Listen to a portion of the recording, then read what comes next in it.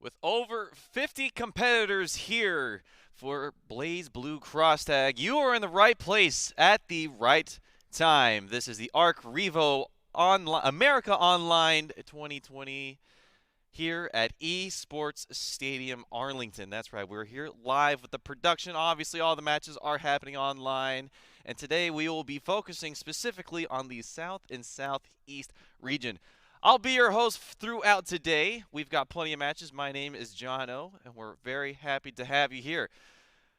Like I said, we're here for Blaze Blue Cross Tag, but fear not. If you want some Grand Blue, we've got a little bit of that later on today. We've got some notable names across the southern region. Some of you might be familiar with the Texas native. I'm looking at Jan. I'm looking at some players from Louisiana. Shout out to some of those players coming from there. But we've got all of the South and Southeast region, as I keep mentioning. But over 50 players for Blaze Blue Tag today, and over 70 for Grand Blue. So we've got a lot of action coming your way, and we've got a match coming up just shortly. We have the semifinals for pool number 1, and our casters today are going to be Raph and Bojack. So fellas, why don't you go ahead and tell us a little bit about what we have to expect today. Thank you, John O, and welcome everybody to Arcrevo America Online, Southeast. I'm Raph.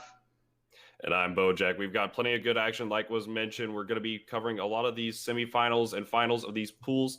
Right now, it looks like we're going to be having Trigger Girl Yui as well as Gengarsprodigy coming up. Yui is going to be a pretty known competitor around the scene, very common to the online brackets. Going to be running mostly the Chie Adachi. Very, very strong team. What do you think of it, Raph? I mean, anything with Adachi on the back end, right? You have the ultimate support character versus with the character like Chie that just can make a game end in mere seconds. We already know that Blaze Blue Cross Tag Battle is a high-impact, fast game, but he can go even faster with the right team.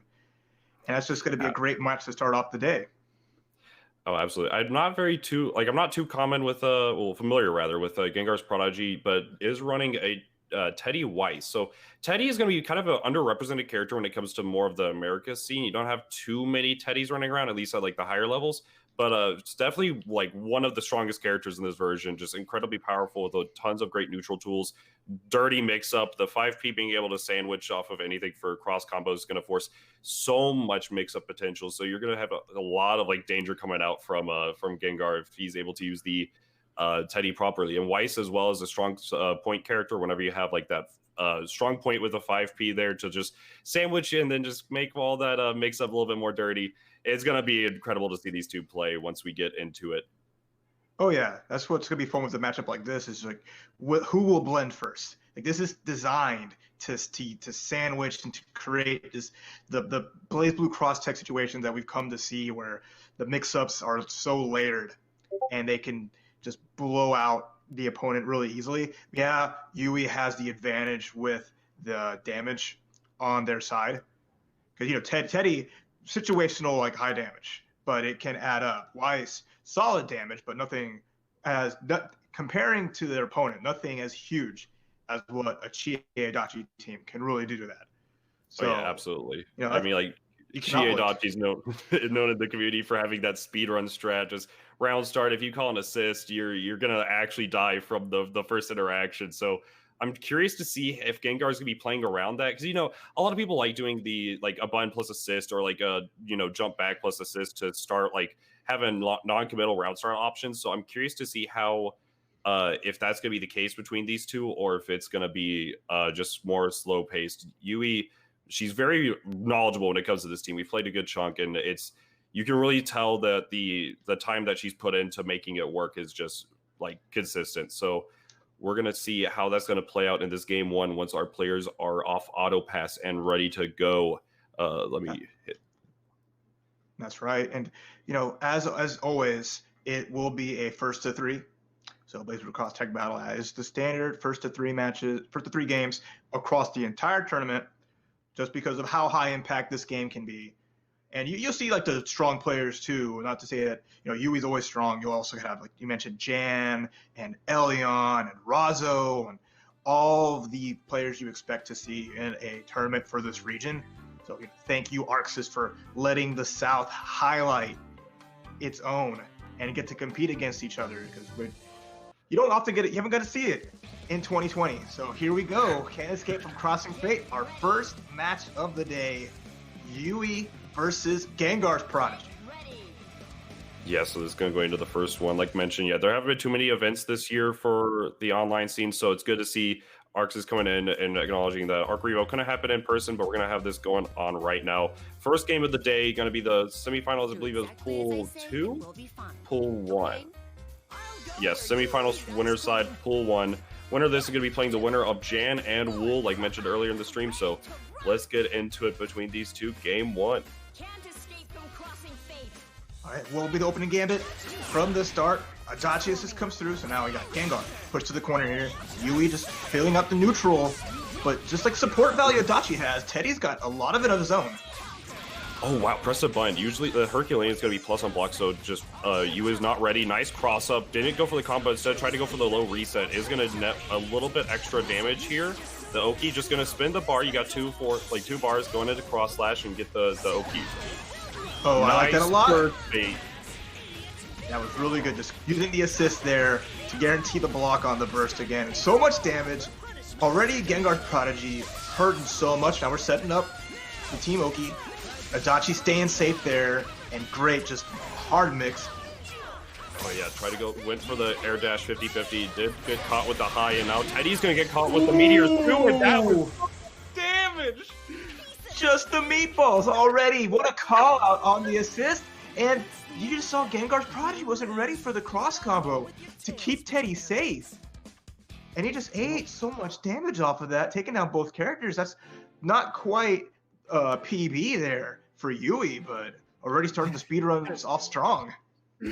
Yeah, that didn't get the Lakitu skip this time around. Instead, just had to go for the down the line. But the strong thing with Chie this version is that the fireball, the meteor super that we saw there, the meatballs, it's gonna be like 3-frame recovery. Like, it is actually incredibly fast recovery. So if you think your opponent is gonna be calling it assist, it is so good to get a happy birthday with it, or at least to just force such a favorite situation for you. Because even if the opponent push blocks, like if the point's blocking push blocks you away, you're still going to be connecting on the Teddy in that situation. So really great awareness from Yui going into game 2. And I like the adaptation on that round start. Go for the Herculean on that 5A. And dangerous too, just bursting immediately with Yui having assist. Yui didn't punish with the assist call, but already Gengar taking a bit of damage. At the very least, knowing that Yui doesn't have any cross combo games, so at least getting a solid hit here could be a lot. But it's just kind of struggling so far to approach it. Use the ball with meter and push blocks too. Yeah, it's really been the case where Gengar's been having to spend all this meter on push blocks, and then but Yui's still getting caught out with a lot of the Chie assist calls. But this, yeah, you had to burst there, recognizing that the assist was not ready to punish, and now this could be a good start for Weiss. Going to force the corner, probably get a Black Seal unless there's a burst right away. Okay, good point of burst. Knowing that there was no assist call out to punish the burst there, and now we see Gengarsprodigy getting some good damage here with his Weiss, and with only one bar, can't seal the deal here, but gonna set up, the jump back Oki calling the tech forward. Now Adachi by himself, but okay, this time blocked the reset. That was good. And level 4 Resonance, you can't cut this character out, especially, oh my goodness, the 5C getting called out by the 5A. You can poke him out though, 5Ts are denied. But how is he gonna finish the job here? She doesn't connect with you can hit from the Azeodyne into the super, right there, doesn't get the first time, gets it the second time. Weiss is down and going to be able to set up for the incoming against the Teddy. What's the mix up here? There's oh, there comes the Zeo, and it hits. It's going to get the full confirm. It has 5 bars. Could be a lot. He's going to use any EX. Oh, it dropped it. And then just the 5B. On, look at it. 5A on block. It's a really hard situation to confirm that, for the late Vulpal Blade, but the oh my goodness! Lucio, give him strength! The bat from downtown, that's a home run right there for Gengarsprodigy. Game 2, tying up the set right now, 1-1. Yeah, scored a game with that home run, and that was just something that Yui's been doing the entire set right now, right? With Adachi, it's doing that short hop backwards into Zeo, but the bat's generous hitbox just calling it out, and you put him down the middle, you threw him, and oopsie daisy right down the plate, and Gengarsprodigy wasn't gonna miss that swing. Oh yeah, no, absolutely. Great adaptation from Prodigy. Like you mentioned, yeah, that's been typically the style of Adachi Yui likes to go for, is going for a lot of the low commitment BZOs, even without like you're going to see a lot of BZO whenever you can call your partner, so you can force this like empty jump low, like delay air dash mix up what the beam going on. But Yui tends to have more of a neutral focus with the BZO. It's still a great way to approach the character, and we'll see if that's going to bite her rather in the ass in this game 3. Right, yeah. You're gonna force the sandwich. Oh no, wait for the Herculean, and now happy birthday. That 5-8 usage just showing the power of the characters with the rapiers. Her and Mitsuri just being able to poke out a lot of things, and the 5C connects, hiding behind the Teddy. You can't see that. Super dirty. Sets up the ice projectile. It gets tagged. Oh, and the Dragon Kick assist, gonna get a conversion to command grab. Gonna get a Herculean, extend the combo, no, just go this one. Oh, I like that DP. Yeah, really good defensive awareness, just reacting to it with the DP. Gonna be able to force the corner situation again. Oh, but the Tomahawk missed a little bit too early. Not gonna connect, and now the 6P on with the tip of the hurt box. A little too far, and I like that. Catching GA a little bit. The EX whiffs. And there was a Teddy call, so big punish. And he has meter to finish this, so that's gonna be Weiss going down. And now Teddy's all by himself. Level 2 resonance only. Activates immediately. Let's set up. Super! And punish that. Gonna bite. Yeah, just going for using the assist to make sure that whatever the Gengar wants to do is just gonna get called out. Power charge. This should be not enough. My bad. No. Too much scaling. Too much scaling. Little hits. So even level 2 power charge is not gonna seal the deal in a situation like that where you added so much damage and hits to the count in the start of it. And without like a meter to do a second super, if there was a second super involved, then sure. I could definitely see Chie finishing the job with the God Hand. But Yui held it together despite a rough start that game. And now is up 2-1 in the set. Yeah, it really came down to that point, like where the Weiss EX thrust is gonna be like the last hits are gonna be really high. So I'm not sure exactly if every character could duck it, but in that situation, trying to go for it, calling the assist to try to make it like a forced sandwich situation didn't work out, and instead because of that duck just led to happy birthday, and that's the momentum that Yui needed to close out game 3. Now looking 2-1. Yui on set point. Will she be able to close it out, or will Gengarsprodigy be able to come back? Okay, this time starting Adachi. Oh yeah, it's normally a lot of Adachi teams like to start Adachi, but the Chie team, you are going to be losing the potential to just get the speedrun strat. But now, with a couple of DPs to get her out of the situation, forces the OP, probably going for neutral to JB with assist, face the deal. The burst still connects. This is a nice chance here for Gengarsprodigy. Doesn't confirm the full combo. Oh, but big punishes the DP. So we've seen a lot of what Yui gets hit by. Yui's getting hit by when they tech. They are pressing afterwards and getting counter hit. Or just kind of the air and DPs, which can kill if you're not being careful. Okay, there's the burst. Ooh. And yeah, again, just like that. Yeah, we're going to be able to connect there. The 2B a little bit too early. Going to now lead to force situation. Another thing about this team that we have not mentioned is the fact that both characters have just counter DPs. It has to make this burst safe as possible. Oh, but just got caught. Looked like jump startup. The meatball's gonna fly out. And nice jump. Yeah, great punish on the EX television summon. And now you got Teddy in the corner here. A little bit of loose, gonna do the safe jump afterwards. Goes low. Okay, double 2A. And there's the burst. Big punish. This should take Weiss down. No problem. No meter spent.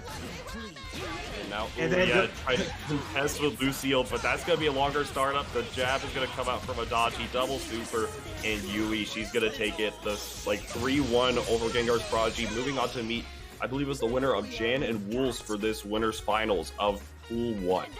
Yep, going to be facing Jan, who beat Wolves 3-2. But great stuff to Yui, holding it together and just doing good work. Again, Gengarsprodigy is going down to the losers bracket here at Arcrevo America Online.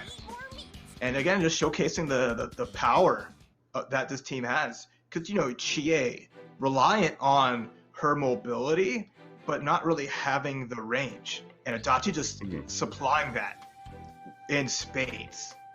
And just giving Chie so much opportunities to get her mix-up on. Because you saw so many of those empty jump lows. Those empty jump lows connecting so consistently. But then Chie also against most characters does have fuzzies as well. So she can get these tricky overhead setups off of the jump-ins that she can set up safely. So it's a lot of mix that you don't want to have to deal with, and Adachi just forces you to be put in that blender. Absolutely, yeah. There's a lot of like, there's just so much going on with it. It's really strong, and yeah, like going with some of these replays we saw there, just the happy birthdays are gonna be so good. Lucille gonna be coming out for that home run. Just so much good stuff coming out from this set, and yeah, like shown here, the power charge, but just a little too much preparation, and then using the defensive situation there for the S-Air backdash 4P, gonna connect cross slash to close out, and that's where Yui took it. Is gonna be meeting Jan. So great pools action so far, especially just for the game one. But looks like, ooh, I need to double check which pool this is, but oh, here it is actually. So it's gonna be winner semifinals for pool 3 right here. Winner of this will be meeting Tectal versus Atlascrown. This is gonna be Elyon Crescent versus Mastastef. The Mastastef, repping Louisiana. So my homies from next door, Mastastef, doing good work in a lot of anime fighting games for such a long time, right? So definitely a player to look out for and see what he brings to the table here. But Elyon, I will never count out, because that is the student of the world famous commentator Bojack. Elyon was put into the hyperbolic time chamber, from what I know yesterday, and get him prepared. So let's see what the Bojack the teacher can do. Let's see what knowledge you've imparted, and if your student is ready to pass the test. The master's test. Yeah, there's so many people yesterday hitting me up saying, hey, I've got this player, I've got that player in my bracket, can you help me prepare? And Crescent Elyon should be ready for it. But Steph, this is gonna be interesting, because this is Aeon's like one of their first fighting games, if I want to say. Like, they're very, very new to the scene. But Steph goes back years. Like, he's been running fighting games for so long and hasn't been playing too much cross tag, but I know he's been de-rusting a ton to get ready for this bracket. So it'll be interesting to see how they're gonna go between these two. Yeah, we'll see. Can experience triumph over the new blood, or will that motivation of having something to prove be enough to surmount the master? Yeah, so we'll see Stefan, Elyon for this game one between these two. So Steph, for people who don't know, I know Steph hasn't been super active in the BBTag scene. For people that have like been newer to the scene or whatnot, Steph is actually has won Climax of the Night before for the 2018 tournament. Had so many good contenders in that bracket with like Monk Fame and Tectal, who we may be seeing. But so we're gonna see how the same team that he ran to win that tournament. So how will the old champion versus the new blood fare out for this game one? Right now, looking really good for Steph. Gonna be able to get the Oki.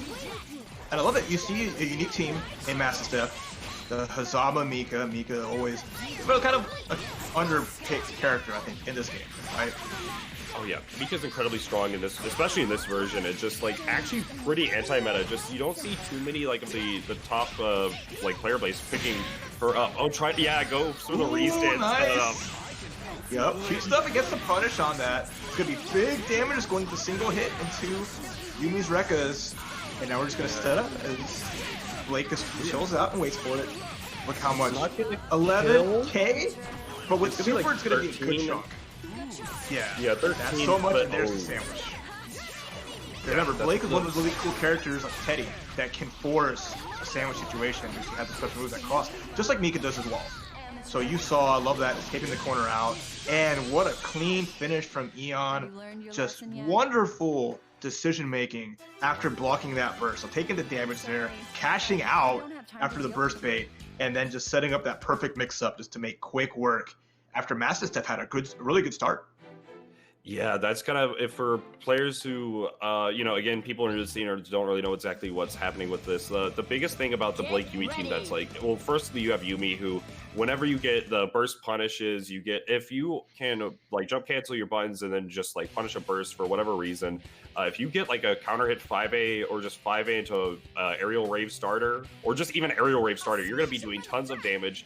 So Steph did have the lead at the beginning of this match, but then just the aerial rave into the comeback, 13k on one character, and then just the best thing about, well, one of the best features with Blake is being able to set up these sandwiches with the 5P that we're going to be seeing, I'm pretty sure, very soon. And, like, off of any Oki to get so much started. So great play for that game 1, and now a very, very passive start between these two in this game 2. Oh yeah, no, you gotta use Hazama's abilities, right? Hazama's gonna just try to avoid. Floor is lava. He doesn't want to be anywhere near kind of contesting any kind of Yumi assist. Because Yumi 5P just does so much in the neutral there, so he's just now forcing pressure. There's a sandwich, like I mentioned, with that assist from Mika, forced to burst down. Clash. We're gonna fight with the scrap, I love it! Oh, and then the punishes the air DP, but unfortunately, because she was airborne, kind of messed up with Firm afterwards. And that's just a little bit of meter. Going to be mainly on the grounded, but now going to be able to win from a very passive start to now a DP punish. Okay, realizing that it was not going to have cross combo to really get the full damage here, so instead just going for the solo Yumi route, force the corner, get the mix up going. All right. And yeah, burst going to connect. A little too late on the cross combo, gets hit, but now Mastastef, this is huge, drops the combo a little bit, and gets touched by the Blake assist, so unfortunately runs into that, but has to be careful here. At least Mika's getting some health back.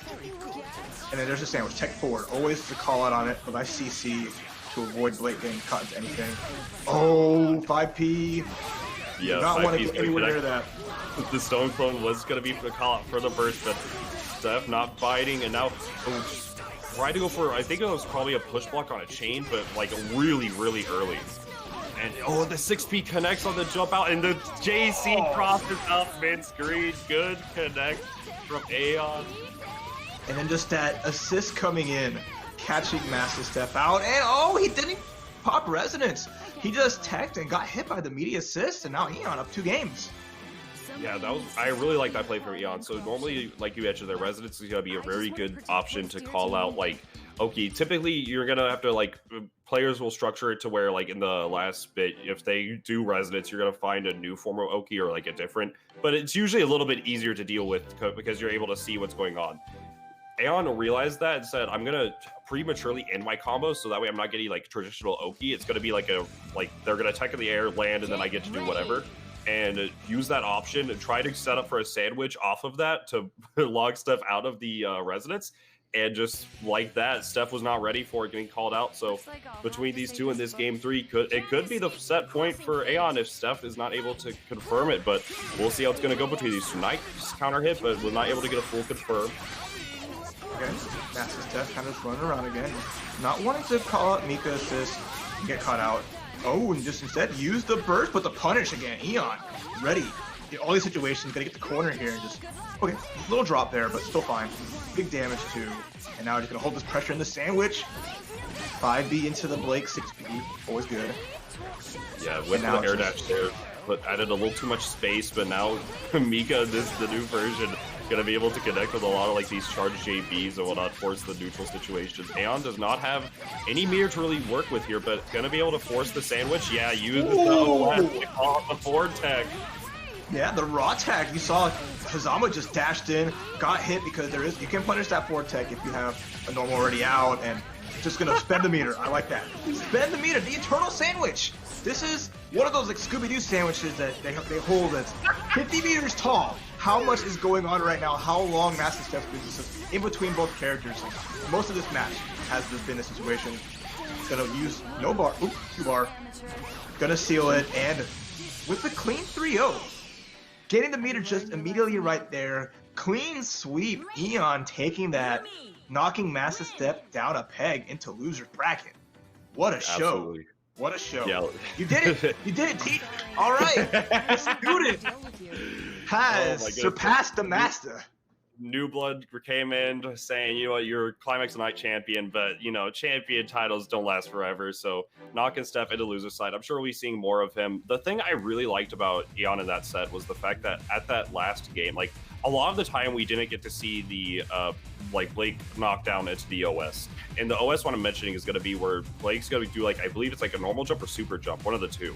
And you just jump forward and then you call your Yumi 5P. Whichever way the opponent techs, whether it be forward, back, or neutral, Yumi is going to be able to chase them. And then you go and use the macro for air dash, which is going to auto-correct based on what your opponent's tech option is. So if you don't have to guess at all for that, and it forces a sandwich on any of those tech options. If I recall correct, it techs on forward tech, well, like rather sandwiches on forward tech. I'm not sure if it does a back tech, but it's still going to be able to force a lockdown situation. And all that being said, just none of that came up in games 1 and 2. So Steph got schmixed by it in that game 3, and that's gonna be exactly where you're gonna need save it for nationals, as they say. So, of course, and that's like the part you mentioned. Is always got to be mindful when you're on defense in this game, because players will set up those situations that will prey on forward tech. Forward tech is just can be such a liability. Yeah, you may move forward and you might escape one situation or two, but just with how the game is set up, how assists work, and how positioning will always be with, you know, active switch and cross combo, which is so dangerous to just always going for that same option.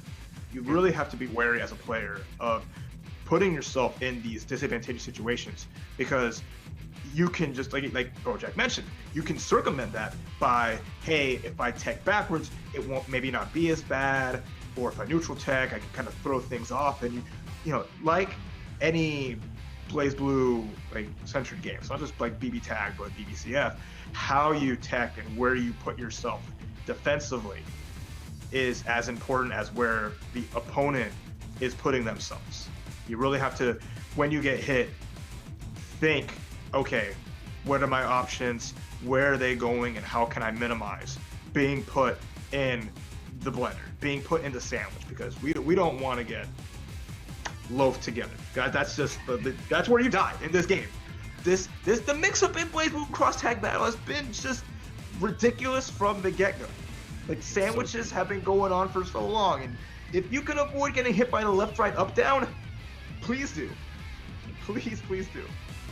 Yeah, it's so dangerous at times, and mixing up your options is going to be exactly what you're going to be needing in order to, because like there, if you're constantly forward teching, your opponent's going to know, you're going to be able to structure your offense based on that. So great awareness. So Elyon will be moving on to see Tectal in the winners finals of Pool 3. It looks like we're going back to see Wool here. I'm not sure if this is going to be a loser's side match, or if this is, curious what's going on here. Wool did lose to Jan 3-2, so I believe it's going to be Wool versus Padinga in a losers set. As the, you know, like we mentioned earlier, Jan versus Yui will be the winners finals match of pool number 1. Gotcha. So this is going to be interesting. So Wool, we've seen throughout the community, you know, from CF, from Tag, just always a supporter of the anime fighting games, rocking the Chie Izayoi. So a team you're not going to be seeing too often, but like mentioned, where with Yui earlier with Adachi Chie has a lot of really good close range options, and like great plus frames, great ways to force like this JC that you can't push block into just this high-low like mix-up. And she is super good at that, but the range is going to be the hard part, the lockdown, getting there consistently. Izayoi has those options with the 5P, going to be going a good chunk of space, but it has a decent enough lock stun. The biggest thing is going to be that 6P. 6P is going to be if you are familiar with, I believe it's CPEX for the deep fireball, where you're going to be able to, with the updates to it, you get the big fireball, and then now you get all like the small ones, so it's a lockdown projectile assist. So you get so much started from it, and Chie loves it. You're going to be able to force so much like mix up from it, and even if you decide, you know what, instead I'm just going to go for the JC, it's all push block safe. So Chie gets so much off of it, and the team sets up for really strong sandwich situations off of Oki with Izayoi. You get so, like, it's just, it's a constant blender once they get started, and they have a lot of tools to mitigate the neutral and to just navigate from there. Yeah, and that's always going to be like a big part of it, right? Because I mean, Izayoi just has that innate mobility, just having two methods of movement, right? Not just, you know, forward, having the dash and having the float, and having the air projectile, and just, you know, utilizing that when she has to be there. And Chie obviously offers some good assist tools as well. The biggest thing is, like, if Izayoi is going to be airborne a lot of the time, that can be a really useful part where the Chie has like the 6P, and she'll like contest everything in the high region if the person wants to jump back and gets put in that kind of stun, but also forces that sandwich, which will help Izayoi as well, because now it's like you're forced to be on the ground, and then if you do that, then she will get behind you, and now you're gonna have to hold even just like those active switches, and you see the mixes you kind of get as a whole. We'll see from there. So we'll see what Wool brings out as he's going up against Merkava Teddy. So like to me, like shades, a little bit of shades of like 1.5, a little blast from the past, as Merkava has fallen a little bit out of favor. You know, was a super popular character at the height of his strength, but with some changes, not like as strong as he was, but still offers a lot of really cool tools and has special mobility. And with Teddy's going to offer those sandwich situations. It's going to have the projectile swaps around, and depending on how he plays, like maybe like the full screen game can be very frustrating to deal with if he brings out against a team like this, where again Chie really has to avoid Izayoi getting tagged in the back and has to press forward against this team that can keep away if Padinga goes for it. So we'll see.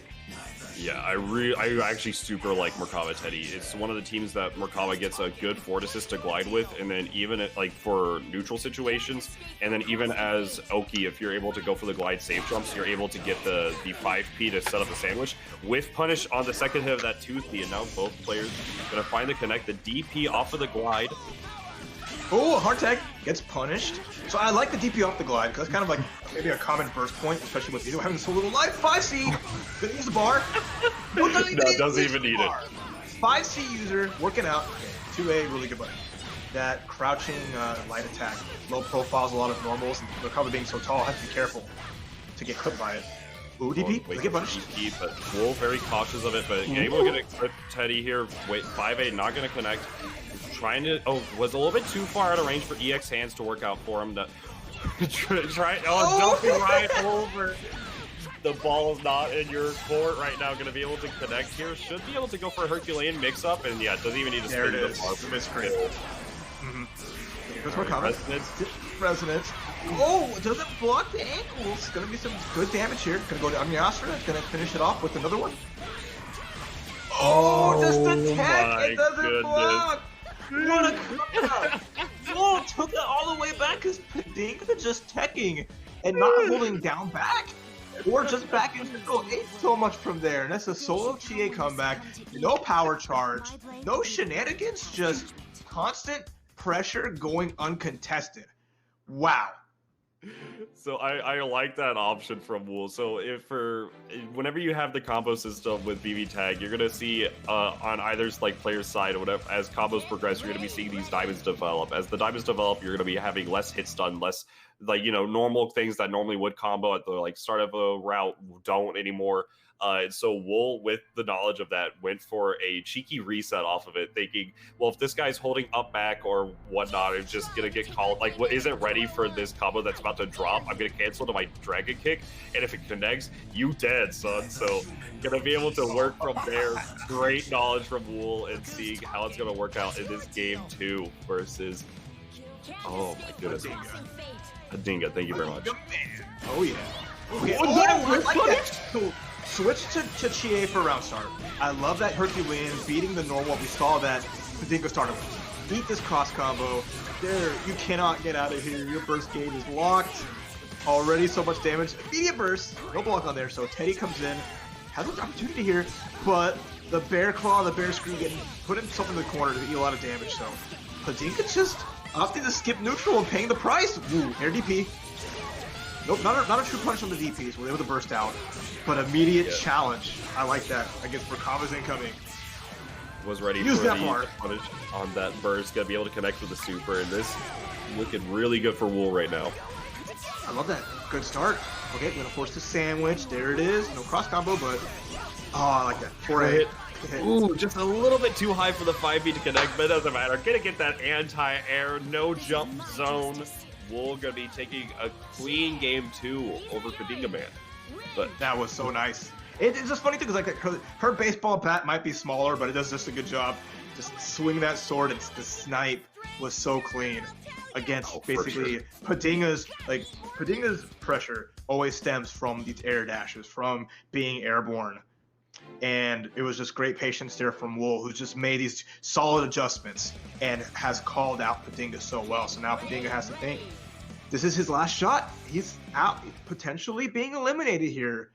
Let's see if he mixes up his round start. Let's see if he's maybe a bit more cautious, or else Wool is gonna put him down. To hit on the thing you just mentioned earlier with in the round where you used the B bear screw, it's just like try to mitigate into neutral and instead was punished for it. Even in these tag games, you have so much chaotic neutral going on, but patience is what's going to be the key if you try to go for two greedy options. And so Wool recognizing its patience versus the gorilla instincts, and now Plus Frame's going to be able to block the low and force the mix-up counter hit with the whip punish. Was not able to get the counter hit full confirm, but Tuesday going to get the pickup in this corner. Oh, but a little too early on the burst, well, the assist rather, for the burst punish.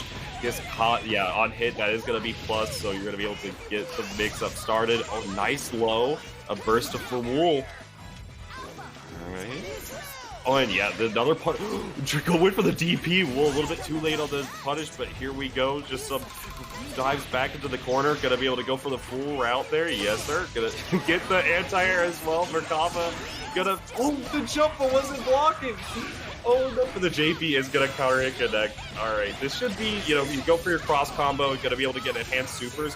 Decides not to go for it. Okay, scary part. Whoa, Herculean in neutral. Nice punish.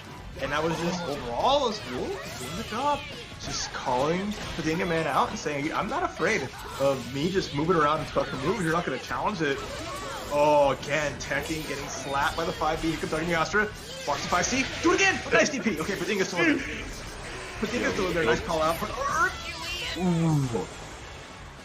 Wool is just ruthless.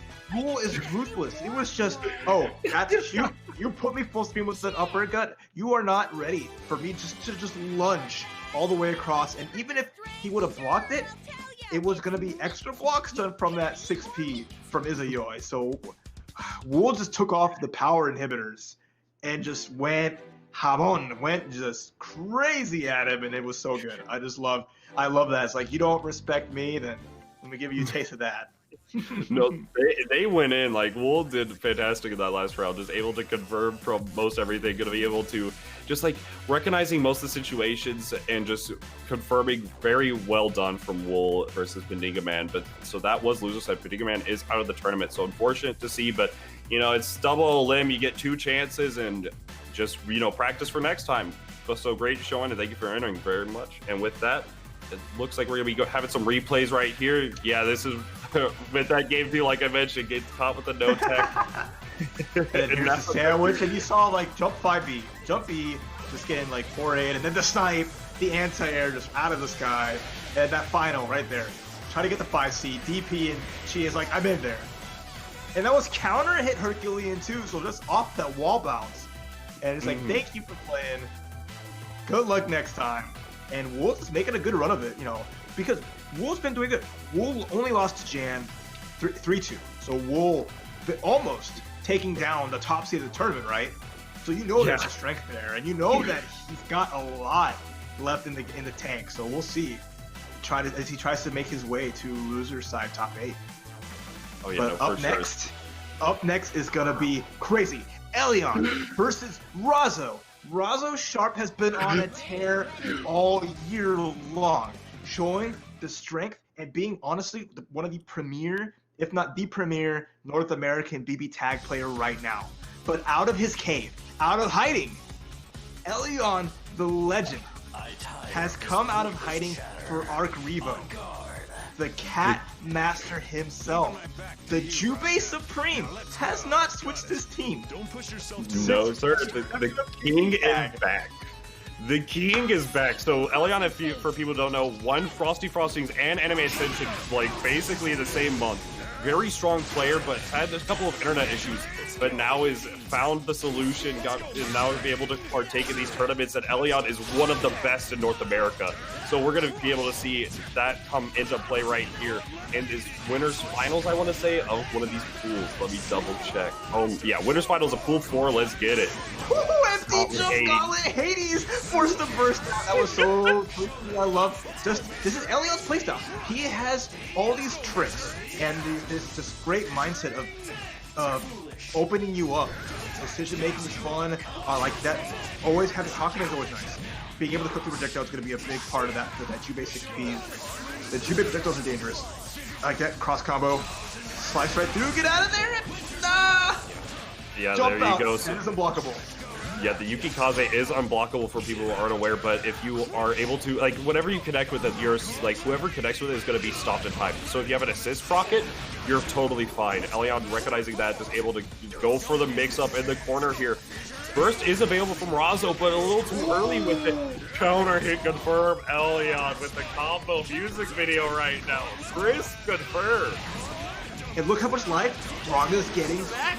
Raga's life regen in this version of the game is just so crazy. Even though it's all that red life can just be, it's not even red life. He can just heal up everything there. Okay, there's the cross combo. I like that. So avoid, making Hawkman not get hit. 4A. Oh, punish! Yo! Punish the active switch. That was nasty.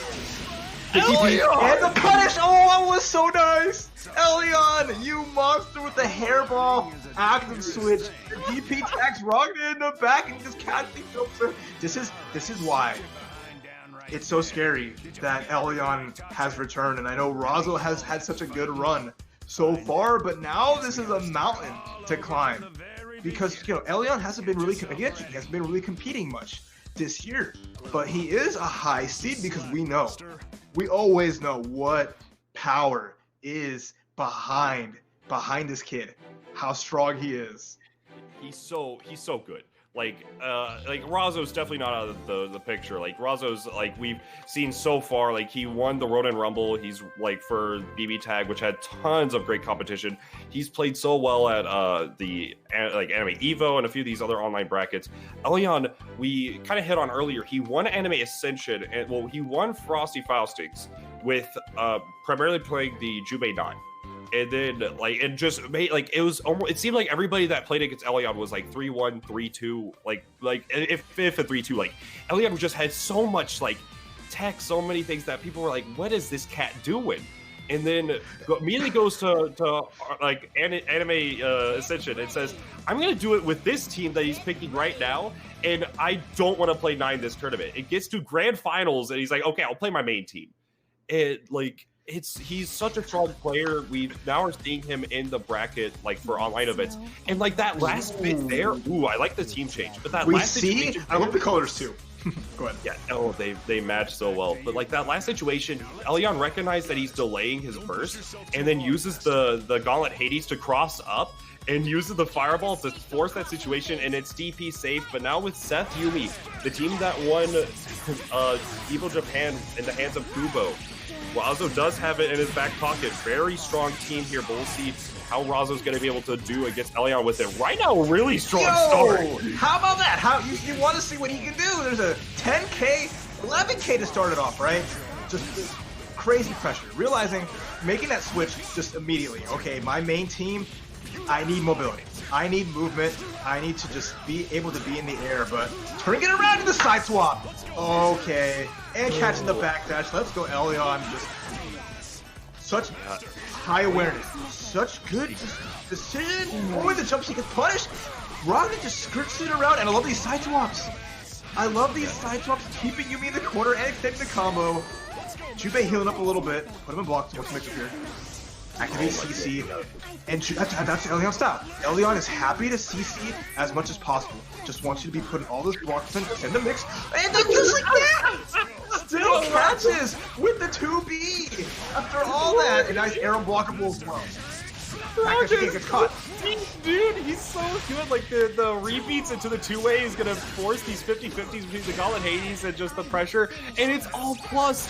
Like, he's able to force all this mix-up, and Elyon is so good at confirming whenever he is able to get the opening.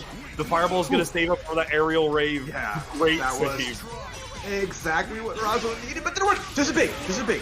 Has resonance. Gonna go in the corner here. Has enough time to go into super. Gonna it's like 9K? Do a lot of damage, yes. Wait, why is... Okay, goodness, that's a lot of damage. Okay. And the DP to beat it out! Great decision. Didn't want Elyon to be able to get the DHC. Didn't want to be able to switch supers out. Oh, the tricky stuff! Gets it confirmed! Hasn't even popped resonance yet. Yeah, gonna go to the corner here. Panther loop as well. Gonna try to set up for... Okay, yeah, that situation's gonna force an air dash mix-up whatever you're doing, neutral or foretech, but...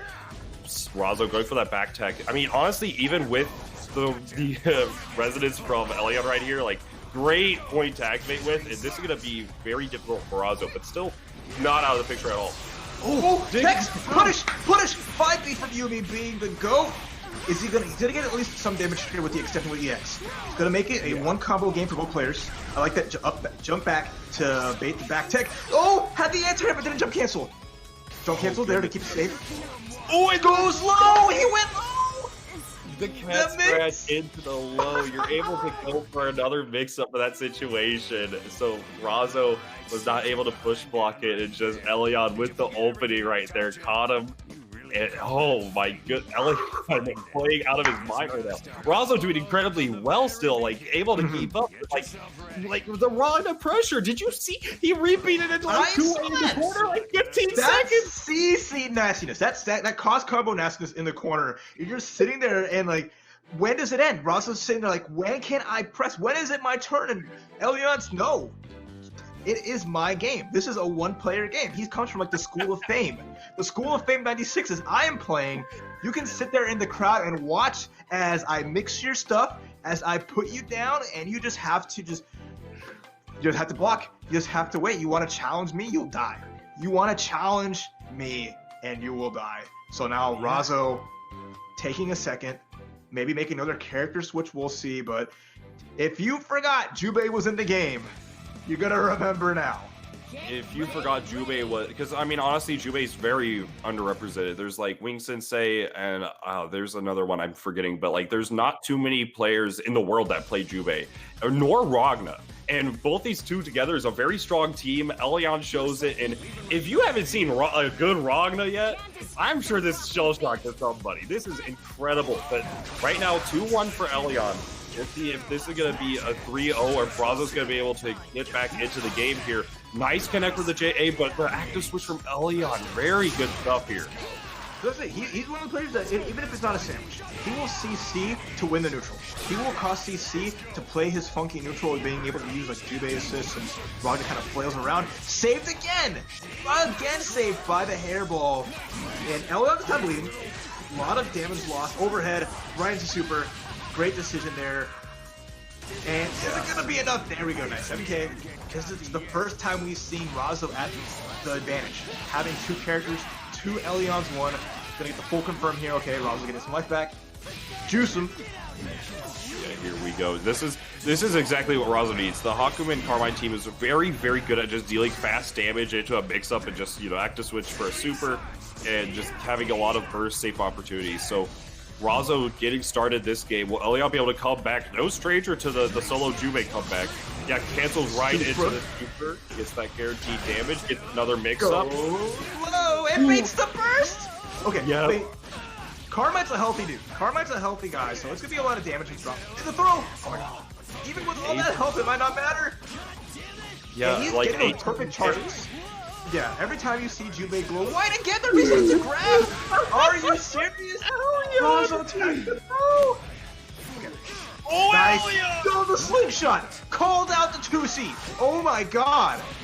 Using that special ability of Jubei to go in there with some mix-up, gonna force out the resonance. Nice super! Unblockable! Eat this damage! Not enough to kill though, but that's huge. 7.5k. Do it again! Another one. But he's out of there! He got him! He tried to jump out! No! That was crazy. So I love the way Elyon was playing that for that comeback. He was going for all these resets, recognizing that I have to play around his burst timings and I need to get as much guaranteed damage as I can.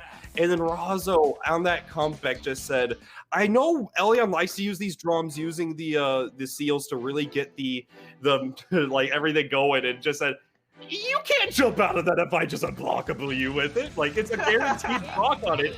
It's easy to react to, so you just do it. Great play from Razzo. So it's really going to make Elyon think twice about trying to use these drums in neutral versus Hakumen. And there's another thing, because like you saw the situation, right? When Hakumen was on the other side of the screen, when that slash goes everywhere, and Jubei is like, I'm out! And just the poke behind him all the way through. Okay, Razzo is committed to his main squad.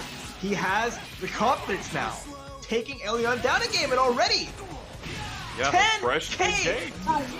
All it took was a CC. Just using all the CC gauge, big 10K. Nice counters. Couldn't counter the drum, so it's getting punished here, and that is unburstable. So now it's another chance Immediate burst. Yeah, unfortunate drop from Elyon, but able to recuperate from the Razzo. Oh, the Zantetsu gonna be able to connect there. Oh, yep, nice DT cancel. Yeah, nice. Okay, super.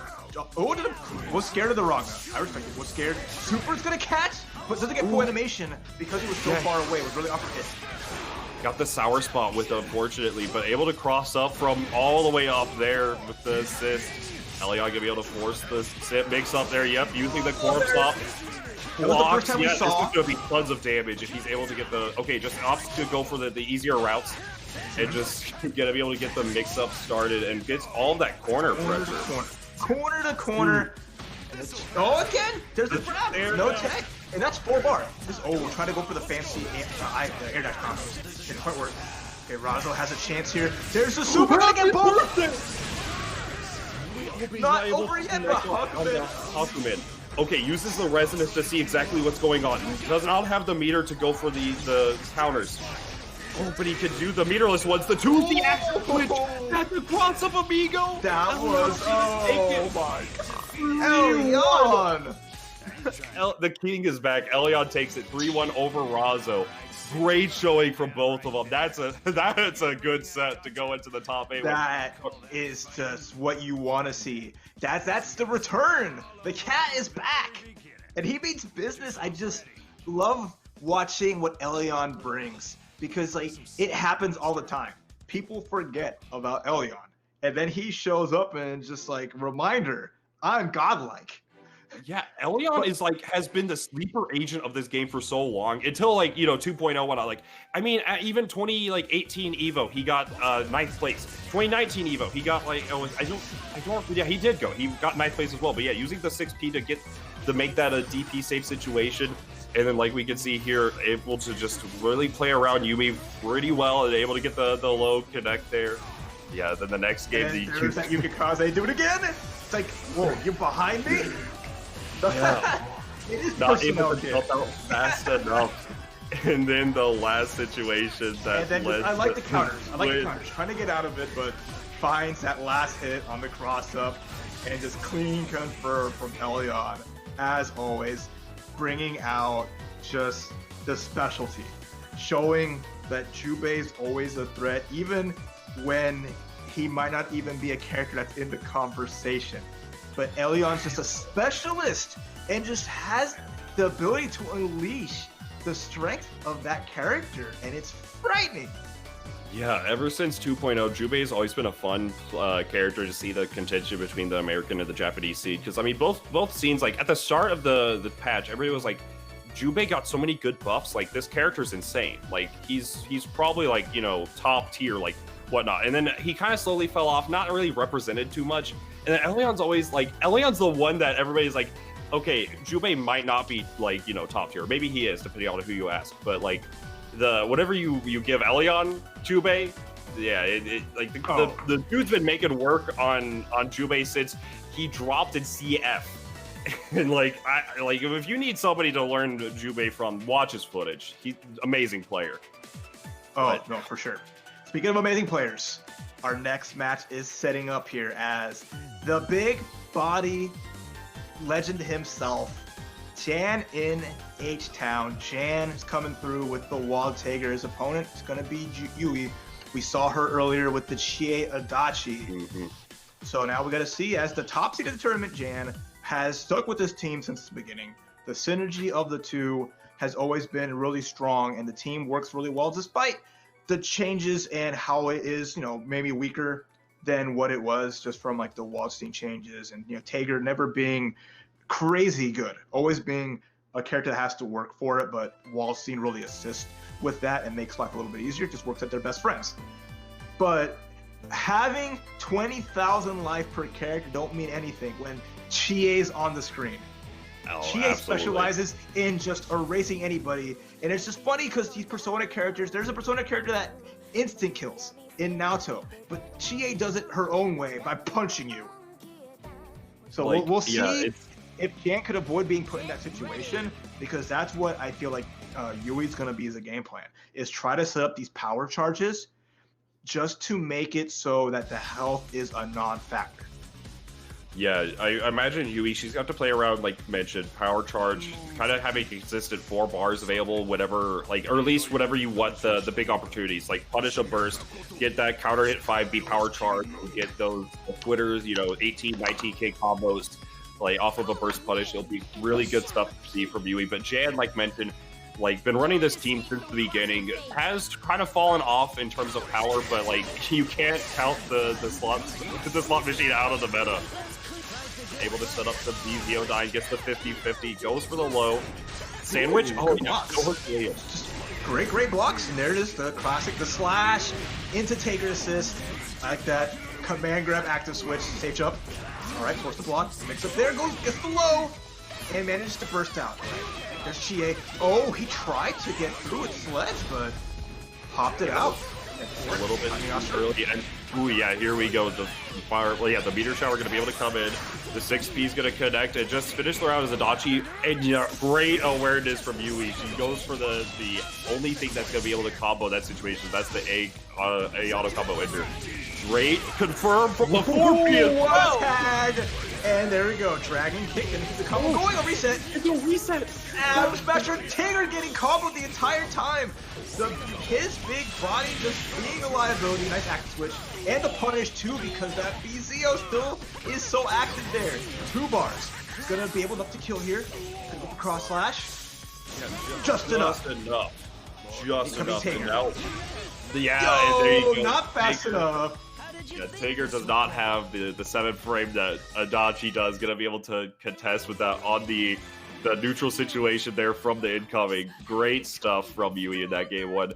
Like the resets and like just resetting Jan there, especially like we mentioned 20k health characters. You're gonna have to find a lot of these hits. Like I mean, average combo damage for this, like for Adachi is like 7k. Chie is gonna be like 5 if you don't have the meter. So you need like, you know, math or whatnot, 3 to 4 hits. But if you are able to find these like small points to say, I'm going to reset you and then it's going to work out, like that's just the exact stuff you'll need so that they can't regen that health. Because sure, they're team 40k, but any of that red life, they use active switch so well, they're able to get that health buff and just keep that health going 30, 50k, 60k in some of these matches. Yeah, so that'd be the important part, if he can even get the opportunity to get that life back. Because again, with like good CC combos, that can just be a non-factor, because the CC combos can just erase any kind of red life that might come up. But it's just hard with like the neutral. You don't really get a chance to recover as much, just because how well Adachi assists, covers the neutral and just forces this full screen pressure. Okay, nice tech forward. Try to get it with the slash. PvP is going to be a punish here. Not huge. Some damage. Yeah, a little far away, so it's awkward. Oh, and the DP, Yui, she went for it? No, like, that's such a dangerous situation to go for, but it's letting Jan know that she means business. Yeah, here we no fear. Adachi gets tagged. Nice. Adachi the trade, and that clashed? Recovering was clashing. Oh my god. I mean, Chie does have an air DP, but I think the situation, no one was ready. Speaking of DPs, nice counter out. Sandwich time. Where's the sandwich? Block. Oh, and a hard tag. Ooh, and Taker's DP, the armor not gonna be able to work against the laser. And nice full confirm. Yeah. That was a lucky trade. Worked out because that jump B from Taker can be dangerous. Nice blocks. BZO gonna run in. 5C user, but the block on the 5C was ready for it. Sledge kills the persona. Yeah, very good, like good stuff from Yui. The 4P positioning saved Chie from there. That sledge, but now gonna be able to get a cross up. JB gonna be able to get the Oki situation here. A little bit too safe on the 5B. Adam Smasher recognize the whiff with the Adam Smasher. Boom, God hand, double God hand. Now let's kill Walsey. A lot of life. Push block tag. I like that. And now Yui gets caught though. And still the 6P doesn't save. And that's a lot of damage on the table here. Setup. Oh, why are you pressing? Magnets, how do they work? Gonna connect it. Oh, and yeah, that's gonna be a hard call out on Rob Tagger. And now he woke up 2B and it killed Chie assist. Oh my god. DP to beat the throw. Jan, you god. And that's gonna should be enough damage here. Finding the jump B. my goodness. Yeah, this is going to be the, just goes, it didn't even opt for loops, just went for 2C super, making sure, going for a little bit of the harder route, but saying, I got to make sure I have these. And Jan, great play, going to be able to take this game over Yui. That was crazy. Can we say that 2B from Tager? Because I think that move got buffed. If anything, that was like one of his only buffs. I'm not 100%. I just know that trading, because, you know, the dragon kick is going to be airborne. So just having that and just getting that hit meant that whole match to Jan, because having that Chie there. But it also kind of reminds you that having your assist at low life can be a death sentence. And that's just like that situation where Chie needed to recover something. But it's really like there. It's a lot to like pay attention to, especially like in this game, and it's so, you have like just so many things going on, and like sometimes you'll just like recognize a neutral situation. You'll say like, okay, I could kind of like, I could get this thing started, I could get my turn, and I could force like layered offense if I'm able to do like JB plus 5D and then just be able to connect from there. And like sometimes you just forget, wait, my Chie has 500 health. Yeah, and just I'll take that trade, because Tager's not just gonna die from just an errant hit like that. So it just worked out super good. All right, starting with Herculean. Nice up back from Jan. Now we had the sandwich. Trying to call her out. Oh, there's a 6B. That's Tager. Oh, and the cross up 5B. Yeah, that was nice. And an extension to almost 7K. I like that situation a ton. So you're able to set up for the BZO, and if you go for an active switch for a 50-50, or you could just go for just BZO lockdown on the same side. So it's a 50-50 that has just a proton cannon level of lockdown. Nice counter! He tried to bake the counter. You saw him delay, but it has more activity. It stays out a little bit longer, so that worked out really good. Nice, that's that good counter hit punish. 5B counter hit into B Herculean, getting the max damage from there, and the safe jump. Blocks the DP. Tager should be going down here. All this meter on Yui's side. I don't see a problem. Just one god hand. There we go. Now Waltzing is the last character. For Jan again, tried to 2B. Doesn't work. Yeah. The 2B is Wald, like, fantastic fun for Wald, but just not able to contest that situation. Goes for the falling high-low. Able to contest. Jan is going to have to find, like, work a miracle right now, because off the backboard! That's the start.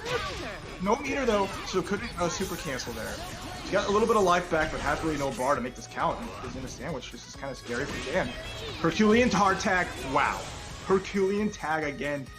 Jan just not ready for these active switch mix-ups. Now Yui up 2-1, looking to knock the #1 seed down to losers.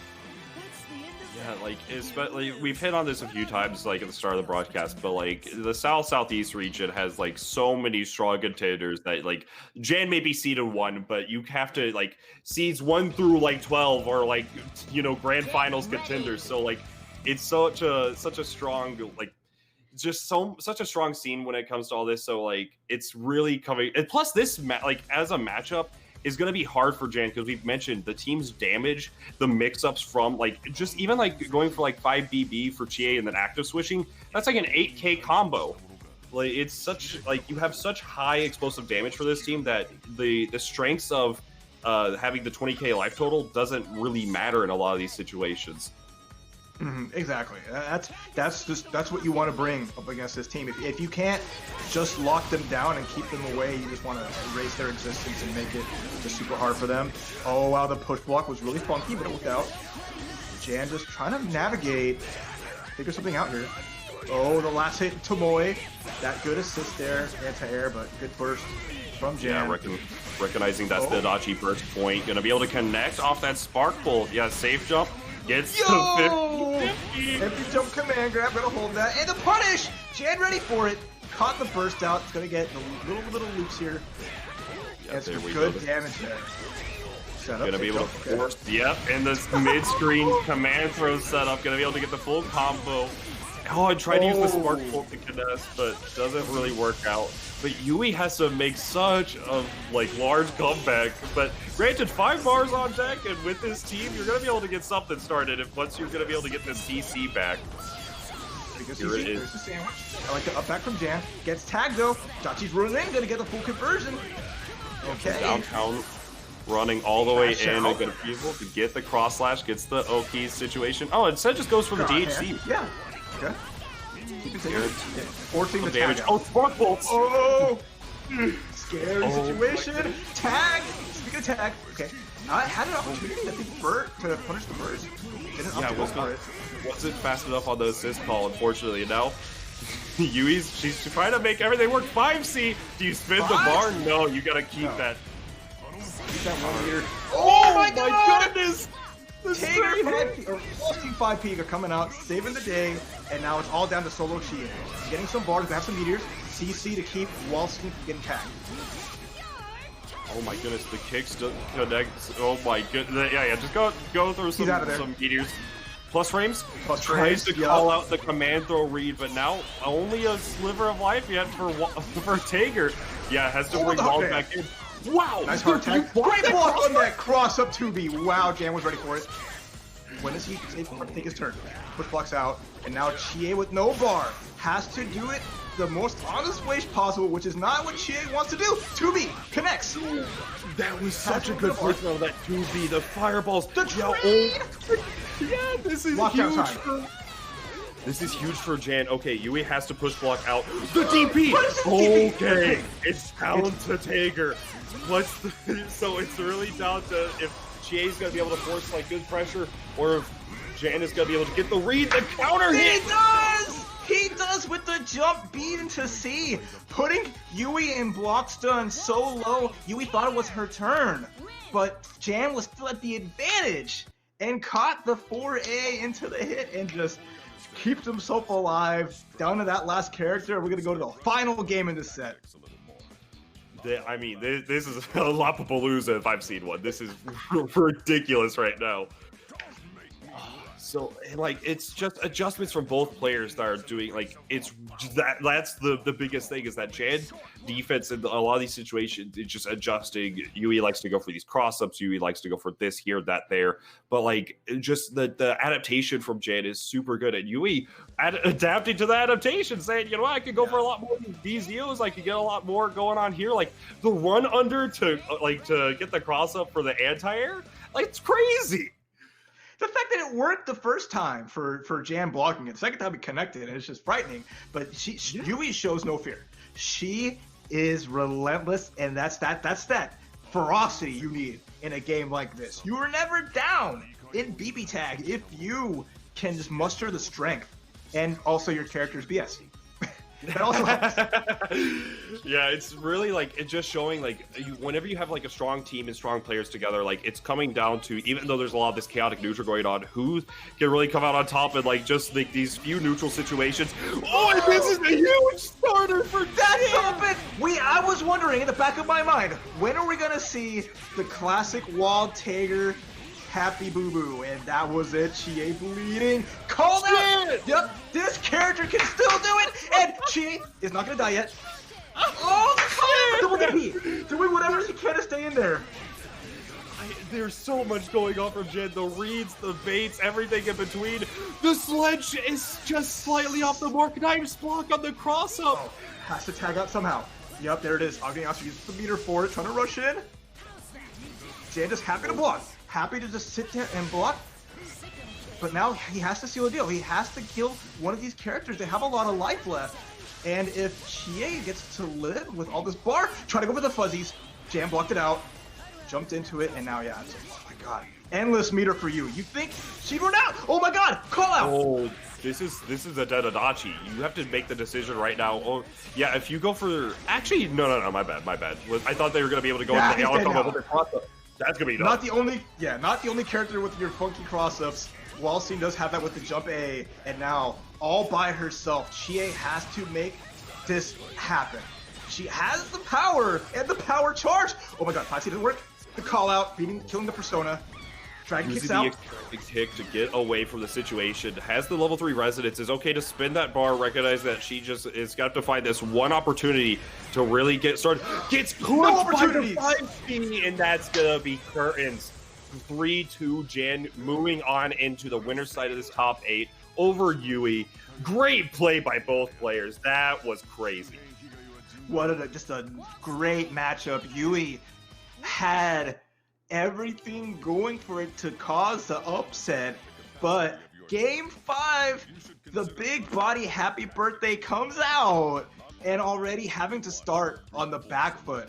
But you saw what she did. She active switched like her life depend on it. She built so much bar and dropped so many meatballs. It's just endless meatballs at Olive Garden. I just am full. And I've only been sitting here for the last hour. Oh my goodness, yeah, gonna be able to, like, if we going back to some of these matches, the hype, you know, recognizing it's a neutral situation. I got the faster button, but didn't work out in the second game. Gonna be able to get the command throw to seal the deal. Oh my goodness, this set had so many great moments. Yeah, forcing the sandwich all the way over here. The Herculean bomb. It's just been the back and forth between the two. And then just solo Taker. His opportunity to end it, but then just the jump C, jump the A, and now the final set of Chie trying to survive, but then Sledge! Yeah, the Sledge catching the startup and yeah, gets the loops to seal it. That was such a great set. Great showing. We're gonna more than likely see more from Yui. Like, she's doing great so far. She has to play the winner of Wool and Gengarsprodigy, who we saw earlier.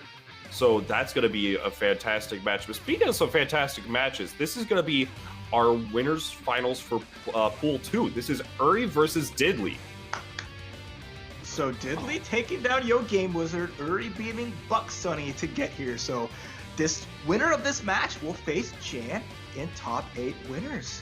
Diddley repping the Rachel. Diddley, who got the 5-star coaching from BoJack before the event. You see what BoJack's teachings have done? Hire this man for your school. Professor BoJack is here to impart wisdom and help you get through the bracket. I'm here to warm people up. Of Unga Bunga. So this is going to be interesting. So Diddley was really stressed out about Game Wizard, but able to overcome Game Wizard 3-2. But now against Uri. Uri was the top seed for this pool. Going to be a very strong player. Has had some character crisis whenever it comes to what 9 team he wants to run. But sticking with the tried and true Izayoi, this team has so much grime, so much dirt with it. It's so good. But Diddley is one of the only Rachel players in like not just America, the world, and just able to, and like, bar none, the best Rachel in the world. So we're going to see how that's going to work out. But if there's anything I know is that 9 and Izayoi are going to, like, this team together, once you get knocked down, it's going to be very difficult to get started for either of these characters. So we'll see how this works out. I know Ruby versus 9 is Ruby favor, but whenever you have this Izayoi assisted, like, unblockable mix-up situations, like, it's so good. And it's funny, it's layer 1 of the seed, right? It's just like 9 by herself, setting up like the left right, but then she can start creating, just make it even harder if bringing the Izayoi assist. So you gotta like unlock layer 2. But okay, Diddley getting a hit, forcing the burst out, bringing back 9. The Phantom, but the jump B. Let's go, big hit, and nice Mitch can confirm. Getting it going. Ruby has been a mainstay of BBTag for the longest. This is the the Evo champ character. You want to win Evo, you play Ruby. Ruby does have 100% win rate. There's only been like one fraction of Evo that Ruby didn't win. Yeah, that was the West Coast online version, but now the Ruby gonna be able to contest enough versus the 9. Now it's just down to the Izayoi, but confirm on this EX teleport. Gonna be able to get the full round 2, the re-jumps as well. Oh, you're crazy! Gonna be able to get the super. That closes it out for this game 1. Optimization Central. Uri taking you downtown. If you look up optimization in the dictionary, you see Uri's smiling face across every game. This is a combo monster. Combo videos out everywhere, right? Lychee and BlazBlue. He's like putting the Bible on that character and bringing that knowledge and that finesse to this game is always a treat to see. Uri is just known in the community for having ridiculous combos like Dragon Ball Fighters, CF, every BlazBlue Such Picture, everything. Uri, whenever a new game comes out, he'll say like, maybe I don't even want to play this game competitively, but like he still makes like just these random touch of death and Dragon Ball videos, and it's so funny. But going to this game too, Rachel, rather Diddley, not out of it yet, gonna be able to still force these situations. Still has good characters to contest the team. The DP is gonna get called out. Oh my goodness, the Scarlet Vein is gonna connect. Open a little bit drops it, yeah. It was a little awkward, right? It was a far distance to start the combo, but already gets another pickup again, and Diddley can't really burst. Ruby's not dead. Was gonna have to block the orbital strike and try to call Rachel, but because Rachel was called, there was no real ability to switch out. Now it's all down to Rachel. Nice. Getting the overhead, reset into grab. Oh, and the Tempest Dahlia, the setup for the reverse situation. The DP punish. Rachel does not have typically tons of damage, but should be able to kill here. No, instead just goes for the Tempest Dahlia. No tech from Hurry. Great awareness. Oh, and it still works! Beautiful. You cannot tech there because of all the stuff coming your way, all the animal friends. Even though Rachel got hit. And here comes George at 13. The best character in the game. Oh my goodness, George. Fantastic tool to use. Gonna be, little characters off screen, not able to cross combo that situation. Gonna be able to get some spells out, make it to where has to think twice about Lobelias.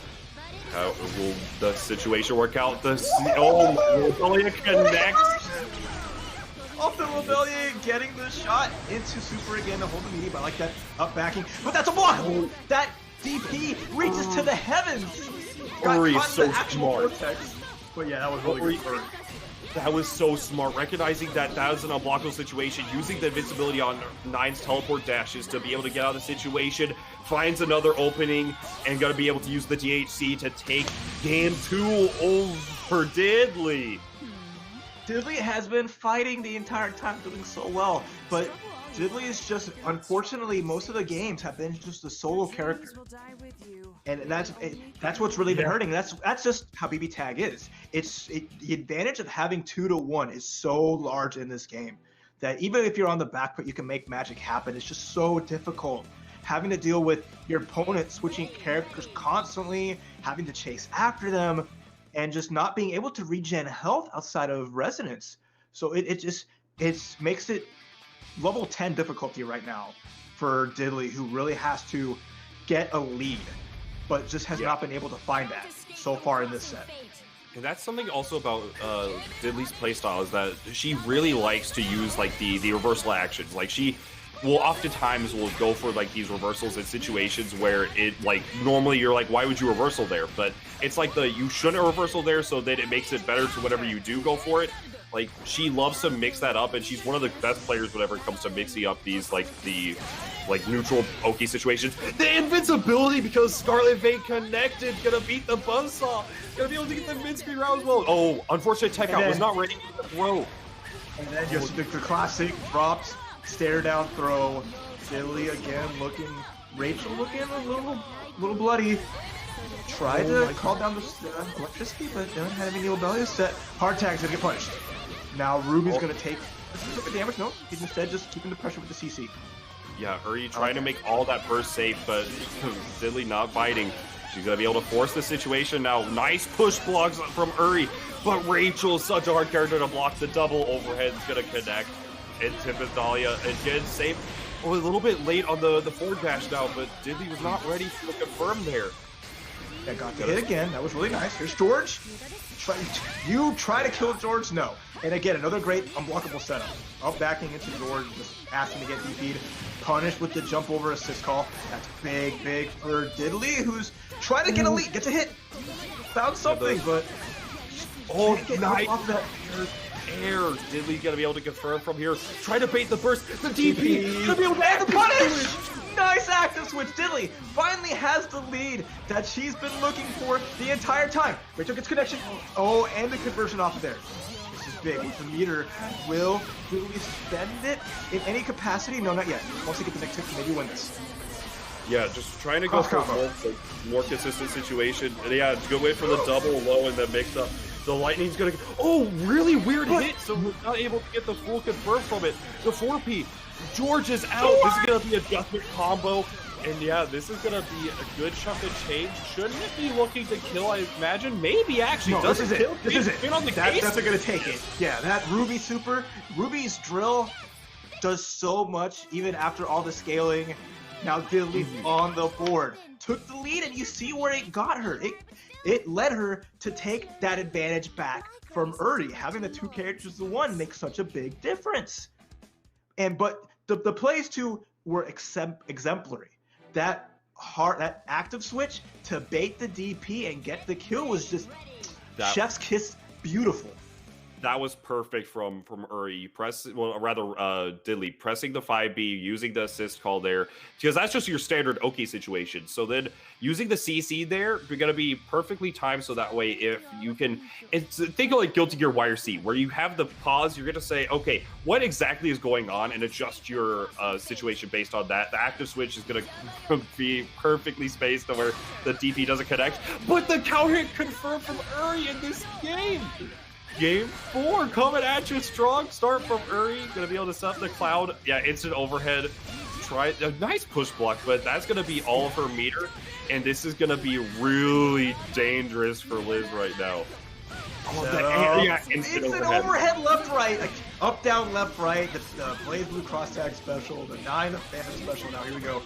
Uri with all this health, all this lead, has meter, has forced out the resonance. This is level 1 resonance. So, less than Shy Dome. Uri says, Diddley, I know you have the character with the instant overhead. Let me hit you with a couple of my own. The unreactable mix-up. And that's it.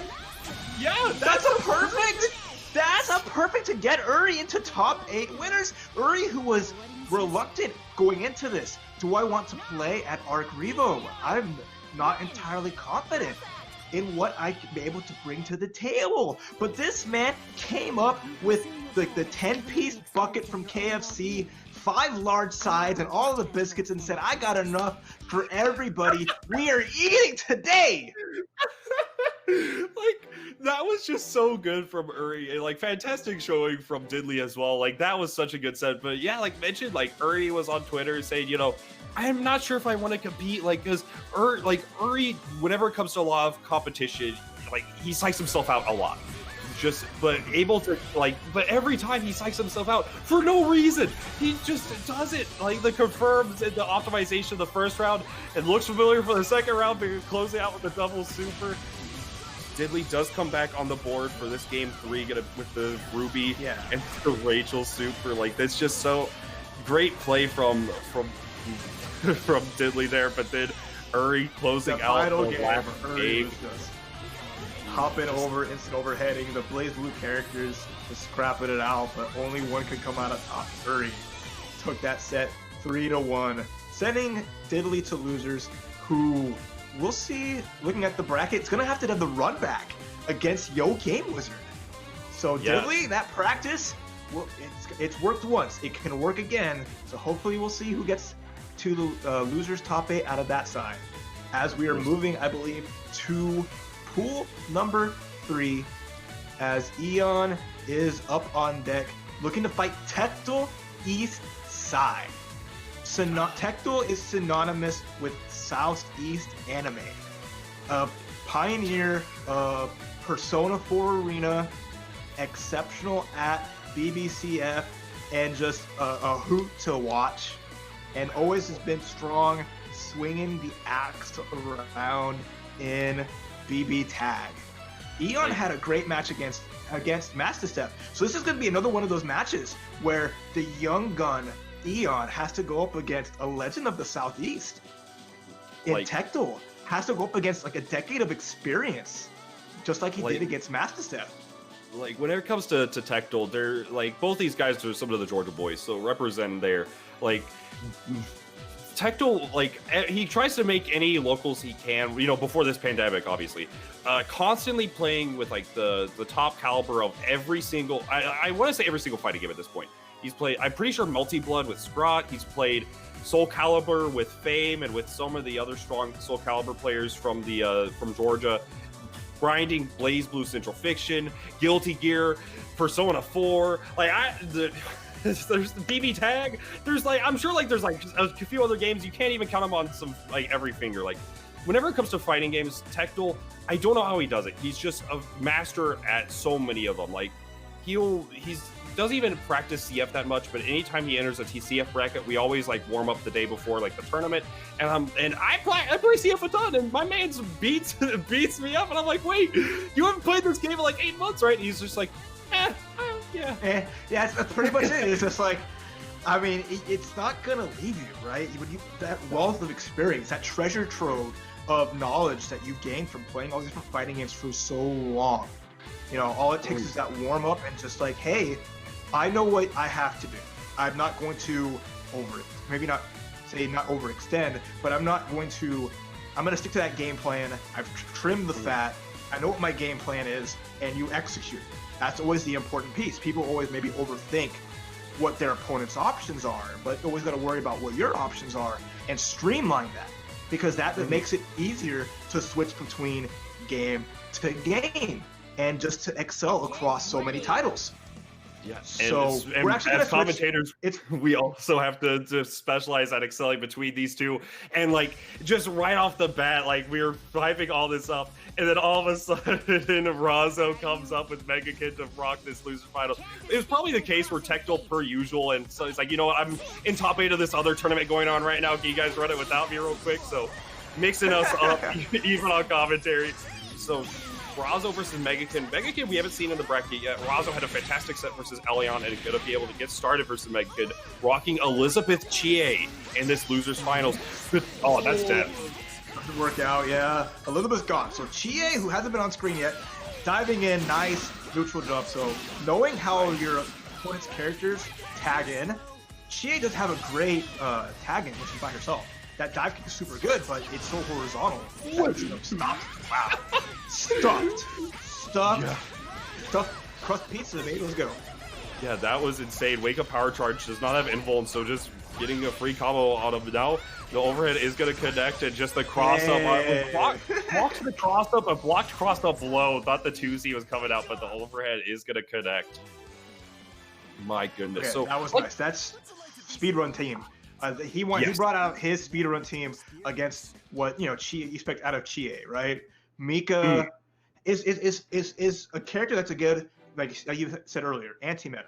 She makes it so characters that have good projectiles in neutral and maybe want to play that kind of like zoning game a little bit. Not to say Elizabeth is pure that, right? But she does have like a little Zeo and she has some blasts of her own. Mika will just fly through. Mika will just go through and just make it so that you can't sit on your laurels. You have to meet Mika with movement, and if your character doesn't really specialize in moving around like that, you get blown up, because she just is that high impact grappler. It's weird, right? It's just like that mobility with the rocket gauntlets. She offers something that no other character that has like a grab really does in this game. She's like a strong grappler who also has insane neutral tools and great damage and great assist like synergy. So like right there, and like we mentioned, still a grappler, gonna be able to connect with a command throw, force the mix up. Yeah, blocks the cross up. Great stuff from Megakin. But okay, but recognizing the 6P, gonna be able to call out any sort of reversals that happened here. Oh, lost the corner because Elizabeth. Good, this is gonna be rough. But catches the forward tech. Oh, but that was crazy. Oh, and speaking of particular vulnerability, wasn't enough to get through the full meatball special. And now, gotta find a way to tag out. We're gonna see the active switch here. Oh, wow, just knocked. Beautiful hit. Hitting Carmine. Forcing it, yeah, had to do just a assist call into tag out. And it's gonna get the kill on Chie, wow. Despite Megakin's great start, Razzo gets first blood. Oh, wait a minute. Nice buffer on that JC. Good stuff from Megakin. Gonna be able to at least get something started.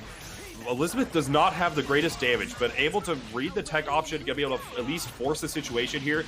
Now gets the throw combo, but recognizing that's not jump cancel. A counter hit, JB is gonna do a chunk of change and then some, but no Carmine to back her up.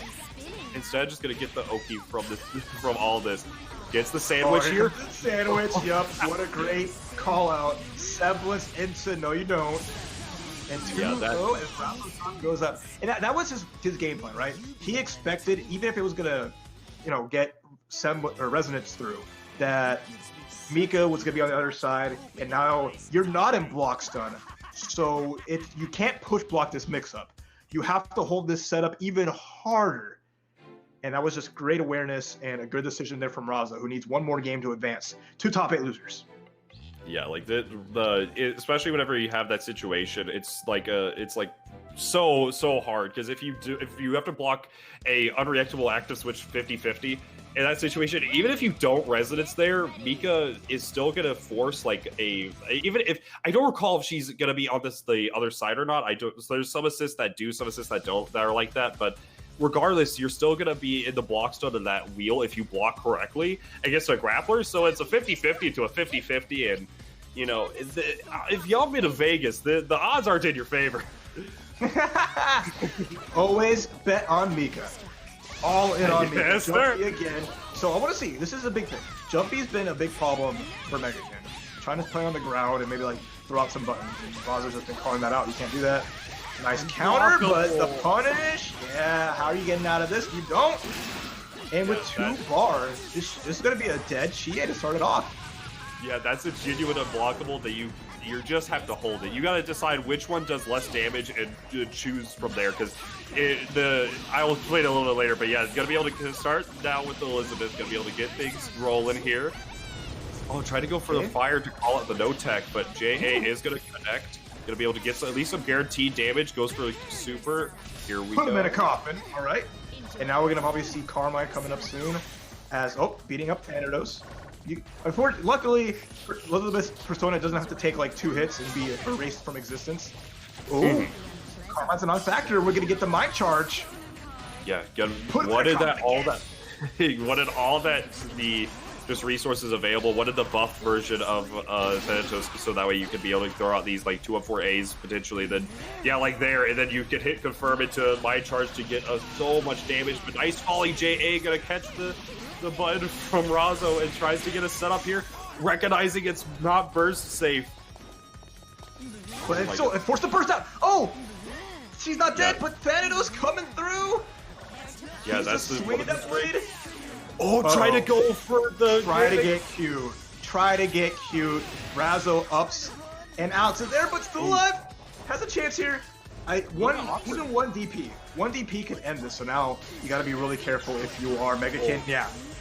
Put himself in airborne block stun, and that was unblockable DP. Had a push block to possibly save it, didn't use it.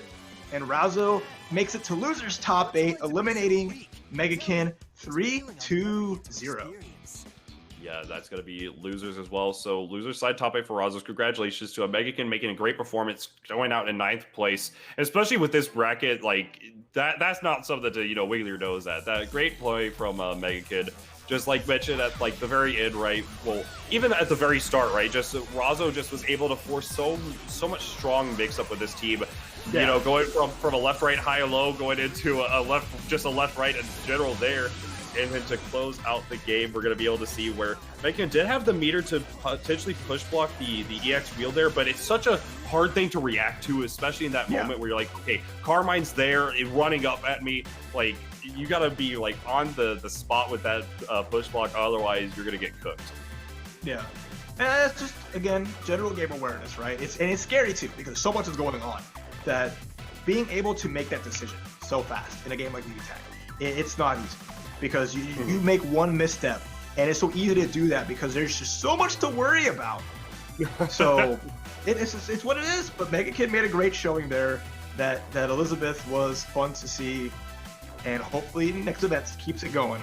As we keep on going to our next match, as we're going to that winners finals, as we're gonna see Tectal East Side versus Crescent.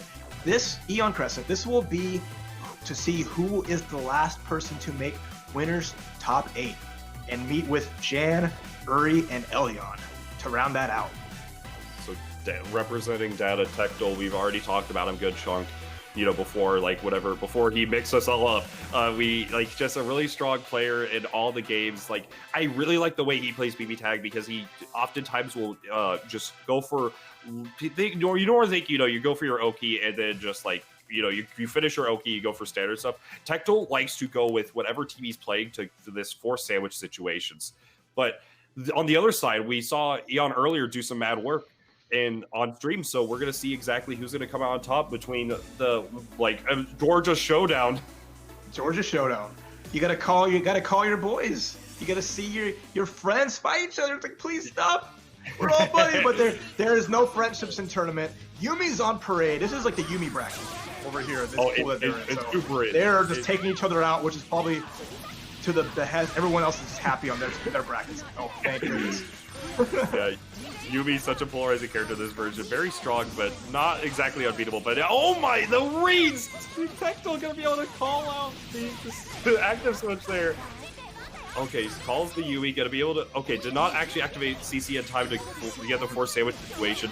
Oh, but is able to hit confirm from that. Here we go. This is gonna be. Oh yeah, Tectal with one sandwich even did. And breaks out. That's just funny. That combo is just so far away. Like one burst there, you really couldn't just because of how the range that was getting hit by. Okay, try to bait the burst. No dice. 2B anti-air.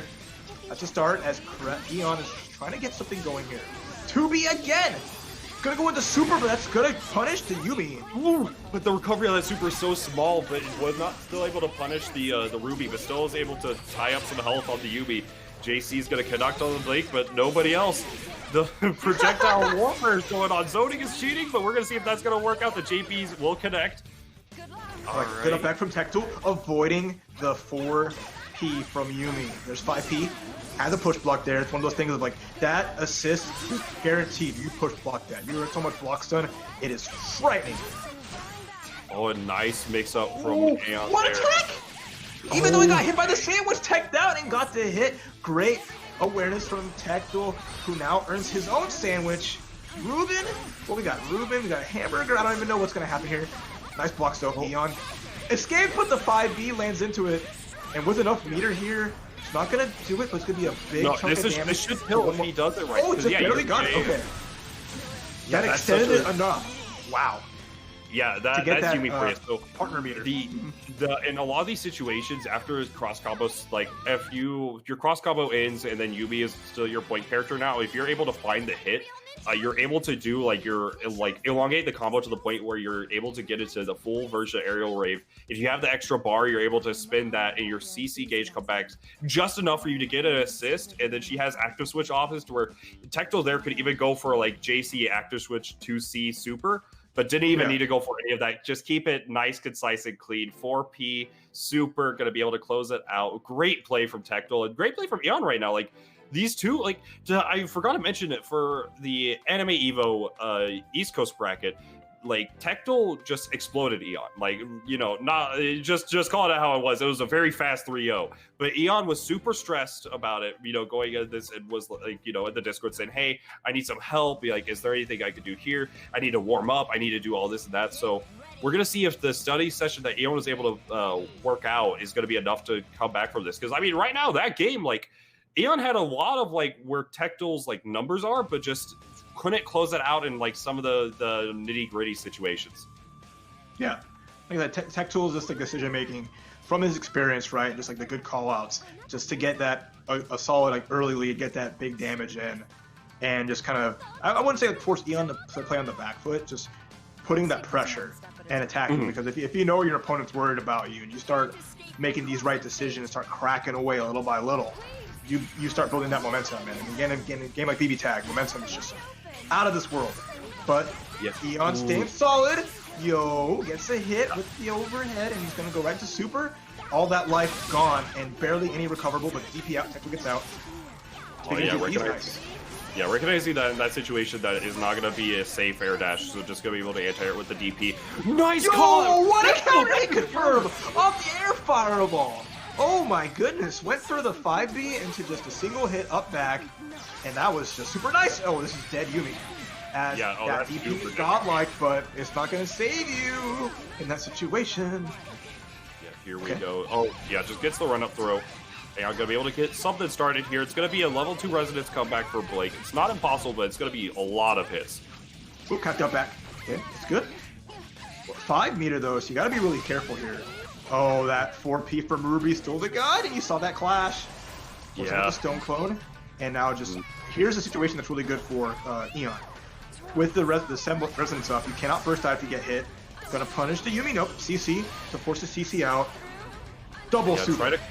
Try to call out Tectal for going for possibly any sort of air button or like unsafe air dash, but not going to be able to connect there. The JB is going to connect on Blake, but I really always like how Elyon places his air buttons. Just always being able to keep the opponent like just from, just swinging air normals. Just always likes to check it and always likes to chase in the air. So we're seeing just some phenomenal neutral, but just is going to be clipped by that 5P. 5P is too neutral. That button is, I want to win the neutral, Yumi. Come to me. Wait, didn't force the burst out, but yeah, didn't get hit by the burst, but couldn't punish it. I like that. Try to bait caught just the jump with the air unblockable. Nice counter hit. Oh, counter hit. Oh. But the tech 5A, try to extend it. Yumi landed. I like that neutral tech there from Tectal and Yumi 5A.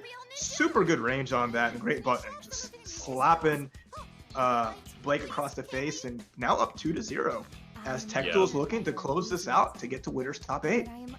That was such that was a very unfortunate. I don't recall I thought it looked like 2C from Elyon, but normally it has a combo, so I'm curious on what the decision. Maybe just a flub, a misinput, but Tectal.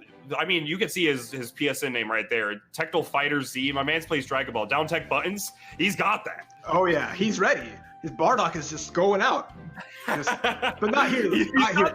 Right, that's what it feels like. That's what it happened. It's just 5A auto combo. Get ready. Save this set.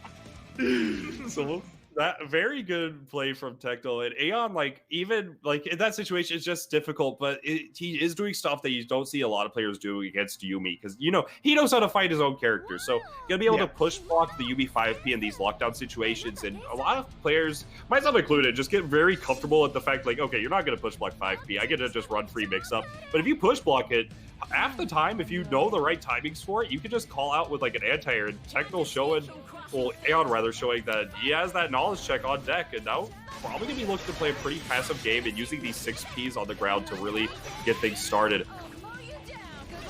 Yeah, I mean, at this point, you want to play safe, right?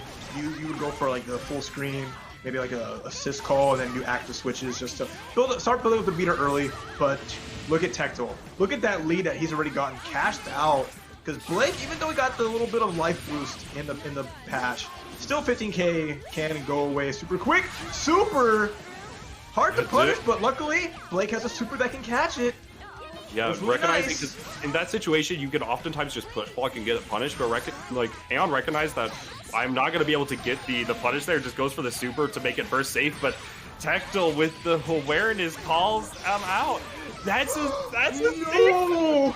There's the punish, another DP getting destroyed as Tectal just air dashes backwards, makes the hard call out, and now Blake by herself once again jumping normals, caught it. This is big as it gets the air dash 5B, but the 4P's gonna do it. Oh wait a minute, not out yet. Gets a resonance, has a chance here in the sandwich. DP though, DPs has unfortunately that DP just out of range. Just out of range. Blake DP, the hitbox is, I think, grounded is okay. But in a situation like that, where Ruby was just away enough up backing, that just wasn't going to hit. And it's just unfortunate. Elyon went for the Hail Mary uppercut. But that's what ended both of the characters, unfortunately, sending Elyon to losers, as they're going to have to play at least another match against Atlascrown to see if they can make it to top 8 loser side. But good stuff to Tectal with the 3-0, making it top 8 winner side and solidifying our 4 players who have reached the top of the bracket. Yeah, Tectal, we've mentioned time and time again, very strong player. You can even see, just recognizing it was a 2C that Elyon did whiff, and just able to convert from that and just playing around the DP so immaculately. Tectal just with the way he plays it is just so well, just forcing so many there's half the time whenever I watch Tectal, I learn something new about, hey, you can force a sandwich with whatever team he's playing in this particular situation. We saw in that one match where he was able to use the air fireball as like in the CC combo mid-screen and then just force a restand for a 50-50. And then like, it's just so strong. So Tectal, great showing, gonna be playing in our winner side of this top 8, but it looks like we will be having that match that we hit to that with Elyon versus Atlascrown right now. Yep, we're gonna see who will be the, I think, the last player to make it into top 8 as the winner side. Again has been decided. Losers bracket looks like most of the matches and pools have been finalized as well, and you can do the exclamation point bracket in the chat to follow along and see how we're going. But yeah, this looks like to be the last match we'll see of pools before we, before top 8 will have to happen. But good stuff to all the players who have advanced so far. It's never easy. It's hard out here in the South, man. The Southern struggle has always been real. And we will see out of these two who can struggle harder. Yeah, this is like everybody's fighting tooth and nail right now to get into this top 8, and I mean for the last qualifier for it, like you're the last one before the top 8 starts, so you gotta really make a showing for yourself. And I mean, Elyon just came, even though it was a 3-0, it still was a good showing from Elyon. But we haven't seen Atlascrown on stream yet, but gonna be rocking a pretty unorthodox team, whatever you consider. Most like Yuzu Rehab did get nerfed in the 2.0 patch, but still strong character, just not like, you can't just call 6P, you can't just have that neutral play, but this team is still incredibly strong. Yeah, and this is funny because it's like Yuzu has been a character that's been kind of off the radar for a bit, right? It's just the utility that she always added as like the support. Other characters kind of took up the mantle, but it's like, don't forget, she can still have some tricks up her sleeve. The stance slashes are still crazy. She will sniper you with incredible lows as well. To me, always some of the best lows. But Elyon not letting this slide as easy as you think it is. He's gonna get the double super, and with a fraction of life, still living. But that, you said the jump normal is always coming out really good from Elyon. Just awareness. Yes, the snipe and the cement. The stone clone holding it. That was really good to beat out the thrust. Yeah, and there we go. Like mentioned in the set versus Steph, the OS there is so strong from using the UB5P and getting the air dash for the mix-up. Great stuff. That overhead is going to connect on that air dash, and that's going to be game 1 for Elyon. Like, that was crazy. And for people who don't know, like the Blake has, for semblance of this game, is going to have a few different clones that she has available. We've seen Elyon, I think, use everyone but the fire one so far. You have the stone clone. It's going to be able to take a hit for you, and it's going to be able to like keep your opponent and like hit stun whenever it connects with it. You have the shadow clone. It's going to be able to set up for like that mix up and whatnot. And you're going to have the fire clone, which is going to be the last one, and it's just going to have like an explosion. You don't see it too often. It's kind of more team specific.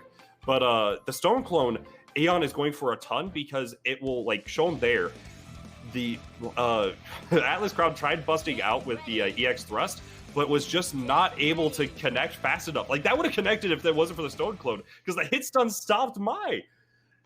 And now, you speaking of busting out, the secondary team is out. We got Yang. So we got Ruby characters. We have all the Ruby characters at least show up once. But at this point, Yang is finally getting her chance to shine. Outside of, like, we haven't seen a Neo, but, that's not unexpected. But Yang, Adachi. So we have the battle of these supports. Table for one. Try to get the 5C knockdown, not quite, but I feel that. That was supposed to be a BZO active switch, was not able to get it, unfortunately. Oh, and this is going to be a good starter. Elyon just going to force the sandwich situation here. Okay, just goes for the throw, try to keep him, see what you're doing on defense. That's such great knowledge to have right away. The 5P is going to connect, and now forces a sandwich between these two.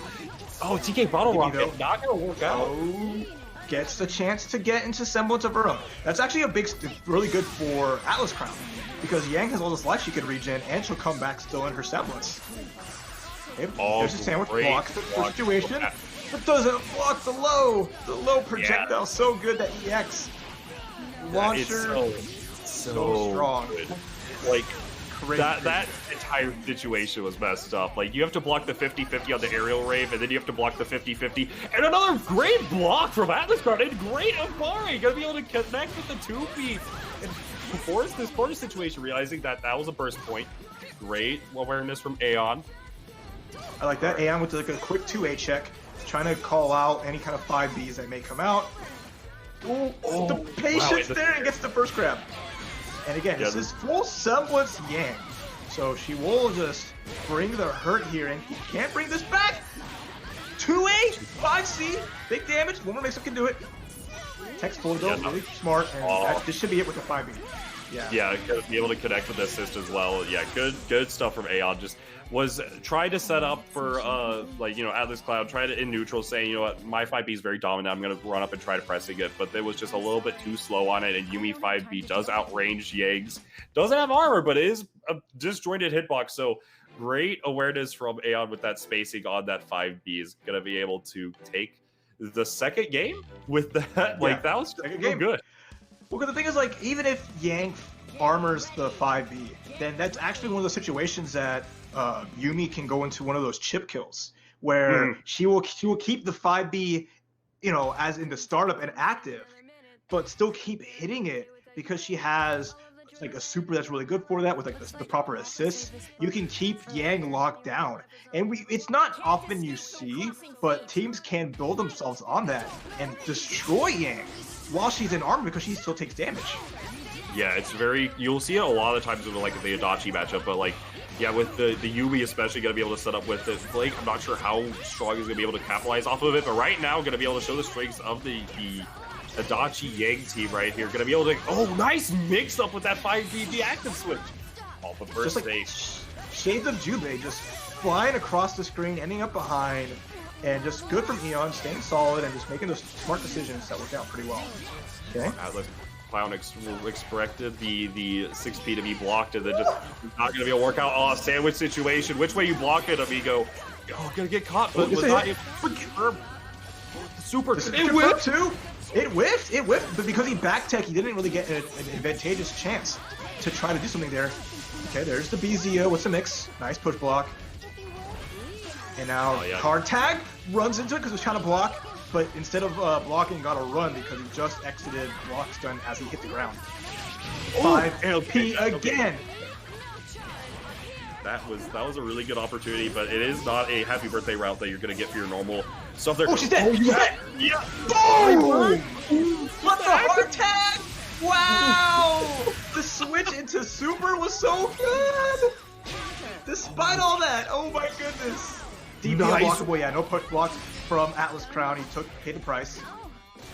Oh my goodness, yeah, and now Atlascrown tried to set up, like, try to force the situation that's going to be good for him, but the active switch for the lows, that's going to be it. Elyon is your final contender, going to be going into the loser side of this top 8. Great showing for both of them. Even though it was a situation where, like, Blake was looking to get duffed, and her that chin break into pieces, just good from Elyon to say, I know what I have to do here, punish the Yang. Even though it connected, because the thing is, like, even if when that super connects, going for second super, there is no invul. So if Adachi would come in, he would just get hit. He still came in, right? So if it was even a burst or a DHC, it would have been so much damage. Here's the replay. You see just that great tag team pressure here, the sandwich pressure, going for the shots, nice tag, and just everything is looking good for Elyon as he just took that set over Atlascrown really well, and just, you know, and even though losing in the winners finals like that over the pool, right? Losing like Elyon did, working himself back up, getting that confidence back, and saying, I know what I have to do. That loss, it might shake me a little bit, but I have to work past it, and didn't skip a beat. And that is actually incredible, and that's what you want to see out of a player, is that they are continuously just not letting any missteps, any hurdles, keep them from pushing forward. Gotcha, and goodness gracious, great showing from everybody so far. We do have the top 8 solidified. It is going to be Jan and Elyon versus, well, it's going to be Jan versus Elyon, and then we're going to have Uri versus Tectal on our winner's side. Loser's side is going to be Yui versus Razzo, and then Diddley versus Elyon. Georgia classic for that last one for our loser side of the top 8. Great showing from everybody so far. It's fantastic to see them play so well. Mm-hmm. No, yeah, this is a lot of what we expected, right? I think Elyon and Razzo, I don't know what to expect from there except for an amazing match. But we do see the top seeds outside of Razzo make it out in winner's side. So that kind of played out as expected. But then like the battle for the losers bracket is very entertaining. Like seeing, you know, Yui and Diddley break out into top 8 of Arcrevo makes me super happy. As well as Elyon too. Like those three, like I expected it with Razzo, despite his loss to winners, that he would make top 8 in some capacity. But the others, their time spent in the game, their love for BBTag, it shines through. And you know, whatever happens now, just take joy in the fact that they placed top 8 at Arcrevo, and they did such a outstanding job of it too, in their path to this. They played incredibly well, and we're going to see more of that. But right now, we're going to be going back to our host. Take it away, Joe. That's right. I'm right back here. Of course, I've been here this whole time. I've been sitting right in the seat waiting for you guys. But I've actually got a few questions for you guys, so we're going to go back and forth a little bit. Raph, I want to talk to you a little bit. You were talking about the love of the game, and some of these players should be so happy that they made this top 8. And obviously, we've seen, like we saw Jan earlier talking about the top seed there. Some other players like Razzo we saw making their way through as somewhat have predicted so. But what do you think were some of the biggest surprises or some of the greater things that we saw for some of the other players, Raph? I think seeing Diddley make top 8 with her team, seeing a very underused character and the best player of that character make such headway. And the thing about Diddley is they're a supporter of the game through and through, always like helping out with pot bonuses and supporting other players. So seeing that love translated not just outside of the game but in the game just is what is my favorite thing to see so far of this tournament. And I wish her the best going forward and can make it as far as possible, because I want to see her do it. Absolutely. Supporting communities, always just part of the FGC, right? The mentality of what you put in is exactly what you're going to get back out. And Bojack, I want to ask you now, we saw a lot of matches. We saw perfects, we saw quick 3-0s, we saw really tight matches that went down to the wire. We pretty much had the whole range of anything we could expect out of these matches. So what do you think we're going to see a lot of in this top 8? Do you expect a lot of very quick 3-0s? Do you expect a lot of close battles? What do you think? I mean, in a game of BBTag, it's really hard to call. So, I mean, we talked about the top 8 a little bit. Like all these players, like you have such strong players coming out, and half these players run teams that just explode you at times if they have the right opportunity. So if you like aren't ready for it, there's going to be potential. Just like I could see at least one of these matches ending in like 4 minutes. But on the other side of it, you have all these players are aware of how they're supposed to play the game, how they're supposed to use their defensive options to prevent those explosions from happening. So it's so hard to call. I expect just some of these rounds, like I expect Yui to get like one, you know, speed run any percent, you know, just round start touch of death. But at the same time, I would expect, like, for example, the Uri versus Tectal game is going to be a slow, methodical game. We're going to see a lot of rampage time come into play there. Absolutely, and yeah, like you mentioned, we saw some matches where I was helping run pulls in the background. I put my head down for 1 second. I look up and I was like, wait, he had all of his life, and now the round's over. What just happened? And then BBTag happened. Exactly. That's pretty much what the sentiment was, and so that was the entire bracket up until the top 8. So let's go ahead and take a look at our bracket right in front of us so we know exactly when we come back into our top 8. So we know that we have some of these big players like Jan, as we mentioned earlier, but some players like Diddley, which Raph mentioned earlier, so much passion into the community, so much passion into the game, and this is what we have come to expect in just a few moments. We're going to take a short break in just a few minutes, so if you need any of your refreshments, you need to take a restroom break, by all means, you have the time to do it, and we will be back for the top 8 here at Esports Stadium Arlington for the Arcrevo America Online 2020 for the South and Southeast region. We'll be right back.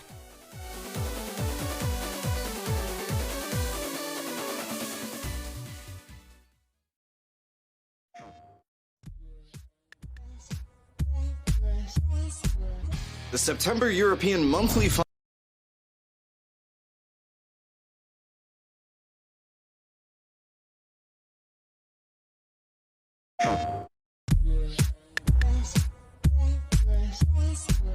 The September European Monthly Finals for BlazBlue Cross Tag Battle saw some of the best players the Open Series has to offer.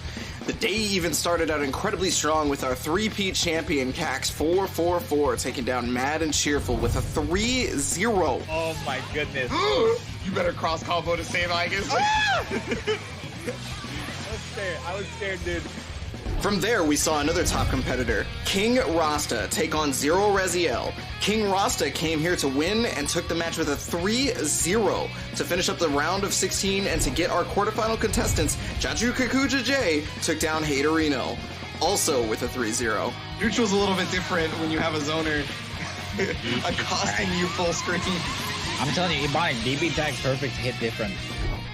Then the quarterfinals began with Cax 444 taking on Tobes XL, but unfortunately, Tobes was no match as Cax won another match with a 3-0.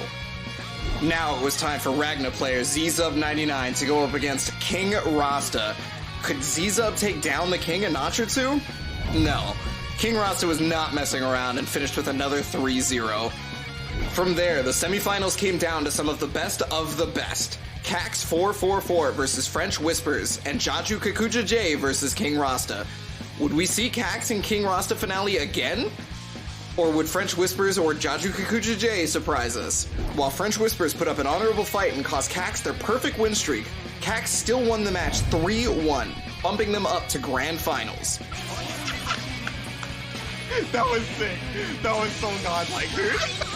Jaju Kakuja J also put massive pressure on King Rasta, getting the match to Game 5, but it just wasn't enough to get Jaju Kakuja J to the finals. The grand finals would see two incredible players go head-to-head, Cax 444 versus King Rasta.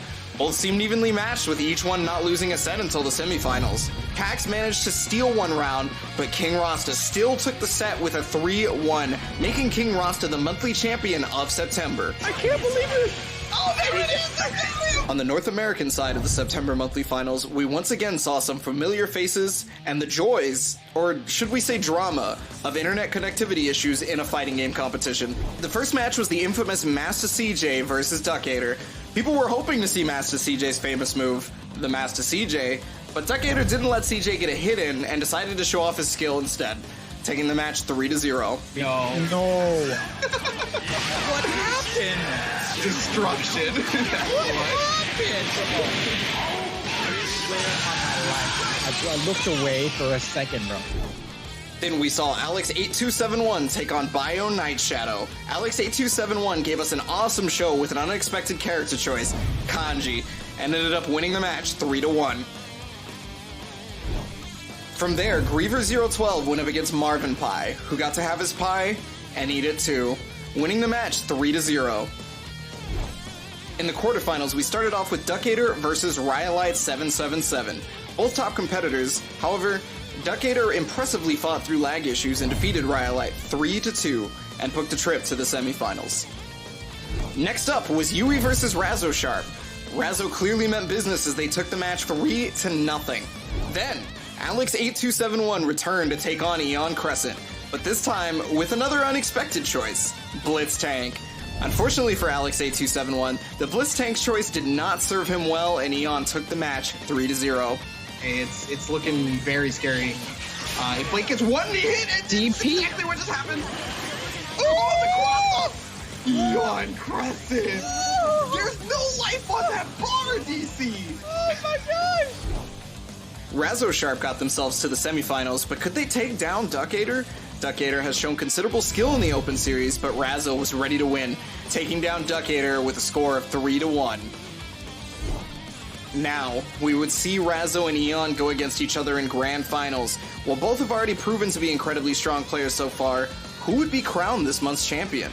Even though Eon put up a good fight, Razzo Sharp still took the title of September monthly champion with a score of 3-1.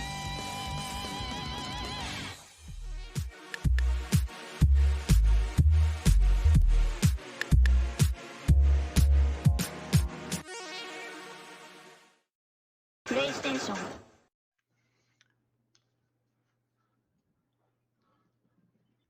competitors was the number for this tournament, and now we are down to 8. Welcome back, everyone. We hope you've got your refreshments. You're feeling good because we are in for the long haul. The top 8 begins now. Here at Esports Stadium Arlington, this is the Arcrevo America Online 2020. I'll get that right the first time one of these times. We're focusing on the South and Southeast region today. So we've got some nice representation from Georgia. We've had some Louisiana. We've had some Houston earlier. And we have some in the top 8 bracket, in fact. So let's go ahead and take a look on how we got to our top 8. Or excuse me, let's just look at the top 8 is what I mean to say. So we see there, our first match of the day will be Jan in H-Town, also just known as Jan, versus Elyon. I'm going to butcher some of these names, so excuse me. Then we got Uri versus Tactical Eastside, and then we got Yui versus Razzo, and Diddley versus Elyon. We saw a lot of good matches from them earlier. We saw Jan actually, we were talking about the number 1 seed, one of the people we thought would just run through this bracket, have a little bit of difficulties, but able to still come out on top, still on this winner's side. So, going to bring back in our casters, Raph and Bojack. Let's talk through this bracket just a little bit, shall we? I think there's a lot of interesting things going on here. I think we all mentioned it, Jan being one of those seeds that we thought would see go far. And let's just talk about this first match for a little bit. So, Jan going up against Elyon here. What do we think is going to go on? What is it going to go on is a question. Like, Elyon is, I mean, I'm going to keep calling him the king because, I mean, the man's was dominating the 2.0 offline scene whatever before, you know, everything started. But, like, he's just so good, so consistent, whatnot. I have not seen these two play since, like, EVO 2019. So, like, it's been a good year since I've seen these two play together. So I'm curious to see how it's going to go down. It's really going to be a lot of scrapping, a lot of scrapping, a lot of mix-ups, and just everything dirty you can think of is probably going to happen. Yeah, because the big thing, right, is who plays Jubei? Who plays this character? If you play BBTag, you've fought in Team 40K, the big bodies, countless times in different flavors, especially since the beginning of the game, right? But Jubei, no one. Elyon is like, it's always been the Jubei. In BlazBlue Central Fiction, in BBTag, it's like synonymous with that character. And Jan's preparedness for what Jubei can do and the tricks that'll be behind it is really what's going to define how this match goes. Because Elyon, of course, making his own adjustments and pushing his game plan. How does Jan adapt? Because I feel like he's going to start on the back foot against Elyon with how well Elyon's been playing and the tricks he has up his sleeve. Both these players are super strong, and it can still go either way. But Elyon starts with the edge. Well, we'll have to see, won't we? Seems like both of these players are ready, and as we know, Jan, the big body brand that he's built for himself, we saw, I mean, pretty much every game he's played, top big body, but like you said, some tricks could be up the sleeve of Elyon's side. So I think the players are ready, so guys, why don't you take it away for us? Sounds like a plan to me. It looks like we're about to get started here between Jan and Elyon. I mean, even like we've hit a few times now. Jan has played a grappler in every single fighting game. I'm pretty sure he's touched. Like, ever since he was a wee lad, he was 3-set speeding somebody. But now we're gonna see if that's coming to play here with Walltager. The thing is, though, is that Elyon, we've seen the Ragna, right? Ragna, we know, is a very strong character, has a lot of great pressure options, whatnot. But you don't need to play Ragna whenever you have the 9. 9 is a really hard counter. It's a super hard counter to this team. And this is the team that we won Frosty Frostings with. One of the most stacked brackets I've seen in a long time, even before 2.0. So, like, that is such a incredible feat to accomplish. And then having that along with bringing that out to counter pick, it's going to be a hard time for Jan, I imagine. But we'll see, though. Jan's made this comeback before. Jan has fought, and he's beaten plenty of teams that are designed to shut down big bodies. He has made it count, and we will see now if he has it in him to make that happen. Oh, right off the bat. Got caught by the 5 people. Not able to get the full confirm for him. Sandwich situation. Black Lotus a little bit too far for the 5B to connect from 9, though. Gets the crossfire. How did that? Oh, my goodness. Mixerization. I think confirm. Elyon, you dog. Gonna be able to set up for the shower here? Okay. Oh my Sledge has to get up, but goes back into it. All right, gonna get the pressure started. Amethyst to just really call Tager out. Ooh, the confirm too. Try to go for a mix-up, but was a little bit awkward hitting there. But Scarlet Vein a little bit too late on the 5B. Oh, great mix-up from Elyon constantly. There's no health on these characters, dude. Everybody's at such a low state right now. Team 20K has nothing to recover. This is going to be, well, 40K rather. This is going to be a disaster right now. Coming out, gets the pressure started. Scarlet Vein is going to connect. Oh, it was not close enough for the confirm again, but the low to call out the fact that Sledge only has like armor for everything but foot property. Oh my goodness. Alright, gonna be able to get the mix up. Oh, but got the DP. Didn't really work out for Elyon there, but the confirm lands right into the command throw, and the room has been disbanded. Ooh. Uh-oh. Well, it's okay. So the We first will- match, we'll see what the tournament directors have to decide here. Apologies, everybody. The lobby had gone down, so we have to get back into it and see where we go from there.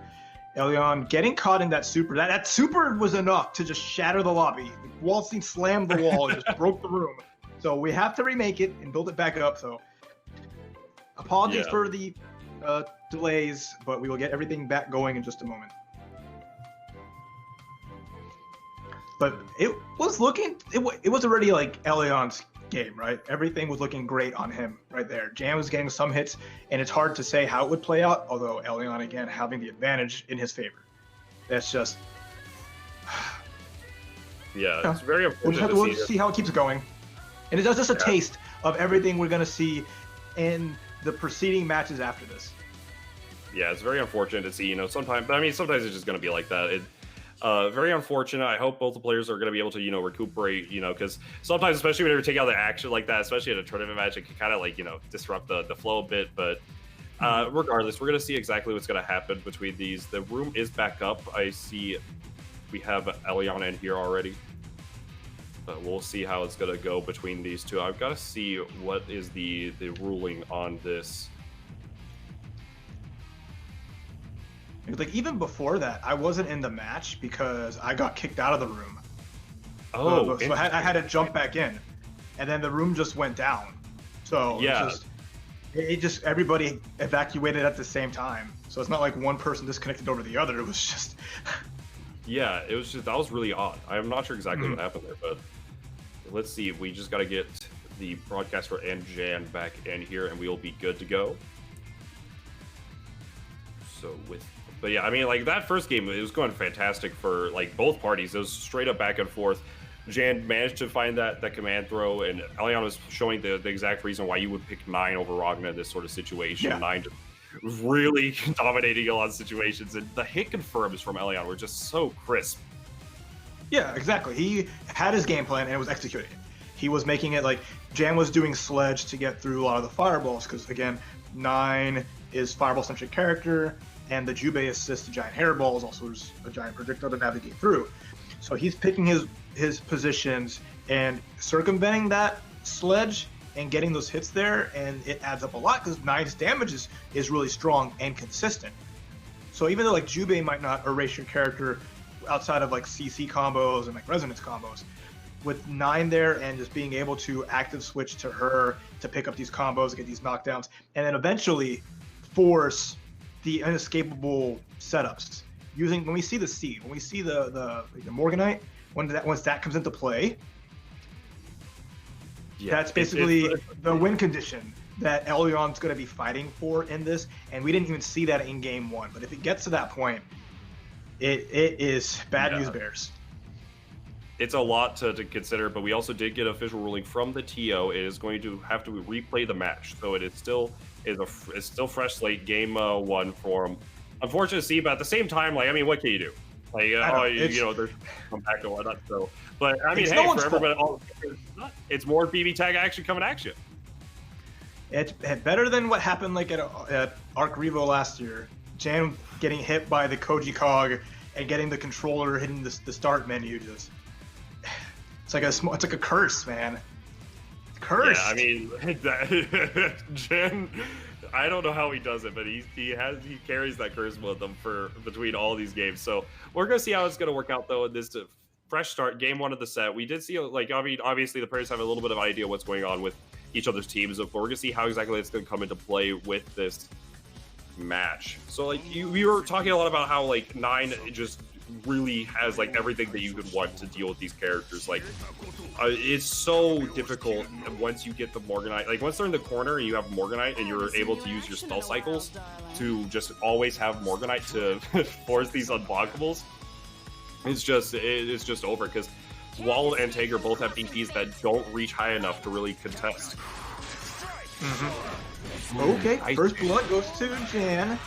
He's gonna get a nice solo combo here with Waltzing in the mid screen. He's gonna get the knockdown too and see what he sets up. Save jump. It's gonna have the projectile come out, but nice from Elyon, just taking to the skies. And I mean, Waltzing has some reach on him, so he can get up there a bit, but it's still really difficult. Okay, CC out, a lot of spell gauge.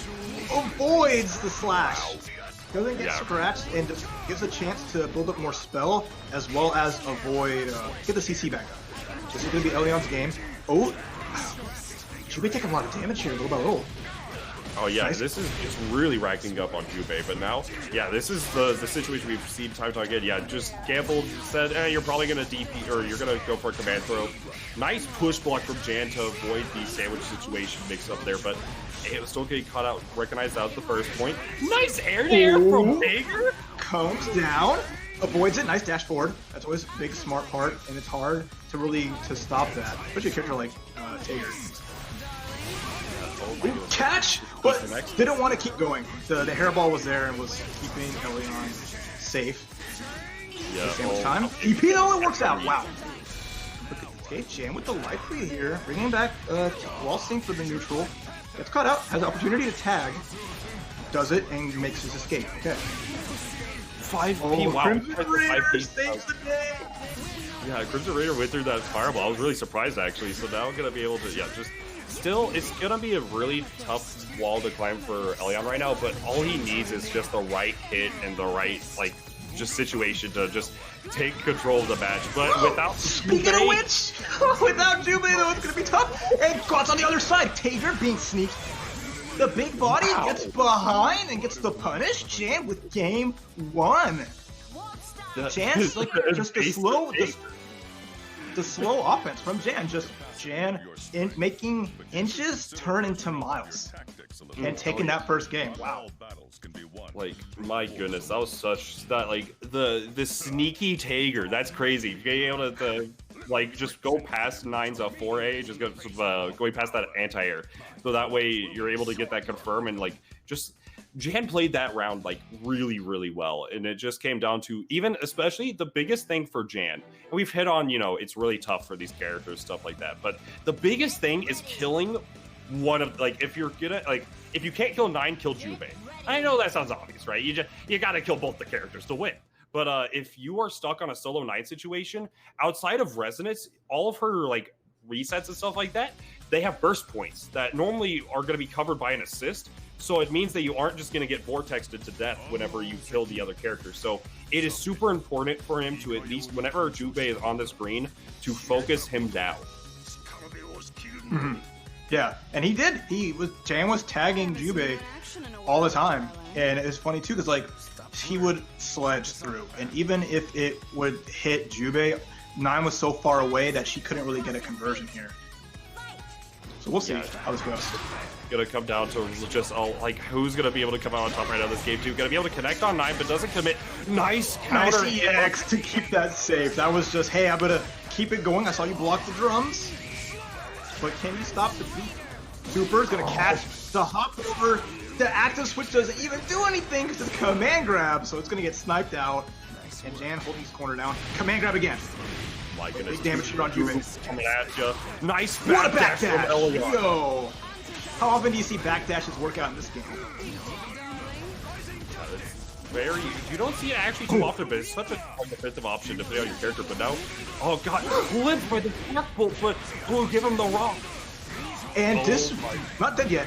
Jubei's still gonna be alive, but has to make a guess. Oh wait, no! That actually did it! He used it. The cross break was so good, and now it's 9 by her Lonesome again. Recognizing that the combo was still like early enough to where you're gonna be able to get the full A auto combo, get the cross range for the 1500 damage. 5C detected. Gonna be able to connect. Now it's gonna come down like mentioned. So now, regardless of how the matchup is, it's still a team game. So you have to deal with all this going on. Auto-correct hammer into combo, and she looks to be dead. With the super, that's it. Yeah. He's gonna take it, and now Jan is up 2-0 against Elyon. Oh man, Jan came back. He was looking a little rough that first game before the disconnect. He was getting some momentum and getting something going on. And now the next 2 games after, he's just on a tear right now. Yeah, like, I mean, Jan's just, like, he's had the adjustments he needs. He just knows exactly, like, he's called out, like, the thing with Jan and with grappler players typically is going to be your, like, if there's something that you're going to be really good at when it comes to fighting games, it's going to be your ability to consistently read your opponent. And Jan recognized there that, hey, you have this, like, Jubei's typical mix-up in corner is going to be a left-right because of the hop, being able to steal corner. So, but as a grappler player, you realize, well, you could, if you have an invincible reversal, you could command throw, like, those sorts of situations where you normally aren't going to be able to DP or anything.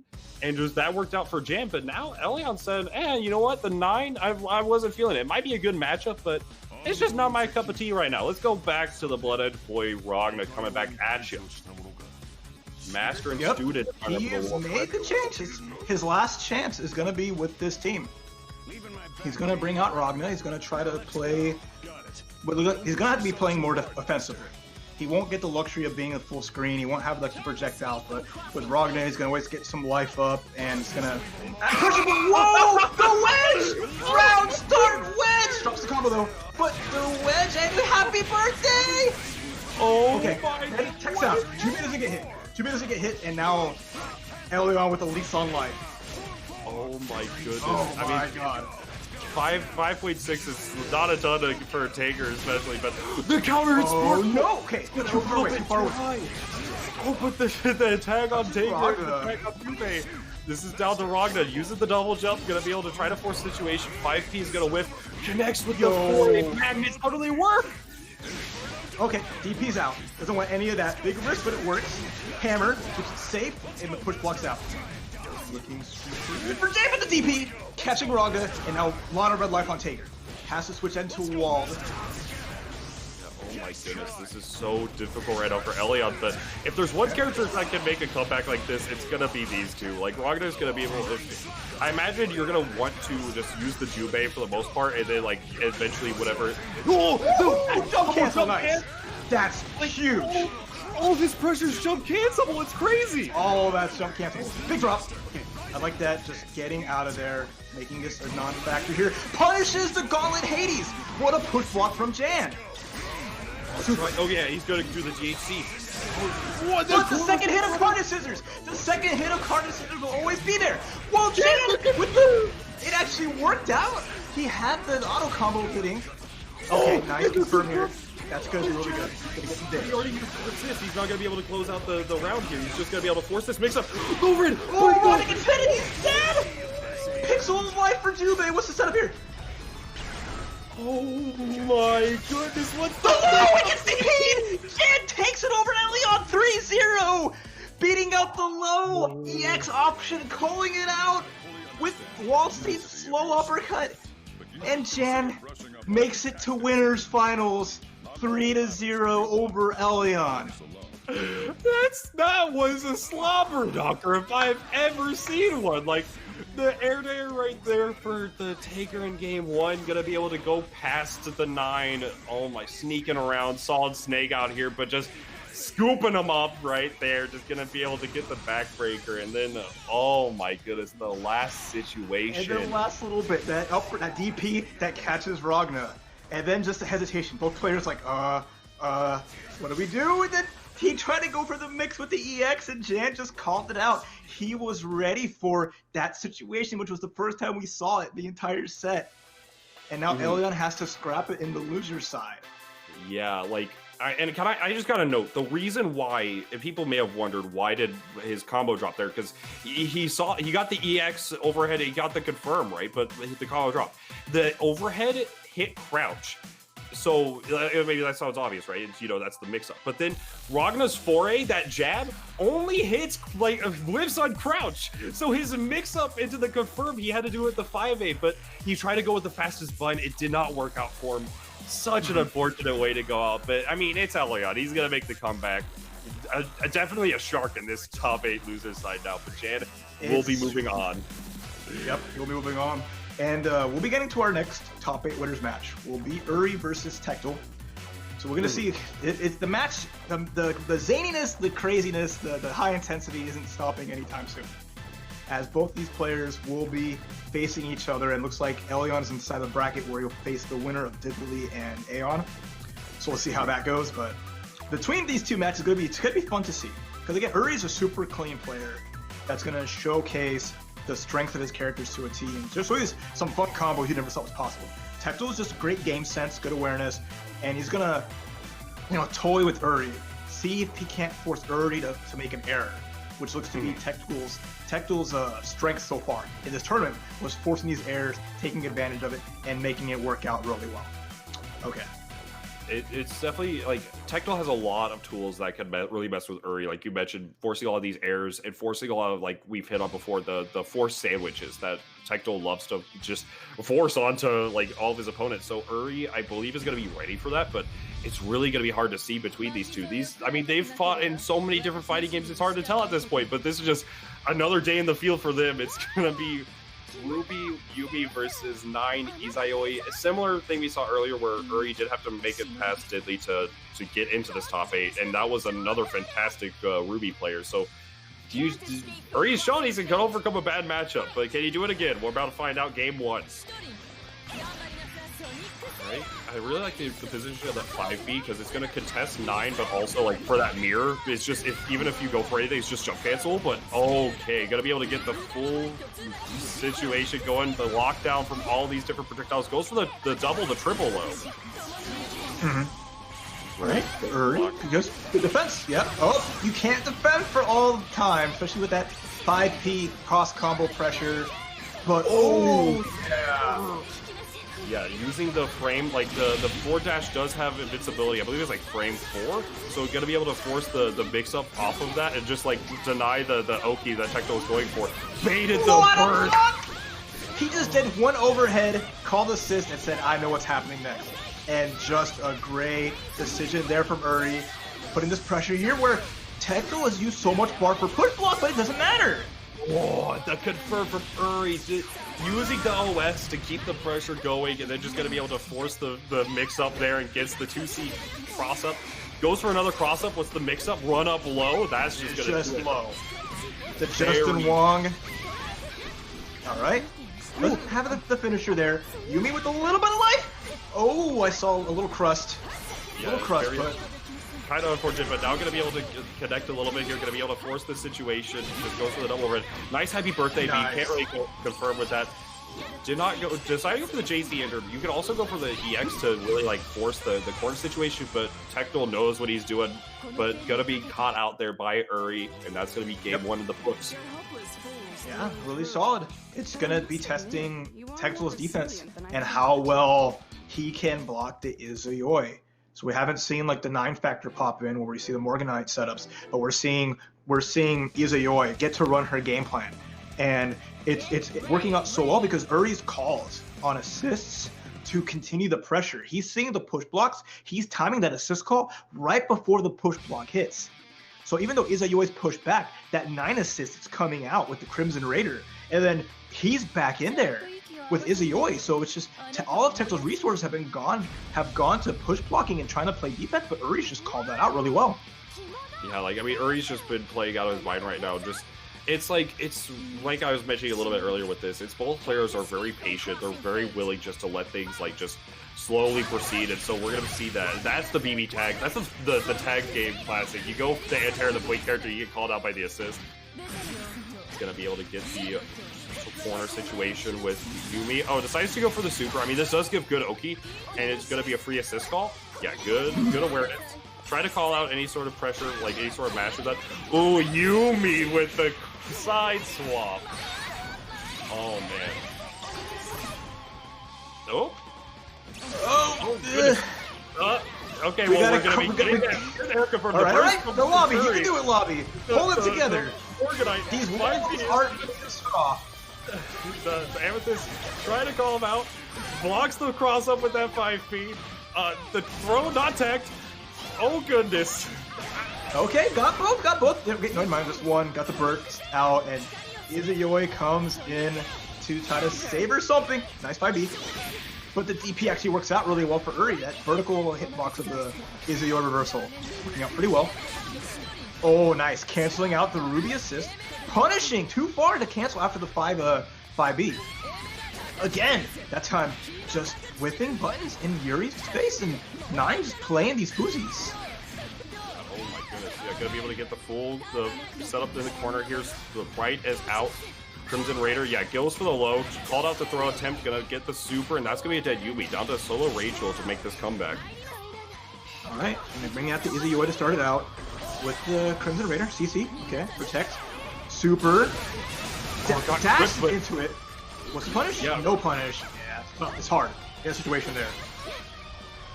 Oh goodness, Wait, yeah, goes for the throw, gonna get the throw combo as well, here we go, gonna go all the way up. I'll try to go for the re-jump route, a little bit too rough. Here we go, gonna be able to CC. Yeah, just gets the 4P, swap back into Izayoi, gets the mix started, but no. Gonna be able to try to get the, try to go for the air, did not work out. Okay, nice tech on the cancel of the throw.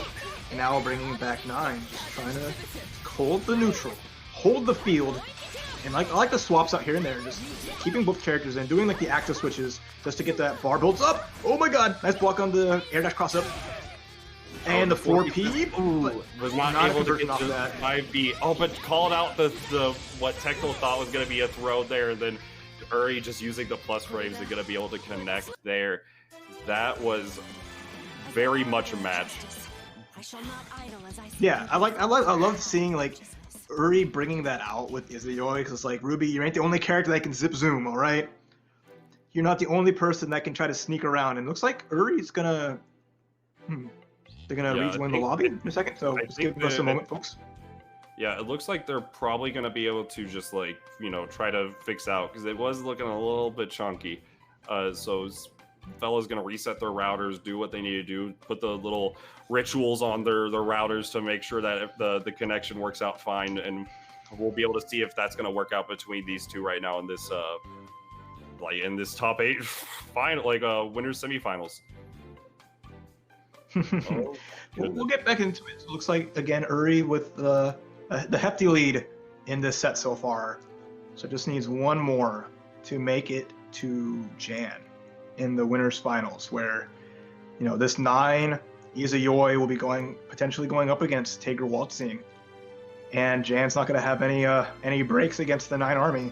But Tectal was never out of it. Tectal looking to just check something here. It's going to be entering back in, and has to prepare for the reverse sweep. If he wants to stay in this winner's bracket, if he wants to stay above the rest, he has to make this count. Mm-hmm. So we're going to see how that's going to work out in this game 3 between these two. Excited to see how it's going to go down. Uri's just been playing really phenomenally, but it's just Tectal has not really got the chance that he's had against all these other players to be able just to, force these consistent sandwiches and whatnot. We're just going to see how that's going to work out between these two. All right, here we go. Match number 3. Uri up 2-0 against Tectal East Side. Mm-hmm. Who will come out on top? And do note, Tectal did swap to one of his tried and true characters, S. So let's go! He's rammed the S for so long, just very committed to this character, and now breaking her out again. Usually you see the S with the Narukami, but instead going for the S Ruby. One of her S's best comps, and it's a really good comp for Ruby. So you'll have to see it. Tectal rocking with the classics for this game 3. He is on the tournament life right now because Uri is up with the 2-0, so going to be able to get things started potentially, but Uri just creating a wall with these amethysts and just aerial normals. Yeah, and just pressuring through. We saw, Mastastef try to come out. He gets popped. Oh, almost had a small punish there with the 6P.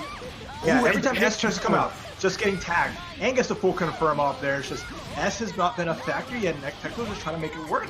But now with Ruby down so much life, there's no burst available, and it's not really a safe point to burst it all here. No, he has to make a conscious decision how he's going to get her out. Punish, no combo there. Okay. Yeah, a little bit late on the 5B, very unfortunate, but now Uri just oh wow, the mirror did not actually punish the projectile. Very interesting. Just 4B! And the block! Okay, alright Tectal, let's get these big Danny. Alright, here we go. Solo 7.1k. Okay. Nice Tectal throw, and the jump out, like it. Force the Oki situation. Oh, nice call out with that JC. Gonna be able to get everything going right here. Goes for the low, fakes the instant overhead, but the burst, the anti-air a little bit too early. Yeah, looks like it didn't work out. Instead of up into DP, just went for that. Here's the pressure here, trying to bait out. Looks like trying to bait out a DP. Punishes the 9 normal, but 9 makes it out, and now has all this real estate again with this pressure on. Yeah, now Uri just keeps jumping in, trying to force the moment you land. It's a 50-50 of ego, but Tectal able to force his way out. Forces a sandwich. That's going to be an easy away. Gets the kill. Okay, the switch is working. S gets a chance to play. You see what happens.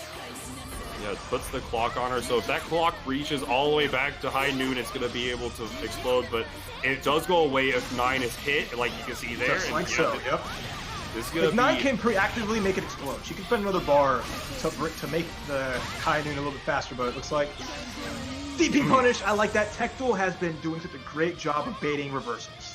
And just that snipe with the assist call up back, really good, and we have a match. Tectal is on the board.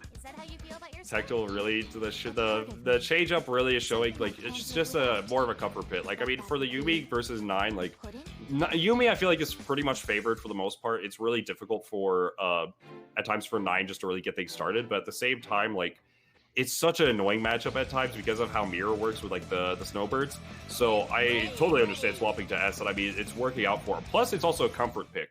So all of those things together just working out for Tectal right now. Taking a game, but Uri's still looking really good here.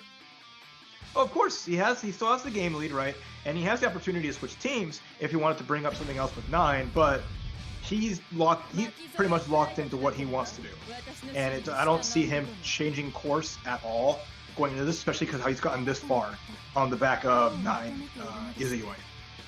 So we'll see if he has if he makes the changes he needs to stay above Tectal, who now has momentum on his side, who now has the S is doing some work and doing damage and, assisting in the neutral and just, the check again. That's how we started the second game, third game, where he just checks the S, gets the blast off. Ooh, S with a clean hit, and now we've got sandwich, full screen. Block it out. Delay, air dash, really good stuff. S does find that opening. Uri just gonna decide, just jump back, play patient a little bit, call that 6P to try to go in, but EX teleport, nice! Wow, that aerial DP! Good decision from Uri. And that's the really nice power of these air DPs. Not all the characters have them, but they do offer invulnerability up there, just as punishable, but they can help out in these scrambling situations. But, using the A auto combo to force a sandwich, stealing the corner, and oh my, the fake out and Uri with some solid blocks. But yeah, just had to burst that, realizing that if he lets that go any longer, that's going to be a dead easy away. So just going to have to play the slow game with the 9 here. Nice use of the CC to prevent the mirror from doing anything. Good counter hit. That was a great 2B from Tectal. Just the DP to get the knockdown. I like that combo ender. And now we just have Uri trying to play some neutral, but doesn't get the max ranging. Uri gets the punish because the 5B auto combo ends up not working. And here comes some big mama damage. And now we get the CT pressure. Gonna put out the blades. I like that hard tag, especially the burst, because only S got hit by projectiles a little bit, but that ended the CC. Nice it was block. Definitely a really good call there. Crimson Raider's gonna get started. Now you have all this CC pressure. Just gonna use the EX teleport, get the sandwich situation. Was expecting another cross-up, but the Scarlet Vein just barely whiffs. Oh no! Tectal's gonna be able to have like his character, because that was gonna be a dead S. Gets caught with the low. This should be enough damage just if you go into the keeper. Oh no, just decide instead. Gonna end it here because he could just super here. He could just super here to get it President Super. Again, now that should do it. There was no burst point there at all, so now Uri on his back, Elyon coming up. Level 4 Resonance, 3 bars, so there's a lot of resources on his side, but he has to watch out. Had all of his health available, just really wanted to make sure whatever damage he gets would be unburstable and make sure that he's going to get all this different meter gain. Nice cross-up, but good blocks from Tectal. Uri just trying to go throw these projectiles. It's a zoning war here. Alright. Okay. I like that. Just delay again. Tectal trying to see if a reversal comes out. Overhead! Doesn't get the full combo! And the tech board buttons! He has resources to get the superhero. Is it yes, good? he could go for the Here we go. right there. Oh my Uri goodness. does it off of that. Just after the tech buttons. Uri 3-1 over Tectal East Side. Uri in winners finals here at Arcrevo America Online Southeast. What? Oh, you hate to see it because that that overhead from Tectal was so good, but that combo drop and whipping that 2B, letting Uri get the tech cross up. And you see the replays here as, you know, again, Uri with just that patience there, catching all these little things, the teleport, hitting Ruby out of there and just forcing the situation.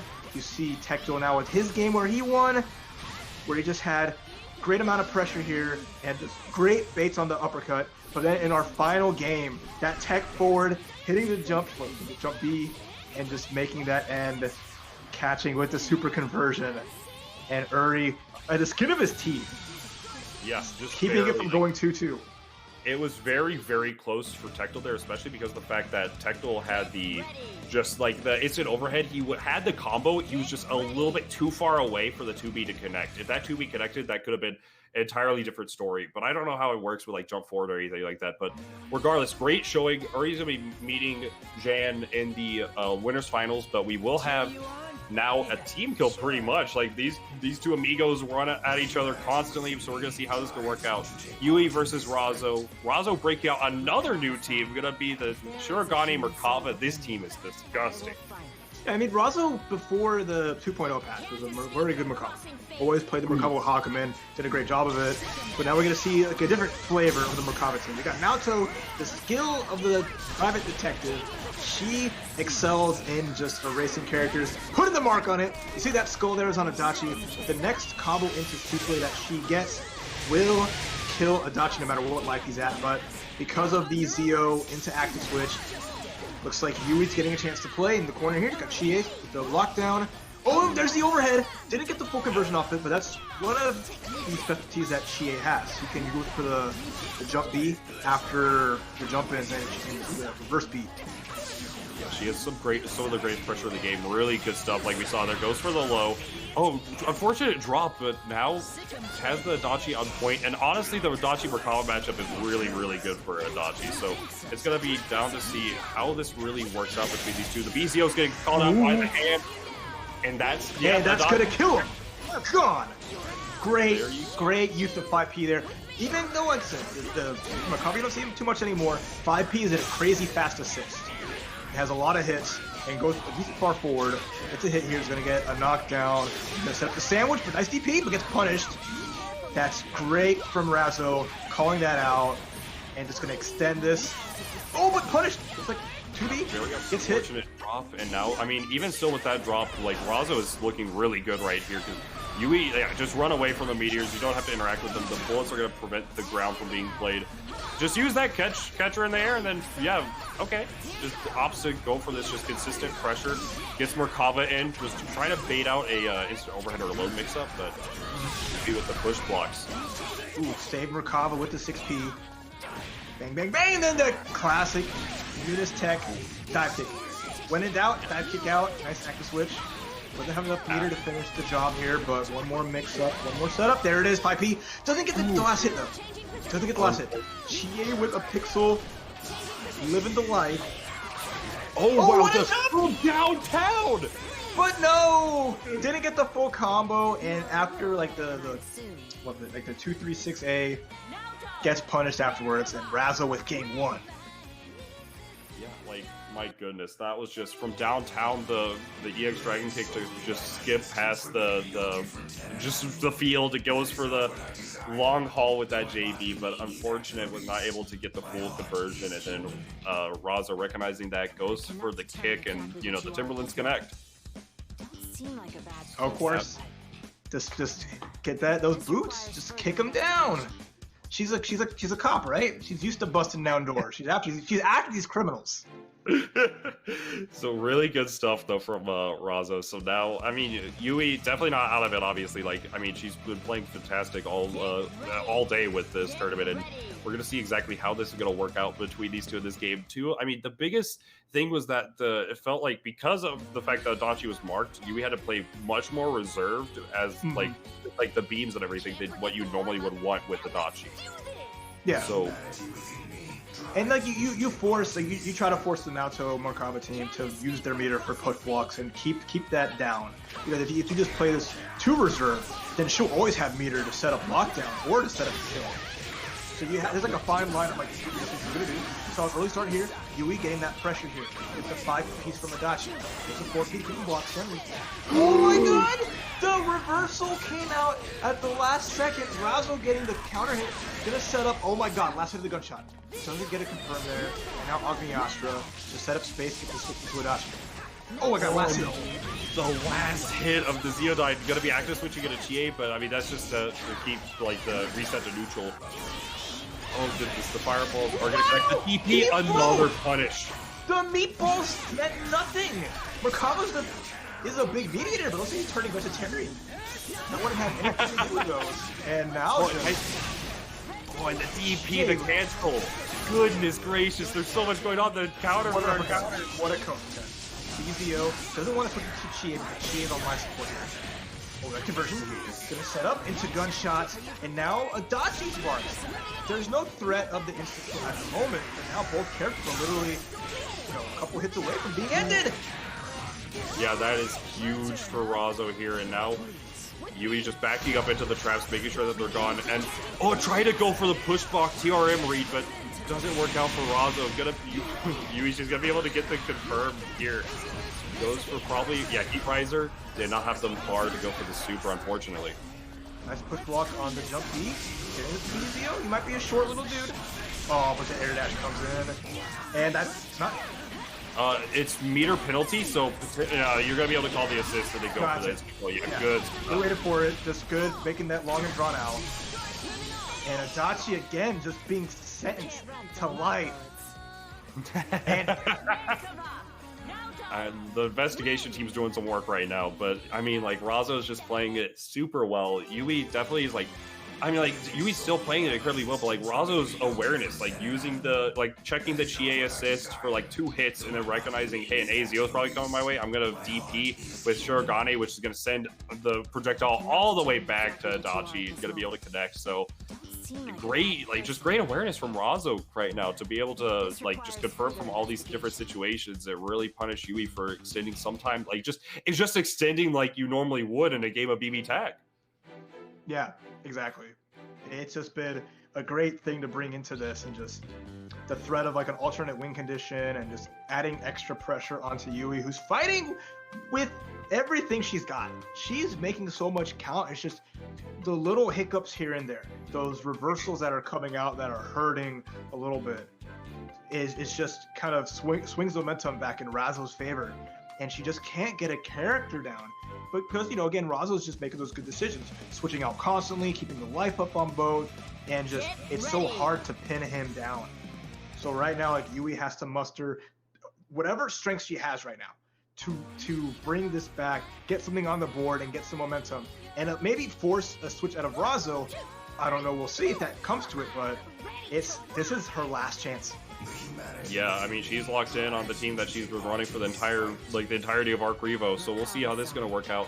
There was also just a really unfortunate situation. I hope that where she tried to do planking a Herculean active switch, but she got DP instead. So we're going to see now if this is going to work out, and hopefully she's just relaxed from that, and sometimes that can be incredibly tilting. But it's going to be 6P is going to be able to contest the traps. Ooh, unfortunate. Actually, the 6 traps connected. Yeah, 6P just Yeah. You know, Magatsu is Nagi just not helping out like you wanted. Look how much life she has already lost. My goodness, yeah, this is a disaster. It's a super, she's dead. It's all down to Solo Wadachi. The punt, it's good. 3 points.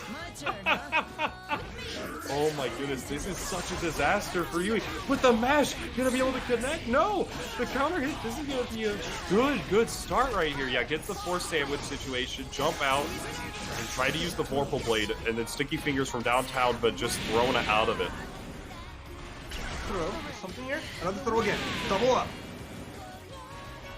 Try to go for some mix up there. Okay, force sandwich again. You have to push block out. Unblockable. Goodness gracious. Oh, unfortunate. They messed up. I think we're trying to go for the super to get the mark on, but still so much damage already. There's the mark. Next hit. Setting it up. Super comes out. Ab Smasher. Good decision. Has invulnerability. But now with 1 bar left and a Bezio getting caught, the DP dies. No, the throw is gonna do it as Razzo eliminates Yui from the event. An unfortunate uppercut as like Adachi dives into Merkava's waiting arms. Yeah, that's unfortunate. Like the games were going so well, and then Yui just like sometimes like that's just what happens in BBTag. Sometimes you're just like you're having a good set, you're getting like the advantage, and then all of a sudden like the next game just stuff happens. Like there's no other way to put it, just stuff. Things are just connecting that you normally wouldn't see. Like it's just crazy. But yeah, like you can see there, yeah, good push block for Razzo being able to push away from the mix up there. Then a different type of kick into the corner for the insta kill for game 2. And then lastly, Shadow Realm, and then the last game, you just see that DP is getting the throw counter, and then the Adachi going down. Didn't get insta kill that time, but still unfortunate. Getting 3-0'd as Razzo continues his tear through the losers bracket. We're going to the opposite side now, but Razzo has earned his chance to face Tectal now, so that's what he's unlocked with his win over Yui. And the opposite side of the losers bracket for this top 8, as we see Diddley going up against Neo Celeste's own Elyon. Yeah, so I mean, like both these players worked the best they could to get out of their pools. Diddley had to beat Yo Game Wizard twice, which is not an easy feat to say the least. Elyon had a lost to Tectal and then ran it back with Atlascrown. Like just Elyon also worked incredibly hard, but this is a Georgia showdown. Who's going to be coming out on top between these two? It's hard to say. I mean, like, Ruby versus both these characters can be kind of annoying. Rachel, I don't know how she interacts with Blake. This is actually probably like one of the first times I'm seeing this matchup, actually. I mean, we know that Blake excels like in the air, right? She's and we've seen how Blake's been approaching these matchups.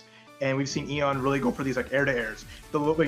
Rachel with like Lobelias and having some good projectiles that kind of control that space a little bit. I want to see if that becomes like a factor into here because Rachel excels in the air as well, and of course Ruby. Ruby air buttons are nothing to scoff at. So we see the start, Elyon going for the jump normals. I like Diddley backing out and just saying, okay, let's see what Eon's opening gambit is. We haven't seen any. Okay, there's the first Rachel assist. And trying to just back up into the corner. Nice! Gets the happy birthday! Okay, this is a good start for Diddley. Yeah, just very unfortunate. Yumi was just slightly off, but able to get everything started there. The 6P. Oh, and yeah, that's the classic. You're trying to outrun the 5P, but it has so much more movement that you're just not able to outrun it. Now EX Fireballs just try to find some neutral 4P and connect. Oh, he's so good. That worked out. It's that verticality of it, right? It's just this giant pillar. You don't think it'll be as effective as it is. But it's just been working out this first game really well. It's so fast and it tracks, but yeah, got caught with the overhead. You gotta remember one important thing, and it's hard to always do, but 5B from Yumi is never a true guard string if she cancels into it. Ooh, throw counter. With the meter here, it's gonna see what combo we go for. I don't know.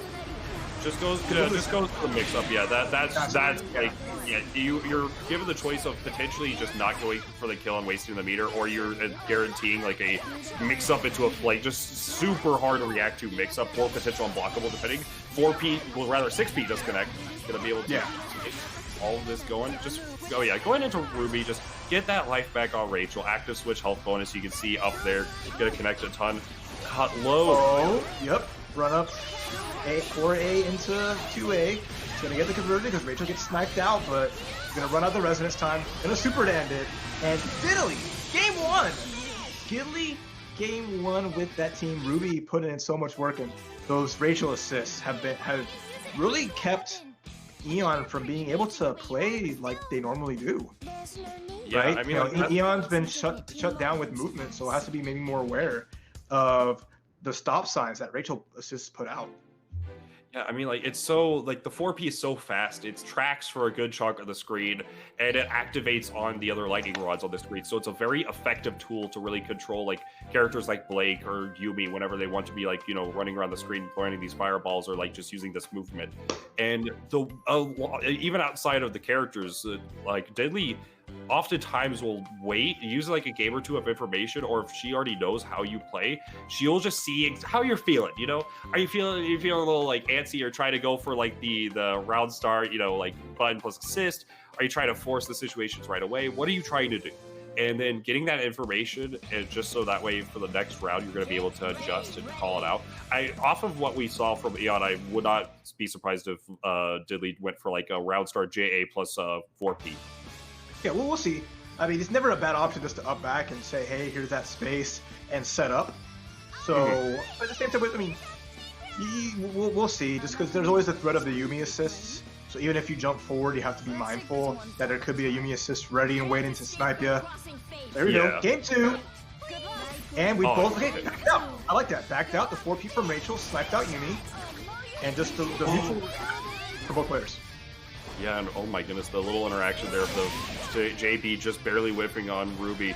And yeah, now Elyon has slowly worked himself into the corner. Oh, was not able to counter hit off the cross up. Yeah, that has so little block stun as you're able to call the Yumi assist to get a cross up. The OS, but Diddly knows what's going on. Wow, okay, Diddly was ready, so DP gets punished. I like that, using the Rekka dash cancel to get maximum damage. He's going to be able to use an assist here too with 4 bar. That's going to be Ruby Rose getting sent to the ground. Yeah, that's such a, and this is going to be such a hard climb for Rachel. It's currently 0 bars on deck. She has a lot of life to work with, but like both characters have more life than her, so it's definitely not out of the picture. Ooh, that's a rough start for it. But she will be able to build up enough meter to have like the full stock whenever outside of this. Oh, got caught. Yeah.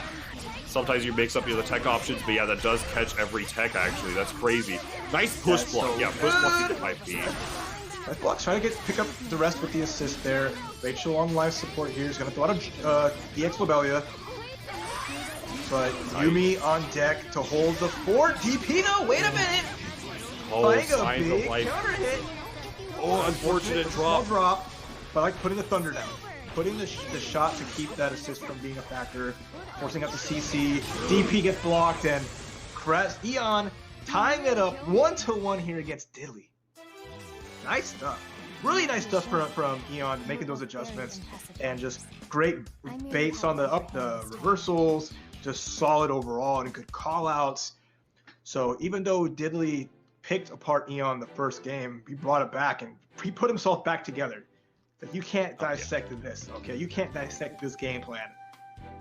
Yeah, it was just a total change of pace that we saw from Elyon. Like, from going from the more aggressive side of things, forcing more with the JB plus 6P, going for a lot less of that, and just letting, like, using more guaranteed situations that are going to be cross-ups instead, or like force mix-up in neutral, comparatively where last game we saw more of just like try to force like advantage in neutral rather than mix-up. Let's take this one step at a time. That's a big part of it. Like, you have a team like Elyon that's great at controlling the momentum. With Blake and her normals and what they offer. As long as she can avoid getting locked down in the corner and just having some freedom to just call the Yumi assist. But big call out, wow. Big call out, wow. The Rachel 4P gonna snipe. Oh my goodness, yeah, the Rachel 5P gonna be able to mix Elyon up. No! Double blocks the 4 overheads and push blocks out to avoid the rest of the mix-up. Gonna be able to get his own turn started. Dash cancel! And that beat Yumi first! Ruby first flies on the other side of Yumi! And now big damage, corner to corner, coast to coast, tech forward, okay. DP though, nice. Huge DP. And now a sandwich of Diddley's own. Okay, this first, no punish on it. It was a little bit late with the active switch. Oh, big reversal, gets blocked in that full screen conversion. Confirm from the Diddley. Oh, but the nice counter hit confirmed from the 5V. Called out the lightning. Who cares about lightning whenever I got the blades? Oh my When you goodness. study thunder, I study the blade. Yeah, good. Call out the frame trap. Oh, scary. trying to go for... Makes himself up, actually. I imagine trying to go for the ice projectile active switch, but no dice. And now Diddley just trying to, like, wait this out. Oh, goodness, the happy birthday! Wait, is the my flag God. on the assist? It This is is. gonna...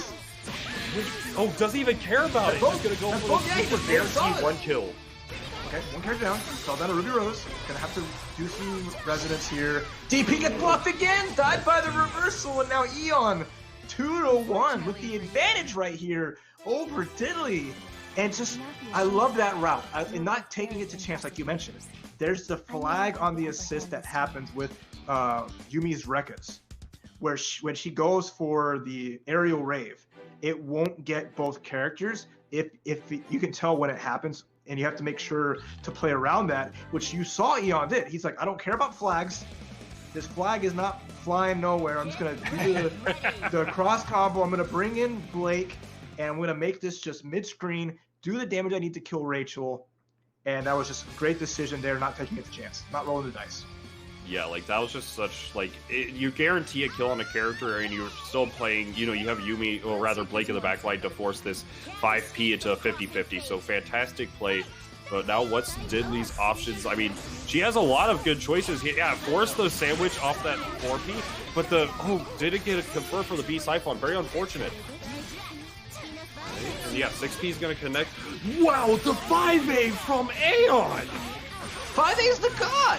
You know that move is fast. It hits behind her. It's like an anti-air. There's nothing Yumi 5A can't do. That's absolutely correct. Oh my goodness, the dashboard, the 6P, the CC of their own, the active switch. What? Oh my goodness, the crossover, Okay, the DP. reversal. And then tech forward into buttons. Okay, Diddley is getting a chance here. Has an opportunity, just has to hold it. Dash up 4A. Super cancel, I like that. Making it so the next hit can kill. If he just...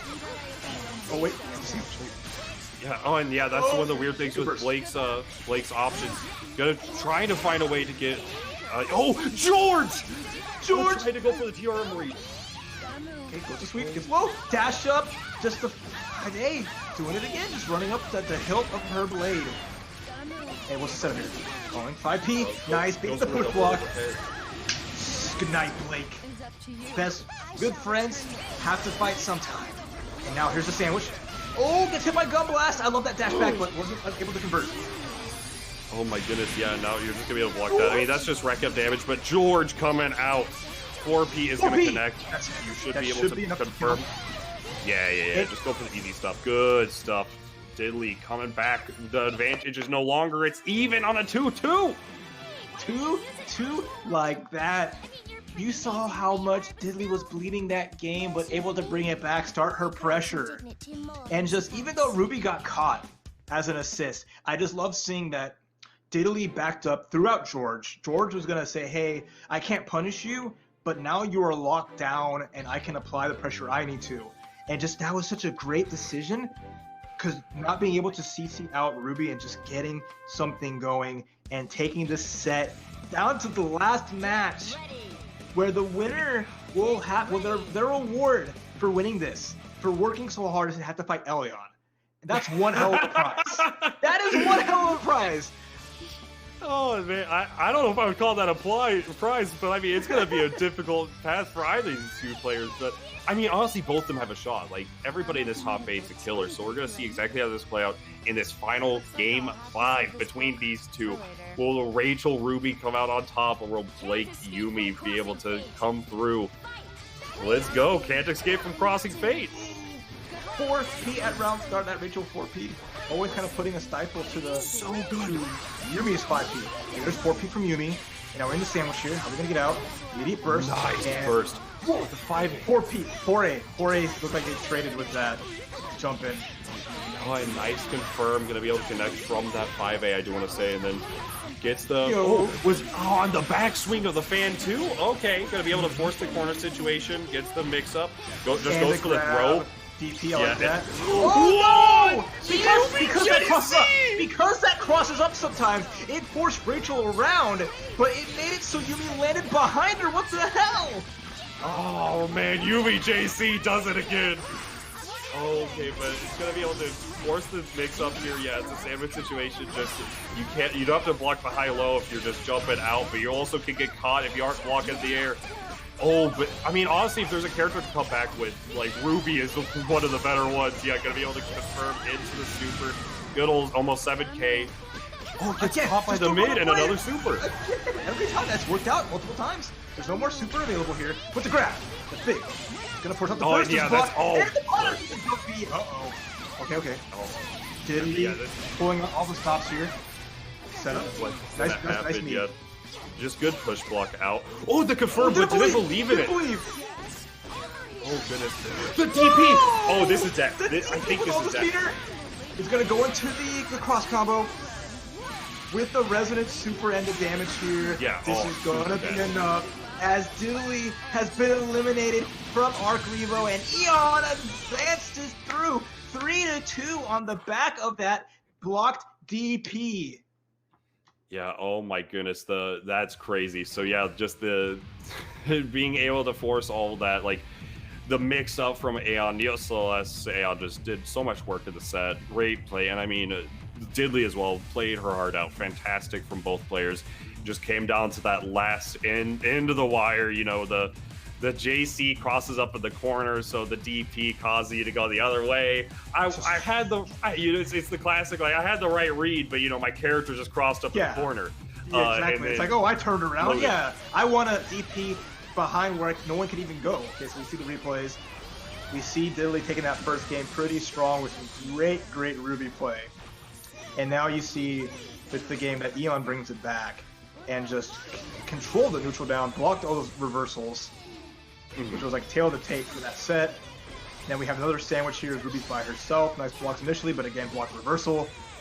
Eliminates Diddley in that round. And then we just see, again, Diddley holding it down. When she has the lead, and two characters made it work. Yeah, it just came down to that last little bit. That one final error, the DP didn't work out for her. But I mean, all in all, that was a fantastic set. So good stuff from both of them. And I believe we have a guest right here. Take it away, John. I'm a guest? I'm the host of the show, and I'm the guest of the show? Man, you guys have just taken over everything, huh? You guys are having too much fun over there. I need to stay on a little bit longer, I guess. But, guys, what a match that one was. I was watching that in the back, and honestly, I had my eyes glued to the set because it just seemed like the first game, second game, third game, it was just a completely different players we saw every time. So much back and forth. And unfortunately, in there, Diddley's being sent home. She played very well, and we saw the Ruby having a lot to shine through, but not shining bright enough. And Raph, I just want to hear some of your thoughts about that match because you were talking about Diddley even before we got into this top 8.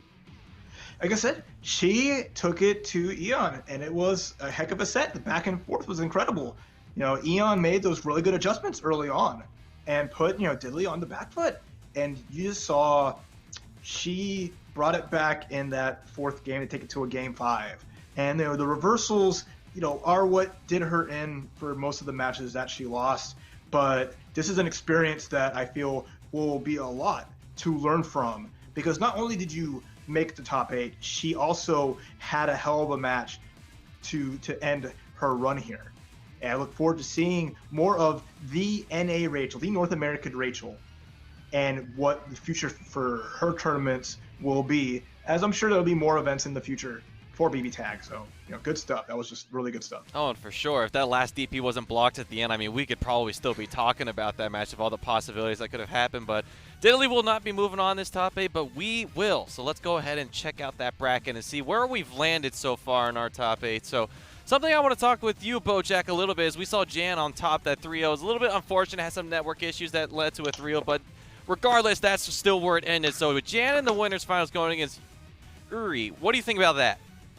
I mean, if I'm Jan, I'm cursing my name because he has to play a 9 matchup, which is really hard. I know he does not like that matchup.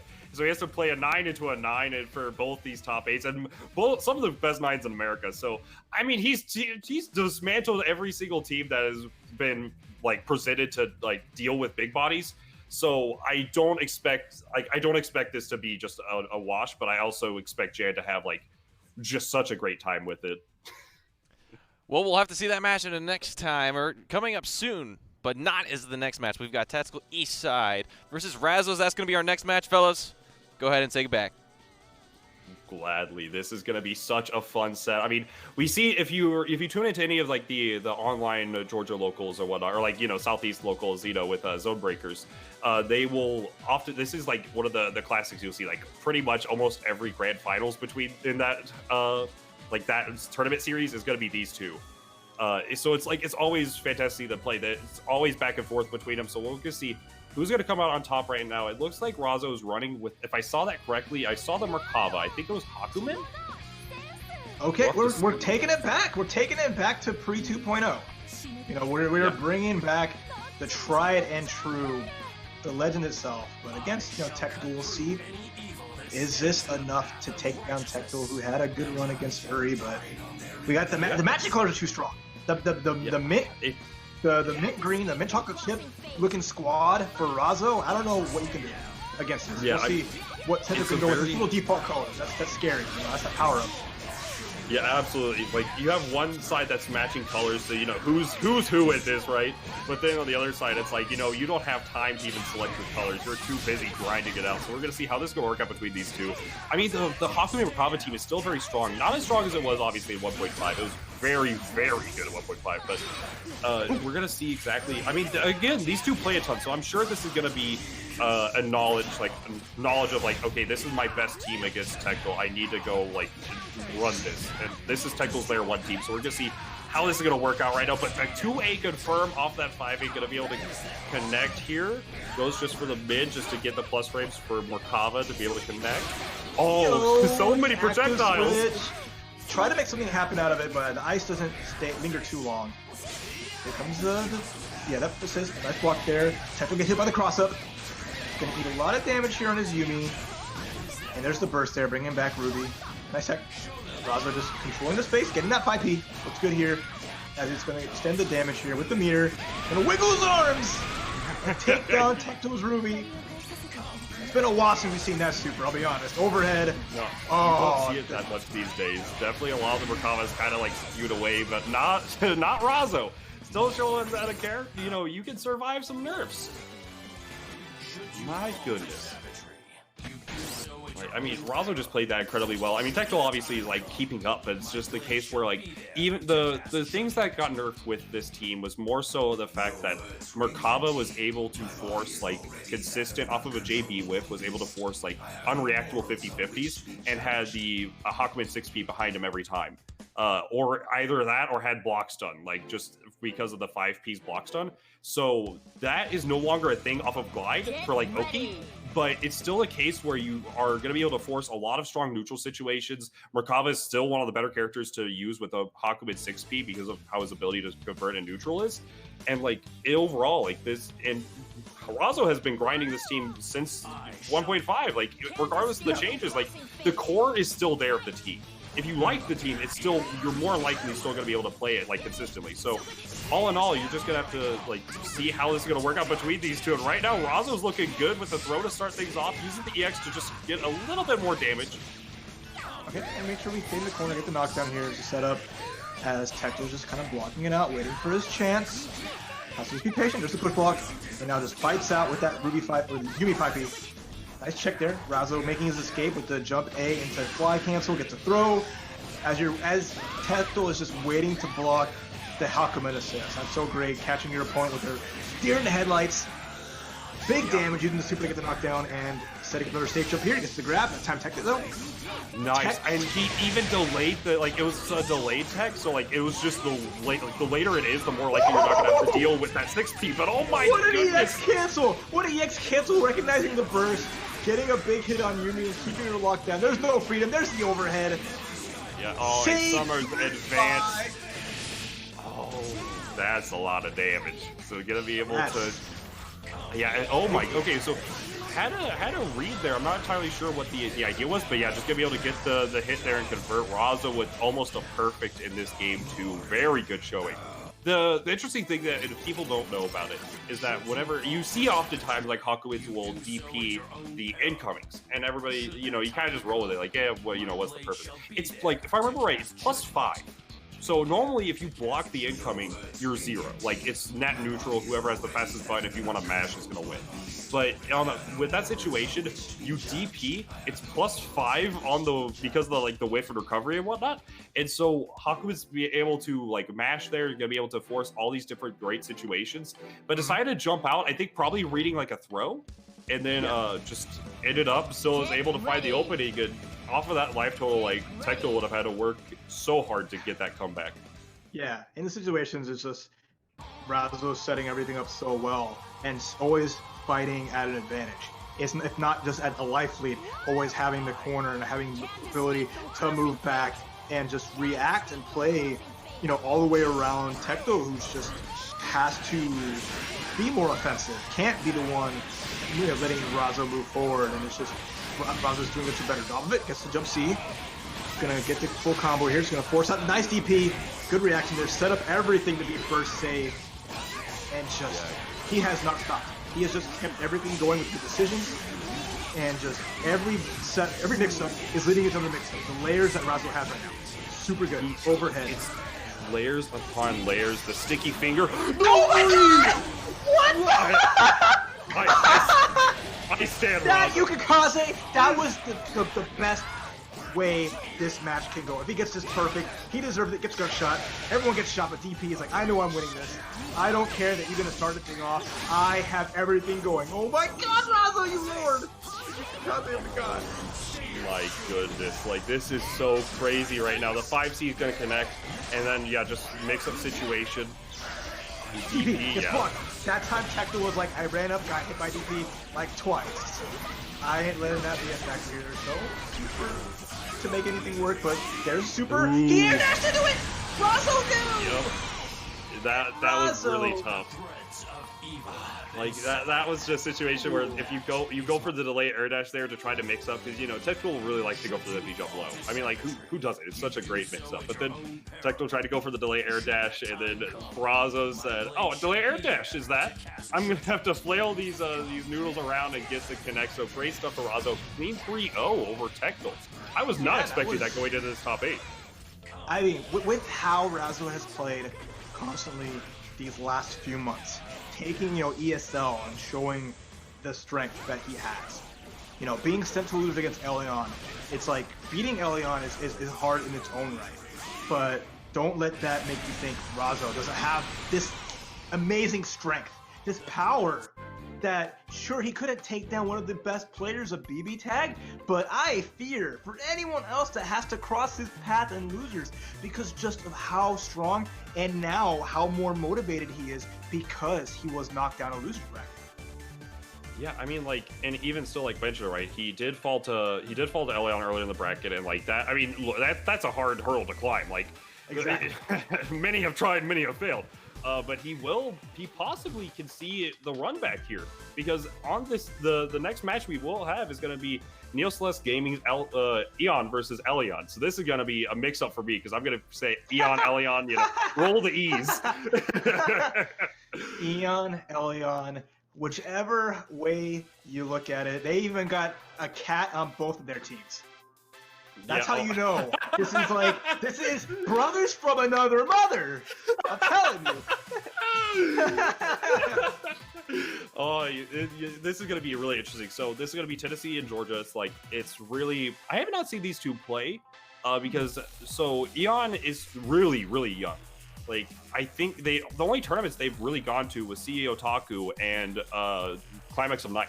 So those, not it's more like a Southeast regional thing, unless you're part of the Under Night community. So it's he doesn't really get to travel too much, but Elyon, whenever he can, he goes to most Evos, he goes to a lot of these different tournaments here and there and gets so much practice. They've never been at the same tournament, so I've never seen them play offline or even online really, because Elyon just got the ability to net play again. So we're going to see how this is going to go between these two. Potentially just the first time they've ever played against each other in this top 8 for Arcrevo. So what you're saying is Elyon and Elyon have never been in the same room at the same time. Let's take They're this playing one each other now, but they are literally, you either get one or the other. And they both play cats. Their names are confusing. So what I'm guessing is there's someone in a room with 2 controllers in one hand each, having the time of their life right now. It's like, this is the best kind of clue. Okay. No, absolutely. Elyon going with the master and student as his first pick here. Already a strong start and a lot of meter. Oh my god. Oh, yes. Really good. Catching the backdash with the 5A. Didn't want to continue on. And now you see Elyon the trying to Gauntlet Hades. catch up. Yeah. Using the Gauntlet Hades to try to cross up with the assist there is really good, but Elyon is ready for all this. This is a DP punish. You are not dead, actually. So, no, you're dead. You're no, never mind. Nope, you make up your mind. All right, curse, not curse. How are you going to curse them? Or not curse them? Don't take the Carnier's curse to the next level. Okay, big damage here. And we have a Jubei assist. There's no burst available, so it's going to be a simple combo into Karn. Oh, devoured by darkness. Get that life back. I like that. Good decision. Look at how much life Ragnar got back. It's so good in cross combo. Now you are dead. This is super dead because then you're gonna be able to call the Ragnar here, and then you're gonna be able to just go for the super. And it's not a phone steal, but we'll take it. Another devoured by darkness to close it out. He just wants some juice, man. Ragnar just wants some fresh squeezed juice. Oh my goodness. So goodness, Elyon just played that incredibly well. Aeon definitely is you see the evasive nature of the Blake QB team still coming into play there, but just being able to really just connect in a lot of these situations, and the damage difference outside of the damage difference outside of the usual aerial rave stuff, the outlier for Yumi's. That's just to show the Elyon's team has very high consistent damage, whereas Crescent's team is I don't want to say consistent damage. It's you have these outbursts of 15, 16k, which granted of itself is ridiculously good.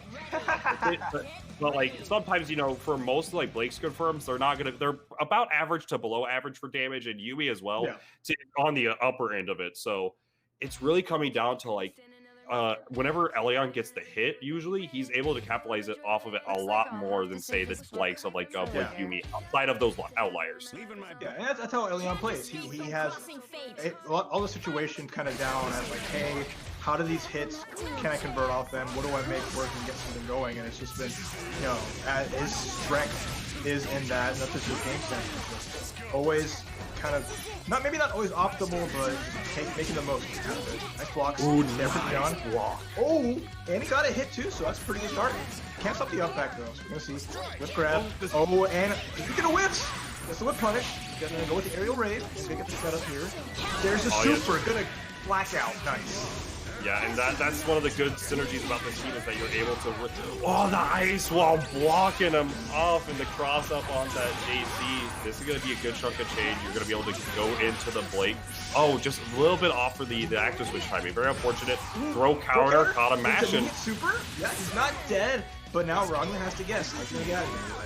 No, that's how he's going to get out. He's going to get out in a body bag. That's how he's getting out. Frozen solid out there from the cross-up projectile. One of the great strengths we've hit on with this team is just the ability to steal the corner and blue beats, but they still combo. Oh, but the seals, the reverse hit! Oh my gosh! And the conversion off this. All right, Elyon. Trying to catch Blake. We're having a cat fight here, but here comes Yumi. I love it. He just jumps and swings, checks that Elyon hasn't jumped yet, and then goes for an option before he lands. Oh, Rekka didn't catch. He caught a hit, but didn't continue on. I respect that. Now, Jubei with low life in the sandwich. Tried to block, instead got a run because of the active switch. Elyon now ties it up 1-1, and that's been one of Eon's strengths. He does a great job of setting up these active switches right as you're being put in a situation where you might try to block. He'll active switch right as you're holding back, forcing a run, and then catching you going the other direction because you're still holding back and you're expecting what's happening on the opposite end to hit first. So he's consistently, not just in the corner, but mid-screen, really changed his timings of active switch, and just it's worked out so well so far in this set. Yeah, he's doing a great job. Like, both players have been playing fantastic here. It's just like that game that Elyon was able to really get started. Like game 1, we just saw where Elyon just went in and did not let Elyon really get to play a lot of the time. But then game 2, you know, like Elyon was not able to capitalize off of like a burst here or there and whatnot. It just really goes to show that like even if you aren't able, if you're not able to capitalize off the very minor things, sometimes it can lead to major consequences. But going to this game 3 right now, tied up with 1-1. We did not believe in the air there. Oh my goodness, just the JAs to defend the skies. I love it. They're just floor is lava. Ooh, the nice floor TP. is lava. We don't want anything to do with the ground. The floor is ice. Okay, we'll get it right. The floor is ice. Yeah. Everything that Yumi's putting out here, ooh, to be whiffed, but Elyon didn't try to challenge it too high to get the conversion off the jump scene. Yeah, and just very to chase down. It's Elyon having to chase down this team. Oh my god! Oh my god! So fortunate! Oh my goodness, that could have been a dead Ragna. But oh god, did not expect the combo to drop there. The forward tech gonna get called out, and then just gonna be able to get all of this damage, free real estate. Alright, it's the pressure. And yeah, there you go. Gauntlet Hades. Yeah, if you wanted to keep Yumi alive, you did, but you paid the price, and now here's a sandwich. Tried to press, but Elyon with the call out. Oh, still got a hit! And we're still blocking everything. Card and scissors. Oh my goodness. But no punish. And the dog get the punish on it. Now Aeon's getting started here. This is going to be a chunk of change. Now we're going to be able to force at least just, okay, try to go for like a run under 50-50. Punishing the whip. Punished, yeah. And I like that back tech from Elyon. I think Eon was expecting the forward tech, so it didn't quite work out. Oh, there's the low, and it's going to convert off here. Elyon now up 2-1 in the battle of the Eons. Yon versus Eon. Yon is going up with the advantage here. That mix-up from Elyon was really good there. Just the classic going for the empty, well, rather doing the air button and then going for the either the additional overhead or the low. Really good play from Elyon. Yep, and I have to put some respect on some Aeon right there. He tried to do a reversal aerial rave to try to just explode Elyon. And if that connected, that was a dead character. He tried busting out to the to the nth degree. It was so good. You know, that's what they attempt to do sometimes. You know that you have to make a big play, right? To just have something swing in your favor. And it's unfortunate it didn't quite work out. And that whole funky thing where like Elyon did a DP in neutral, got hit, was still able to land, tech forward, got just a 5A, put the big boot there, and just like, what in the heck is happening?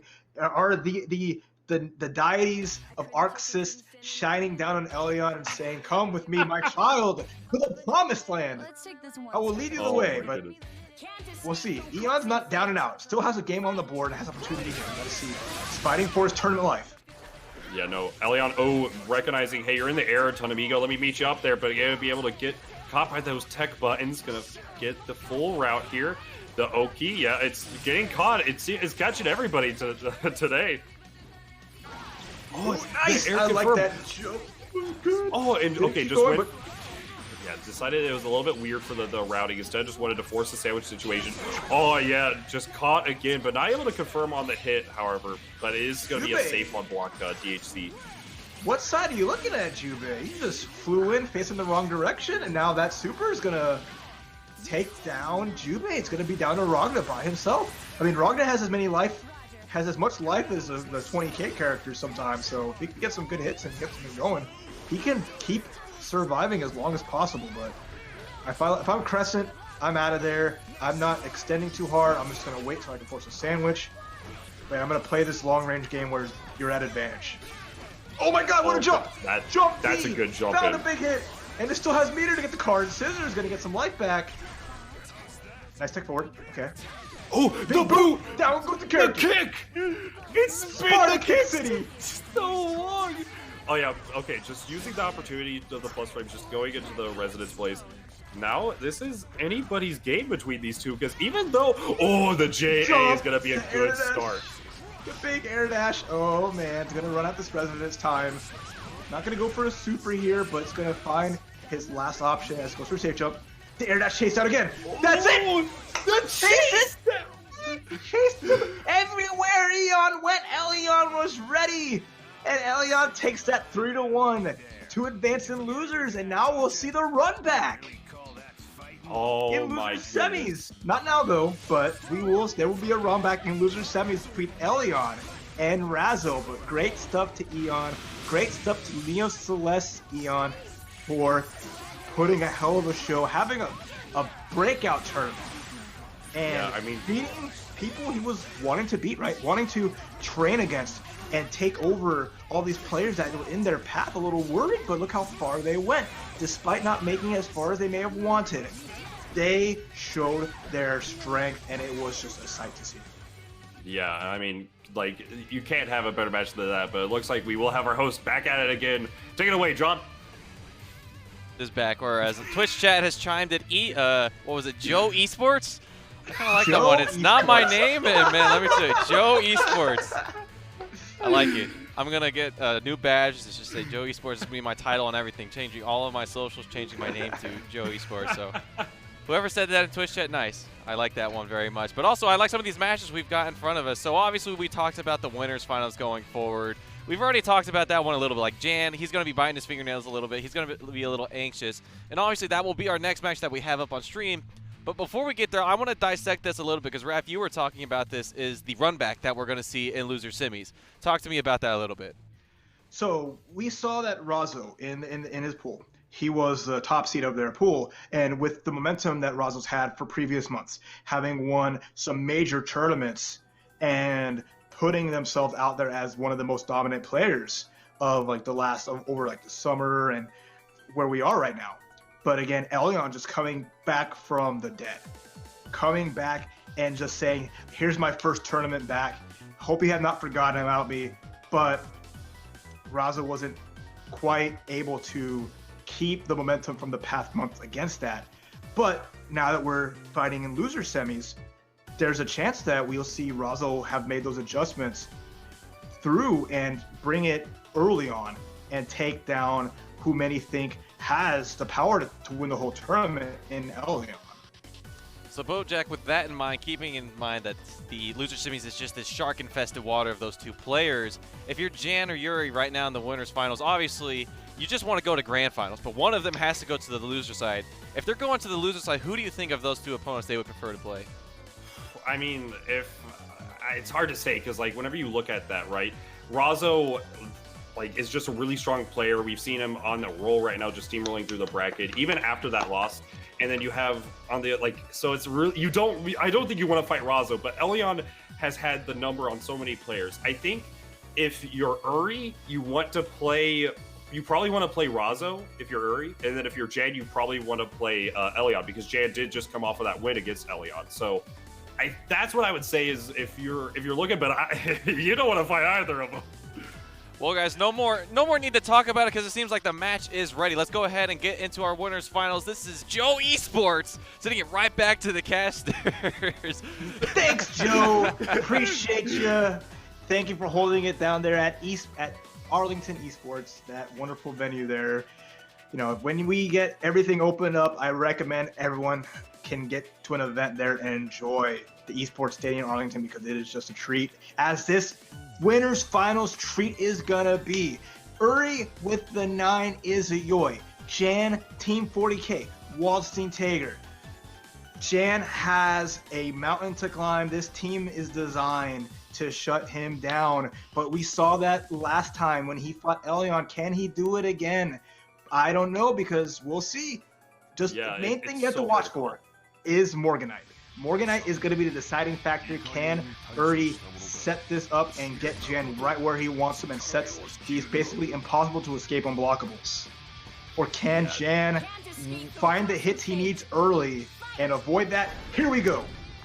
Yeah, it's really, you've got to be so careful if you're Jan, because any time that you're going to be getting hit, like, even like potentially right there, oh no, a little bit too far, but anytime that you're going to be hit, you have that, like, that looming threat of being sent to the corner, planting that seed of despair, honestly. And then you can even just force the mix-up, like, right there. Because of the CC, you get to force your own mid-screen corner. With great awareness, Anti-Art gets baited by that JC. That JC, the body slam, catching Uri out, adding that layer to it. Ooh, what a hit. hit the assist. Oh, get punished!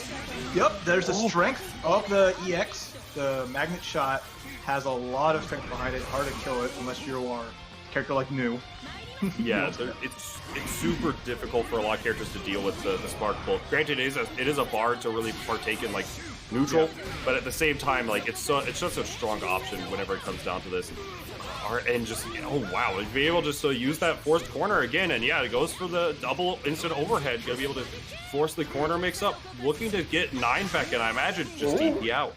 But yeah, nice TP. Gonna bring back the wall versus 9 match. Nice double air dash. Avoids the 2B. That was so good. And now here we are. We have Morganite. The top of the cannon. Just escaping out of the corner. Chase down. Was able to block. Yeah, unfortunate. Uri was a little bit late on the steam there, not able to call it out, and just trying to bait. Well, that is huge! Speaking of baits, what a call out there. Too high, though, to get the last hit as needed. But I like that. And beat out the 2B again, avoided it entirely. Now Jan has to bring back Tager in. What a top four! But nothing personal, kid, going right behind him. Uri being able to force the situation. No, but like you're safe jump! You can't save out Tager with 2 bar! Still not dead, but in this corner here, jumps out with the deep got hit! The deep hit is so big! So far away! The power of Tager, that's a grab. That's a big grab. That's a big grab. There's opportunity here with the super. Nice burst out. That was good. Yeah, recognizing that was going to be the burst point. Uri, has to activate Resonance. Just try to get something started here. Any hit will kill Wald now. What, did he press a button? No, sir. No, he did not. He did not. He's taking it. Jan just blocking it out, taking this chip, having to weather the storm. Brings out Tager instead. I spent a Spark Bolt in the future. Yeah, more than likely. But Oh, this it's is where Rampage time. Both these characters use Rampage time pretty well because you get the EX Spark Bolts for Jan, but at the same time you also have Scarlet Vein. It's literally like if Uri is a little bit like it doesn't use the EX Scarlet Vein at a good Scarlet Vein at a good point, then it's gonna be Explosion. But at the same time, like Jan, like it's projectile infold, so you can just call out Jan for trying to go for it. But Jan just has to wait out 40 seconds here. Uri has to get a kill, and that's it. There's the hit! And that's gonna do it with all this bar. Just gonna get the Magnatech lead. Boom! And game 1, Jan and H-Town. Spark Bolt. You knew it was gonna come. You knew it was gonna fly out, but you didn't know when. You know, Jan held that Spark Bolt for so long and just threaded the needle. It's just, the patience from Jan to hold it for so long, like as Uri there, even though like you have 40 seconds, that's true. But if you know anything about anime games, the combos take like 10, 15 seconds. So like you have to, especially against like team like 40k, you have their life totals. 9 is gonna have to spend so much time just getting that combo. So Uri at 40 seconds left said, I have to make a play here. I have to try to open my opponent up. He can't just play the passive game of I wait for you to Spark Bolt and I react. He has to be the aggressor. And then he got lost in the aggression, and then just the Spark Bolt threaded the needle, like you said, and that's a good way to start a set. Yeah, and we're going to be in it for the long haul. We saw that first game. I mean, BBTag has the opportunity, and typically does take it, of ending in an instant. But there are players who, like this, will just run that clock. Don't want to overextend, don't want to make mistakes, because one mistake can mean dire consequences. So we're going to see how game 2 plays out, but hope you got plenty of water and you guys get some stretches going, because this is gonna be a doozy. Yeah, this is going to be fantastic. I mean, and I don't think we've actually found this. Both these players are actually really patient when it comes down to it. So like I would not be surprised to see like 1 or 2 more Rampage times in this set. But nice confirm. And yeah, this is where the party gets started. So Uri, if he doesn't do the spell gauge swapping routes, no, instead just tries to go for instead just goes for the delay high-low, and just gonna get Izayoi to start things off to get the combo for the Cloud. And now Morganite's available to Seed of Despair. Base the DP. Can't get out of that. Sorry, sir. This is the game. This is what Yuri is playing for with this team. Putting Tager in the corner, making it basically impossible to escape. And now it's all down to Walt scene. Like I said, that's the win condition. Get him into the corner, get him knocked down. Here we go.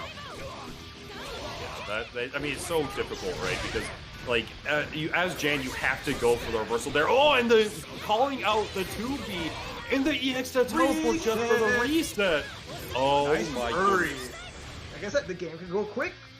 And just like that, Uri, even though a lot of life he had to knock off, but still just constant pressure, and you don't let the big bodies breathe, and you see the results of it. So that is what most people are expecting from this match. This is what, if you look at it from objectively, not thinking of the players, you see the characters that are on deck against each other. It's basically going to be 9 gets a hit, takes it to the corner, runs the mix, character dies, run the set again, and the big bodies just struggle to find an opening. So.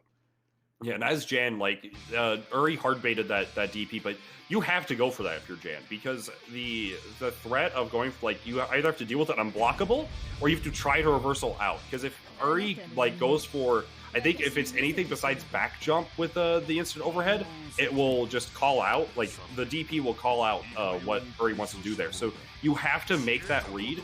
Otherwise, you're holding it. So it's like it's such a sticky situation. But we're gonna see if Jan's gonna be able to come back like he did in game 1, or if this is gonna be another round like Uri. What? That was a fun trade. Now I expect the trick. Big jumping from Jan. Okay, that's a start. Now Jan getting more damage basically than he got the entire second game. So we get the knockdown here with the super going to the wall. God press. Gonna put out Tager. No, just gonna go low. Tager's just coming through. Oh yeah, using the CT just rack up all this damage. You can't even see the numbers because of how big these characters are. Yeah, oh, that's cheap. That's so cheap. There was a chance. There's a gap, and then the active switch. Oh man, this damage. So what gonna do here? Gonna wait it out, and nice. This is the frame trap looks like. Yeah. Oh, the anti-air. Oh, and this you won is the big. fast game. You won the fast game. You're getting it. Yuri's gonna get one more chance here. Save jump from Jan. Gets the pressure, nice. Gets out, and now 9 with level 3 residence. Putting the clock down. Time's a ticking. Yeah, now this is just coming down. Will how do air unblockable? Time's up, my friend. Oh my goodness. So yeah, I mean this is like, even as 9, this is still a very uphill like climb because of how just everything's gonna go for him. Sets up the Morganite, try to set up. Yeah, you couldn't see the low. Oh my That's goodness. A big hit. Here it comes. This is what he has. There's gonna be a burst though. Couldn't bait that out. And now 9 with just a picks. 1 hit left. Any errant hit from this big body team is gonna do it. There's Spark Bolt. It's taken in the back, but not a bad. That worked out for Jan. Who gets hit? Who gets hit? This is big. Yeah, he's gonna. Oh, burst available soon. Oh, this is big for Uri. Like, you're gonna get all this burstable damage. Gonna be able to set up for the unblockable again. Oh, I was a little bit off timing for it. Now, I mean, yeah, you're gonna have. Yeah, that's the burst point. So now down to literally 1 health.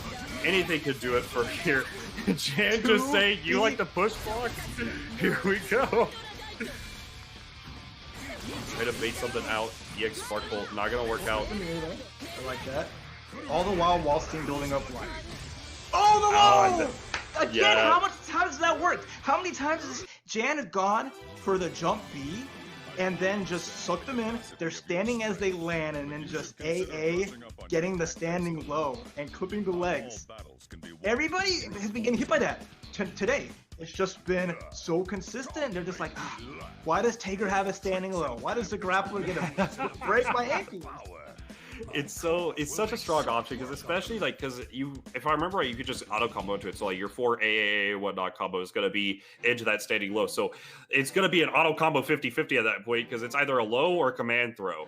Like you gotta guess, and it's definitely a rough situation to be in, especially when you're at that pixel of life right next to Tager. Tager's not a super threatening character unless he's right next to you, because then at that point you just don't want to do like. You don't want to jump. You don't want to crouch. You don't want to do anything. But okay, no, you're holding up back. You're holding up back and getting blessed. Oh, I like that too. I said the character's name, so I might have like spoken into existence. Nu is the anti-grappler. She is like, stay away from me forever. I'm socially distancing right now. This is like the social distancing team. It's very, very good against big bodies as well. We already mentioned, like, you know, 9 and Izayo are both very good options. Izayo is a good option because of the support value for 9, but New provides a good chunk of support for 9. It's not her best team by any means or anything, but this is Uri's, like, comfort pick. He's been playing this team since 9 dropped, basically. Like, this has just been the team that he's always played. Like, he played it as the first Arcrevo pools, made it very far. Like, he's just very consistent with it. It's like, you know, his favorite characters together. So we're going to see how this is going to work out here. Tager is going to be bleeding, and still unfortunate Tager bounced that way, so you aren't going to be able to get the full mix-up, or like, well, the full damage on Tager, but still racking up the little damage you can get on the assist there. Great stuff. So, like, Jan using Waltzing special power, which his claws can crack fireballs. So sometimes he'll challenge the electric ball to hit it out and keep the pressure going. What a grab. Nice block. And Jan with the 5A. Tager after a throw tech is so scary. There's some characters that could beat him out, obviously, but I don't think 9 has that power to challenge the 5A. Yo, reversal. Okay, set him up. Back dash out. Not too bad. Oh, that was so scary. I think 9 was actually vulnerable there, so it's just a very risky swap from Uri, but it is a risk for Jan as well. But, unfortunate drop was not able to get a counter hit on the anti-air. 2B going to be able to get just a good chunk of change. I'm going to swap sides. Good. Spartan Bolt gets blocked. Okay. There's the Wallstein assist and the conversion because that bounces. That slash from Wallstein has a small bounce on it. Hammer. Oh, and the swap! The swap from Uri! Good active switch. That was big. Oh my goodness. Okay, yeah, it just... Jan's like, okay, never mind. Yeah, Jan was so ready for the sleepy and forget about it. Uri just said, I'm not even gonna try like doing my dance shenanigans to beta. I'm just gonna down back. With only a little bit of life. He can't really take any combos here. And he's got to hold all this pressure full screen as Resonance is just going to wind down. There's a super. Nice up. Nice jump. Nice jump. That was so smart from Jan. Realizing that no meter for Uri to be able to combo there, but he's going to be able to get this stuff here. Now this is dangerous because you're forcing the corner situation. He gets a free dash up. What is he going to do? Try to scoop, but the 2P's going to connect. Blocks again. Double blocks. And now we're going for the double again. The jump C gets caught out with not enough to kill, obviously, but this is just a good positioning. This is everything that Uri wants right here. Yeah, from News Blades, she's just does so little damage, so it's very hard to really like get things started for Uri. Like, especially against like a 20k character, like you get a hit, and it's like, cool, I did 3k. Let me get another 8 of those. Empty jump low. The legs. Nice. 2-2. We're going to the final game. We are going into whatever happens here is going to decide so much for how this tournament plays out, and it's guaranteed into the money. This is to get into the bag. So both players have to make this count if they want a piece of this awesome prize provided by Arc System Works. Every region gets a nice chunk of change, so thank you so much to ArcSys for supporting the entire BBTag community across the United States. Here we go. Game 5. Yeah, absolutely. And it's like, especially because, I mean, this is guaranteed top 3. Both players have already guaranteed themselves in the pot, but I think this is, if you want to look at it this way, if I remember the prize distribution right, it's like a $500 money match, basically, where if somebody gets, like, if one of these players gets third, it's like $250, and then with second, I believe it was $750, but I don't recall off the top of my head, but this is a big money match. This is a big money match. Everyone's crowded around the table. There's all the dollars stacked up in front, man. We're gonna see no holds barred. Yeah, so, and I mean, it only gets bigger from here. So now, here we go in this game 5 between these two. Winner will move on into our grand finals of the South-Southeast Arcrevo, but the JP is gonna connect. Yep, that normal's got as much range as you expect. It's gonna be a good start for Jan. He's gonna be able to set up some Oki here. Yeah, there we go. To the window, to the wall. Gonna set up something here. We got the patience there, waiting to see what Uri would do. Said Uri's opted to dash forward, which is not a bad idea. Punishes Tager, getting some damage on him. Yeah, just a little bit of damage, only like 2.6. But I mean, granted, anything will help against the Team 40k. Well, 40k rather. Gonna be able to get these hits here. Just gonna have to use the EX to get a little bit more extension. Only gets 4k off of this, but still, it's all about that positioning. Like, you know, 4K is not a ton of damage, but you can't grab somebody for full screen. Ooh, I mean, yeah, even Wallstein's like super, has solid vulnerability. He's gonna have a hard time getting pushes up. All right, now the mix-up goes low, and with the active switch, and almost had to punish on that. Jay gets hit with the crossover. That's so big. Uri's like, you're not going to DP here. I'm okay. And now he's going to take Tigger to the corner and time to set up some seeds. No, never mind. DP works. Gets punished. But that was a little weird with the situation there because of how it was going to confirm. Goes for the multi-hitting low. Is this a dead wall? This is so much damage. This is a lot of damage. Oh, yeah. Cross rate. That's it. Cross rate. And now it's all down to Tigger. With so much life that Uri has, this is going to be just the hardest thing. Gets hit raw. That's going to do it. Uri takes it 3-2. Taking down Jan and sending him the losers. And now Uri in grand finals. Yeah, that's incredible. Like, that's just such a great showing from Uri, great showing from Jan. That was a slobber knocker of a set I see one. And I really like how Uri went for the comfort pick. Because depending on who you ask, is not a very strong character in this game. But as we can see, in this Izaya replay, right? Izaya died pretty early. Nai was just not able to do anything. Izaya did make some impact in the second game, but with this mix-up. But in the end, it didn't. In the end for game 2, it worked out. But game 3, we can see right here, just back down to that solo 9, not really able to get what you want, the standing low. Instead, swaps over to the new to try to play the zoning game. You can't grab me from full screen. There's so many different mix-up tools, and it's just a comfort pick. Empty jump cross-up low, going to be able to take game 4, and then for the game 5 is just down to the zoning, and just got hit by the sword. So Uri managing to go back to the comfort pick, back to that just goes to show that it's more about your matchups and your synergy than it is about, your tier lists and whatnot. So great stuff. Jan not out of the picture by any means. He's going to be playing the winner of this set that we're going to have coming up. Elyon and Razzo getting ready to square off. And this is your guarantee. Winner of this is in the money. We already talked about that was a $500 money match. We're going down a little bit this time, right? This time, if I remember the distribution right, this is a $250 money match. So a lot of this run back. We saw Elyon just clean it up.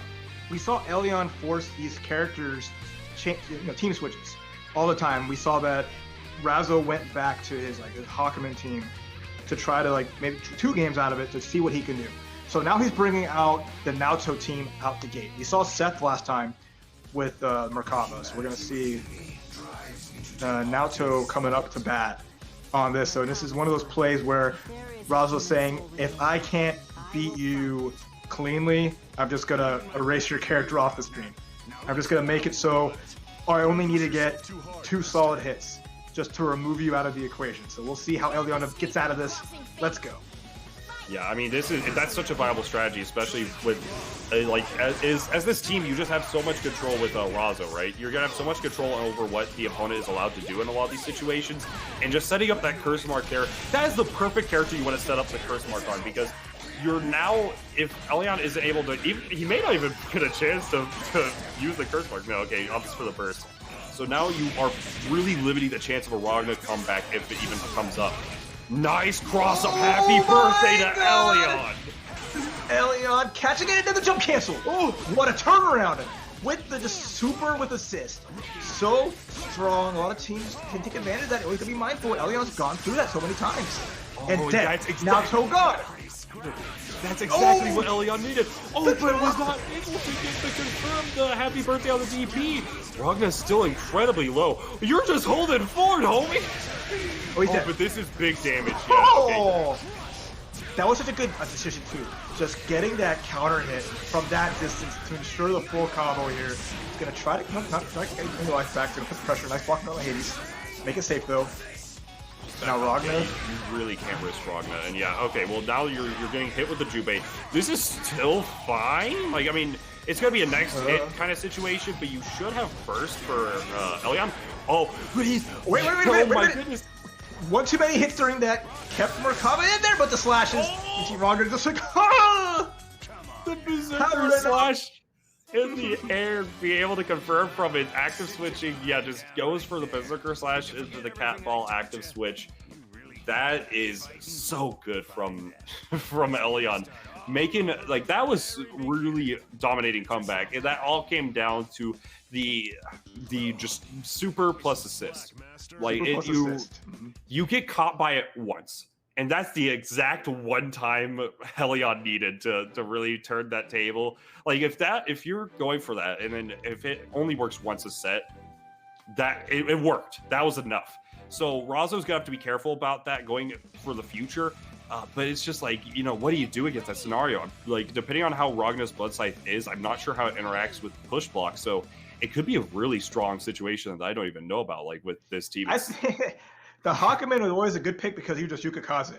You'd see that. Oh, yeah, for sure. And that worked out a lot for Razzo, but he's not opting to go for the Hakumen. He's not opting. There he is. He's doing the Hakumen Merkaba. So Yukikaze's on the table. If we see that situation again, if I see Yukikaze, I'm going to freak out. I'm probably going to take a lap around the house right now if I see Yukikaze come out against the Wake Up Super, but Elyon might be aware. Here we go, game 2. Oh, very aggressive round start from Elyon, spending that meter really early, and like all of that meter actually. So he lost his EX and he lost the CC, but it is cross combo, so you're going to come back very quickly. Big damage, okay, with the knockdown. Let's see if this subverts. Elyon not wanting any of that corner. Falling. Jump A, hit here. Oh, wow, and Jubei did not get punished by the DP there. That's crazy. Yeah, I really like the falling JA from Merkaba right there. And now you're in the sandwich, homie. Oh, tried to go for a... Well, just coming at the character, you want to take all this damage because he's already a little low. So now he's going to have to find a way to swap out back to Ragnar. Just a grab. I like that feint. No burst is not a factor here. Try to counter the drop down. Look out. But now this is really looking good for Razzo, but Ragnar gets a hit. Ragnar's going to take it to the corner. We've seen it time and time again where Elyon is able just to make these comebacks from the solo Ragnar, but if the instant overhead JC with EX Fireball going to say anything about it, it is definitely one of the tools that you'll need to really just stop Elyon from this potential comeback. I mean, but he has to climb a mountain right now. This is definitely a David vs. Goliath kind of moment right here. Oh, goes for big the grab. throw. Yep, big great grab. We've not seen Elyon tech these throws. Now we're gonna see all the damage we need to end this. Gonna charge that super. Yep, easy peasy. Goes for the easy confirm. Doesn't even want to go for the full charge Shifu. Just goes for just 5A Summer's Advance. Let it go forth and take him up the game. No, that's good. He struck blood. He has found like the nick in Elyon's armor. We saw in their first set that Razzo didn't really have a good answer, so now that's a start. You go through your Rolodex of teams, you just flip through them all until you find one that's just enough to crack through and break Elyon. But can this continue? Because it's still just 1-1. Razzo has to do 2 more, and we'll see how this all plays out. Yeah, like Razzo has found the team, found the strategy he needs to make Elyon bleed, but is that going to be enough? Because you gotta kill the man, you gotta get him out of the bracket. But we're gonna see if that's gonna be enough, or what's gonna happen between these two. It's gonna be a slobber narco regardless of what happens. Going for trying to nice air there. Oh, but a little bit too high for the 5B confirm. Clashes on the sticky fingers. Okay, really? How often do you ever see anything like that? Okay, there's no punish on that. Maybe Jubei was still in recovery, but speaking of Jubei, he just cat scratch fever. That's such a good assist there, and it just extended that perfect hit. Then move the corner, get the knockdown here. What's gonna be set up? CC immediately encourages the mash and just waiting. The patience from Elyon. Yeah, just go. He was blocking the entire time. He was holding back the entire time there, just like, you're gonna burst. I know. Air unblockable setup, and yeah, now mix up. Yeah, you just have to take the throw. If you get thrown there, you die. So this is not a situation where you take the throw. All right. That blocks it really well. Okay, gonna have to CC to keep Hakumen safe, and yes, the conversion. That's a start. Yeah, that was such a good confirm from Razzo. Gonna be able to get the Oki here. Did not call the assist. Safe DHC. It goes for the parry to make him pretty safe. Yeah, and just goes for the Berserker slash. Just swap back in Ragnar. That was nice. It beat out the dive clean. Overhead, dash up overhead. You don't have a burst here. Say goodnight. Just, I have to kill you. You must get out, and now the 6 heroes fighting each other again. Juve versus... This is so dangerous. Okay, nice use of the push. Oh yeah, use the JC to call out the anti-air from Razzo. This is gonna be a chunk of change. Nice. Super here. One more mix up. You can call it, doesn't work. Didn't work. So now it's down. I mean, he has another one available. Trying to go for the full screen overhead. Did not work out. As able to call out the match afterwards. Razzo is in good shape right here, but Elyon just needs to make one read. What? He made it! He made the read! He's gonna combo here. He's gonna get the knockdown off the side swap. Last chance for both players. Oh my goodness. He got the parry! Yes! He waited, he saw, he conquered, and now, with an advantage 2-1, Razzo! Freaking Razzo from Neo Celeste has a chance here. What patience to put the cat down and give it a nap. Oh my god, that was so that was super nice. He definitely just told Juve to eat dirt. You know the reaction you have to grab a cat like out of the sky and just like blam. You know, like Calvin and Hobbes. How many times did Calvin stop Hobbes from bouncing off? Never. You know how hard that is. Razzo's on another level. Oh my goodness, yeah. I mean, if Hobbs was the future, like if you're from the future, you can see he saw the parry from a mile away. So oh my goodness. So I mean, Elyon's still not out of the picture yet. Razzo had those great reactions, great reads to really get him there, but will it be enough to take out Elyon? Game 4 right now because Razzo is on set point. Some CC pressure. Nice JA. Oh, and the DP here gets betrayed though, so it didn't work out for Elyon too much, but still at least avoided a bad situation. There's the drums, here's the mix-up. Yeah, you ain't blocking that, kids. Yeah, it's so difficult.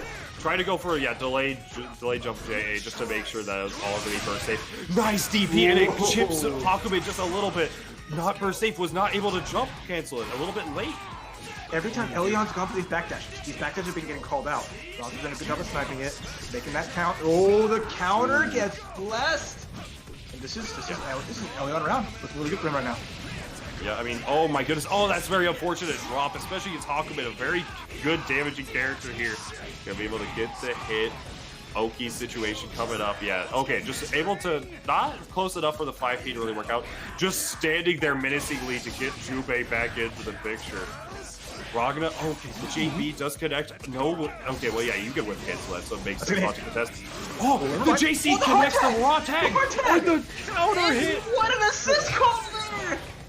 Beautiful stuff. There goes Ricardo. We saw this last time, though. We saw it was all down to Hakume. Hakume can do it with resonance and meter and a dream. Can Elyon wait this out and not hang himself like last time? Yeah, oh my goodness. Oh, connects with the drums. He has a full gauge. Oh, just slightly off of the confirm there. He got caught by the 5P. That's going to be it. Yeah, he's just going to be able to go into the super here, and that's going to do it. Tying up the set 2-2. We got another game 5. I like what I saw. Razzo was looking to time a counter. He was trying to find a position with the drums to set up the counter. Elyon let the CC assist rip to disrupt that timing, saying you're just standing there hoping to catch Juve coming through.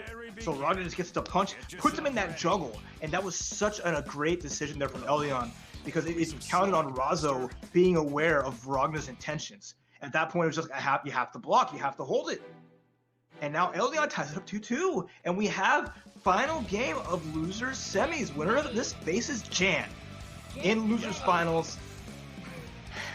That's crazy. So dangerous. Like, I mean, that just shows the skill in this bracket.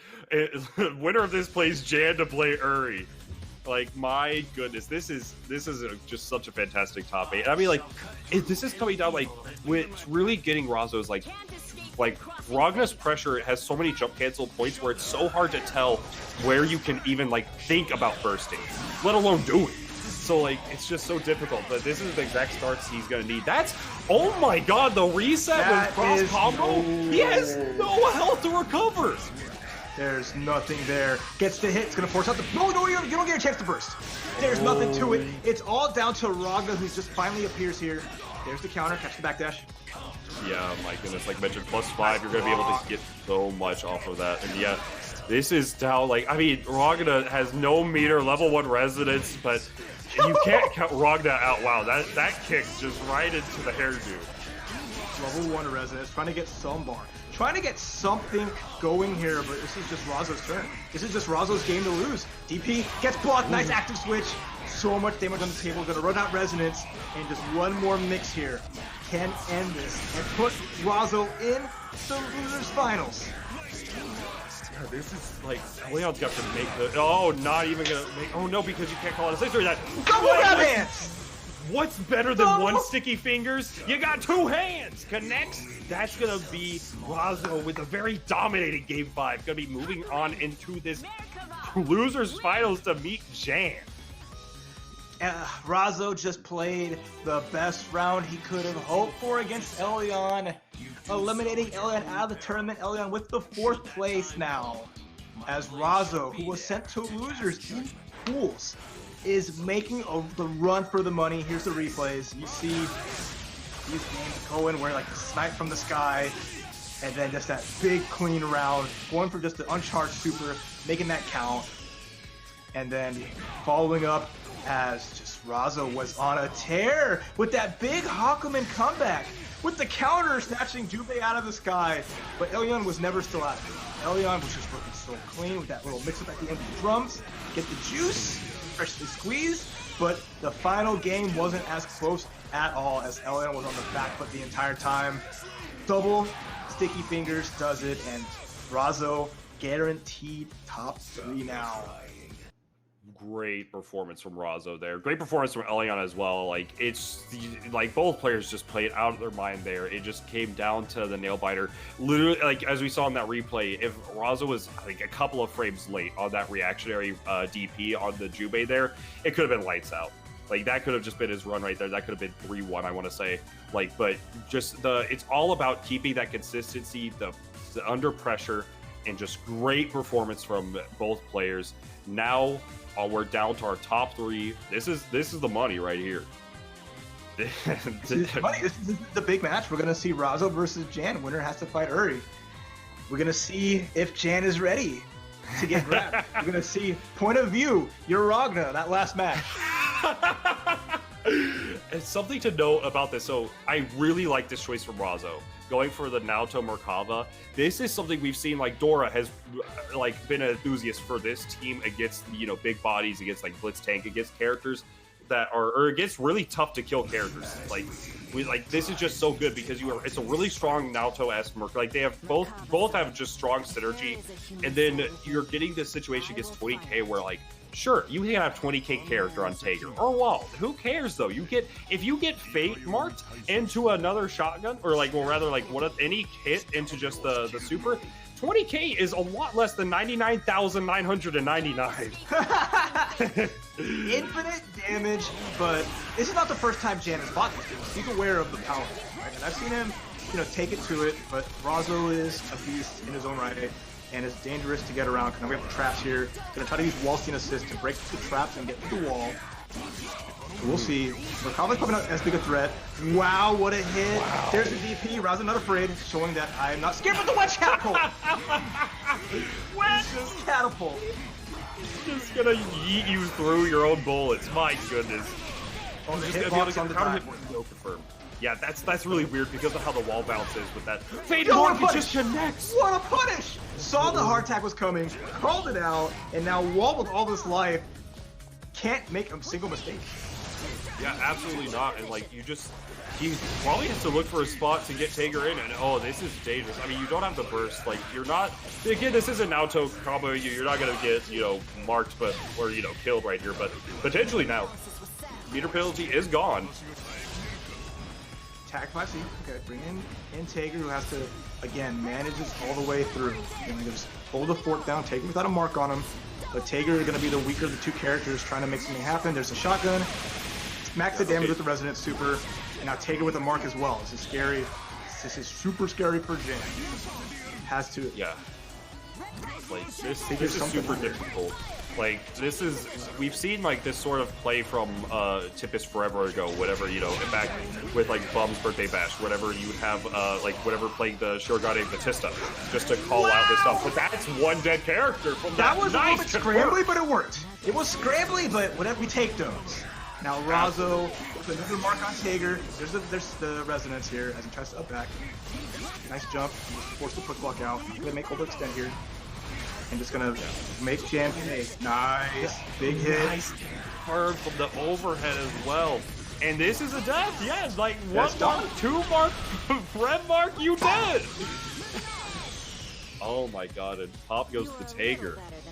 That great play from Razzo right there. I mean, like, to hit on, right, like, this is something that we've seen a lot of for the Shirogane counter pick. Against this team, like mentioned, you know, you get the mark, and you get the mark, and you have such strong meter build because of how the traps work, right? The traps give you, like, I want to say, like, a third of your bar on block, and then if you get a combo, the average is like 7k equals 1 bar. And both these characters are able to average around like 6 to 7k damage. So, like, typically speaking, you're going to be getting 1 bar. So all you need is to play this really slow neutral with Shirogane. The moment you get that opening, you just go, like, you go in. So if you just build 1 bar, if you're able to tag in Shirogane, lights out.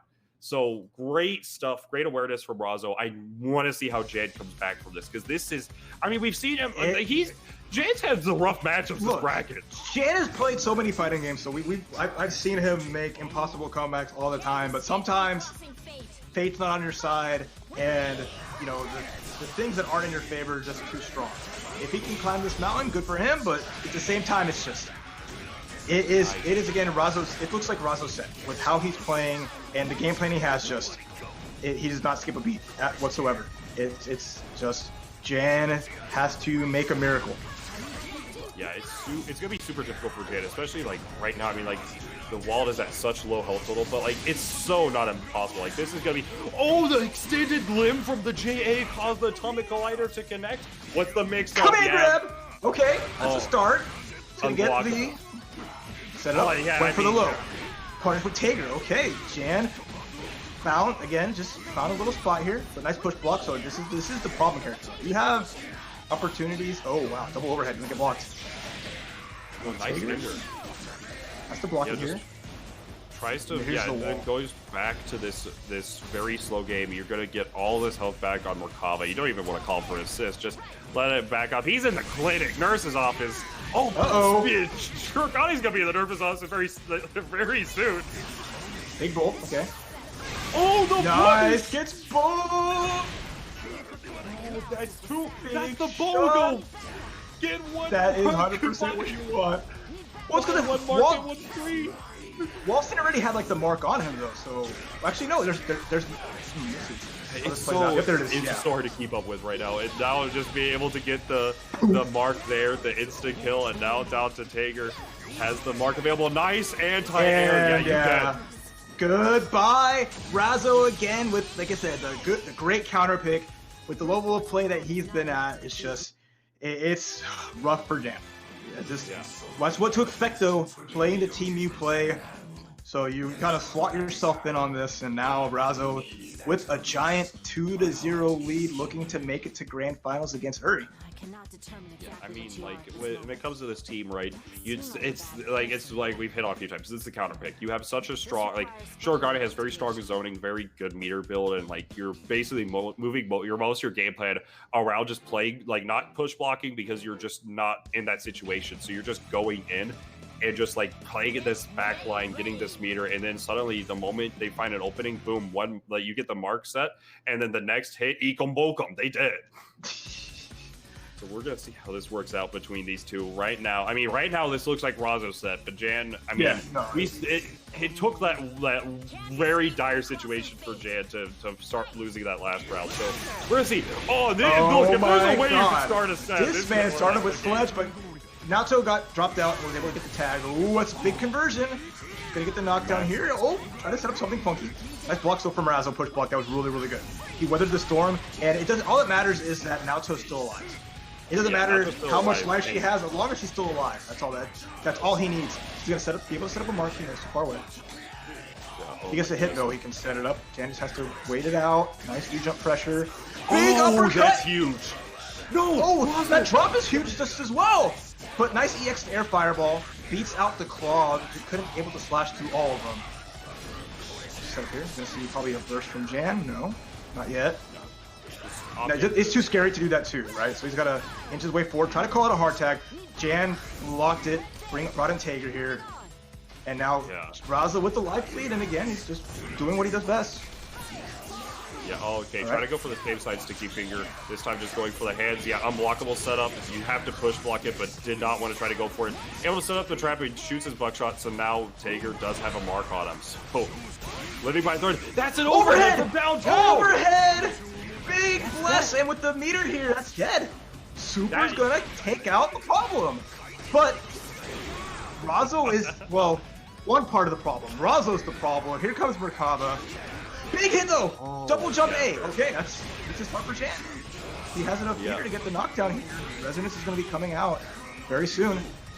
Oh my god. Yeah, this is so dire. The DP does rip, but it's so low recovery. Wow, okay, yeah, this is super dead. Because, yeah, you can just CC just to make sure that they die. It's very, just go for it. Very good stuff from Jan. That, like, I mean, like we've said, he's not out of the picture by any means. Like, you could have all the Ecom Bokum you want in one set, but I mean, you can't Ecom Bokum a command throw. I mean, it's rough. Like, Jan has to make these really good reads, and he has to guess right in a lot of situations. Jan's, adept at blocking, but it doesn't matter how well you are at blocking because when Razzo's team is in full force, it just needs just that one little hit. So, Jan pulling off what would be a great comeback to bring this back, but every new game is a new beginning, and Razzo goes into the advantage in each one. Yeah, so it's really I really want to see what's gonna happen because like you mentioned, like Razzo still it's Razzo is losing that steam, right? We've Jan just coming off of that win, he's gonna be able to try to close it out from here. Like he does not want this set to go on any longer. He wants Naoto Shogunai to not play this game for much longer. But I mean, on the other side, Razzo, I mean, he just, like we've said, just needs a couple of hits. So this is going to be a very interesting game 4 we're going into. Yeah, I mean, starting Tager, so keeping the wall in the back end, just wanting to use him to defuse traps. Wall's on trap duty to kind of clear stuff out and just. Now, the character you want to get marked first and foremost is Tager either way if you're Jan. So that's good to start him out too. But now here we go. Hopping over, we're going to see a 2C or 2B. Yep, there it is.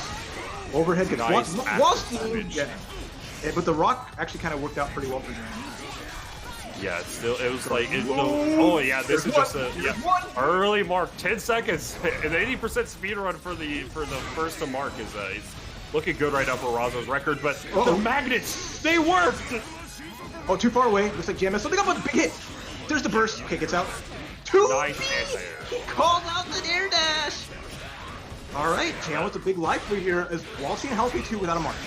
Set up, doesn't get a block, but get the punish! Couldn't get a full combo conversion off that though. Oh, DP assist, we back, baby. Alright, I use the CC. The dash, the glide from Merkaba is actually invuln for CC because it's still considered movement, which movement is considered invuln. Oh my god. Oh my god! She's dead! She's dead! Yeah, that's it. This is huge for Jan, yeah. And big hugs! From the backboard, gonna be able to scoop and just knock Shogunai down. And I mean, like we've said, it's down to the Merkaba. Jan is looking much more comfortable in this matchup than what we've seen from the rest of the set. So, interesting to see. Goes for the JB whip and gets the throw as a result. Not going to be a ton of damage, and you still have to work so much damage out of these characters. Oh, nice counter hit. Nice. Cash out the damage. All right, that was really nice. And now Razzo backs out, wants to get resonance. Force Waltzy out. Here comes the spark bolt. Nice. Okay, yeah, block. So hard to quick block this character. Yeah, you push block the. Oh wow, this is going to be big. All right, gets the loops for days. And now doesn't have any meter for super. Yeah, just wants knockdown. EX grab. Okay. 5C. 5C. Like that. Oh, the good. Super doesn't work though. Super too far. Too far. Oh my goodness! Wow, this Razzo is playing crazy right now. He has to do something. Yeah, no, There's for the sure. rockets are knocked down here. And we're getting close to Rampage time. It's going to be a factor here in just a moment, so Jan's going to have opportunity to get some bar. Oh, this is scary. Both players playing at max range. Yeah, but this is Rampage time, so good luck. Counter hit. Ooh, Oh, he hit. just Go confirmed right into the super. Nice, Alright, nice. Get some damage here. Yeah, you just try to bait something out. The JAs are going to They're get too far, though. Too far. DP. The Oh, you punish! punished the recovery? Wow. The first time in history that recovery has been punished. If anyone's going to do it, it's Wallstein. Wallstein's like 5A. The reach on that, just come here. Just let me talk to you real quick. And now, 2-2. Against all odds, Jan has tied up the set. But all that means is that Naoto is making a return for the final game. She wasn't there for 90% of game number 4. So as soon as she's back in the picture, that's the threat. That right there is the threat.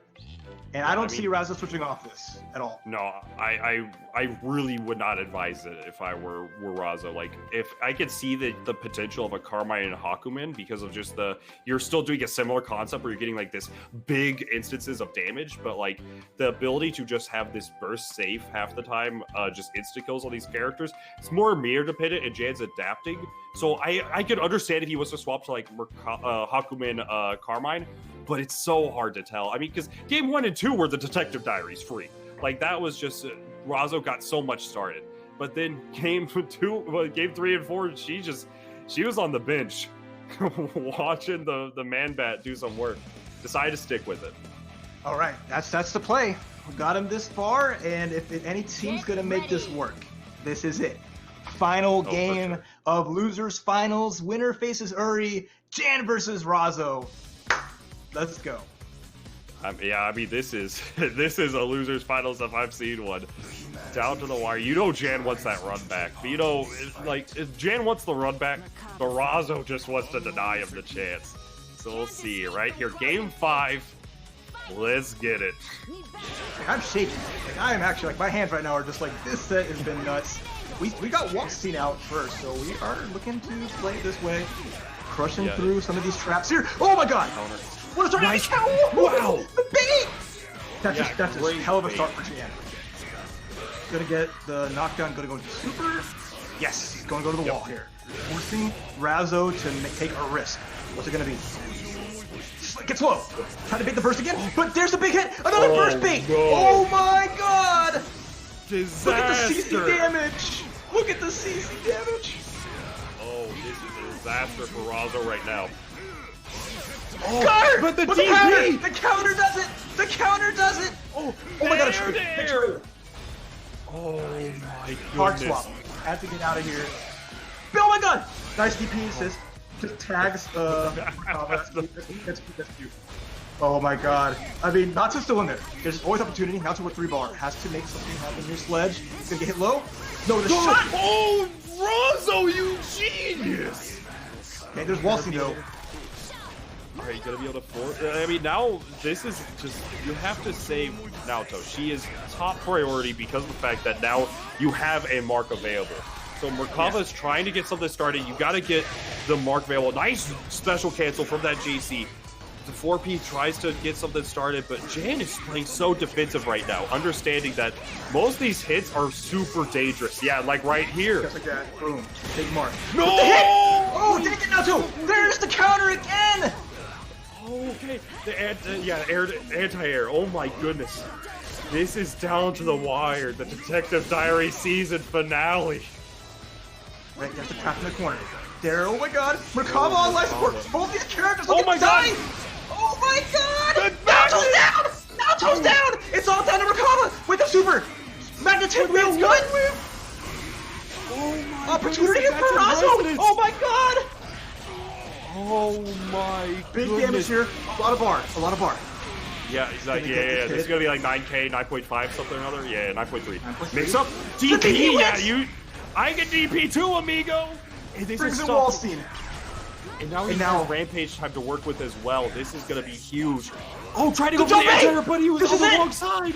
With the combo, Jan coming down from losing 2 games, brings us all the way back, taking out Razzo and making it to Grand Finals. Jan, the big body master, showing that he never says he's dead.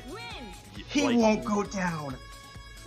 Damn. That just goes to show, right? You can have bad matchups, but if you're a good player, you can get past it. That matchup is terrible for his team, but he managed to come through. And but great, great play from Razzo. Like we saw very early on, right? The Ekum Bokum once, the Ekum Bokum twice. So many of them. The skull and crossbones set. It just the detective diaries were going good. The ratings were great. But then as soon as this game 3 goes around, it got canceled. WWE's on. I know they put Detective Diaries on Fox, and Fox just said, nah, two seasons is enough. And you see the punish there as Jan was finding the punish on Merkaba DP, and that last game, sweep into super.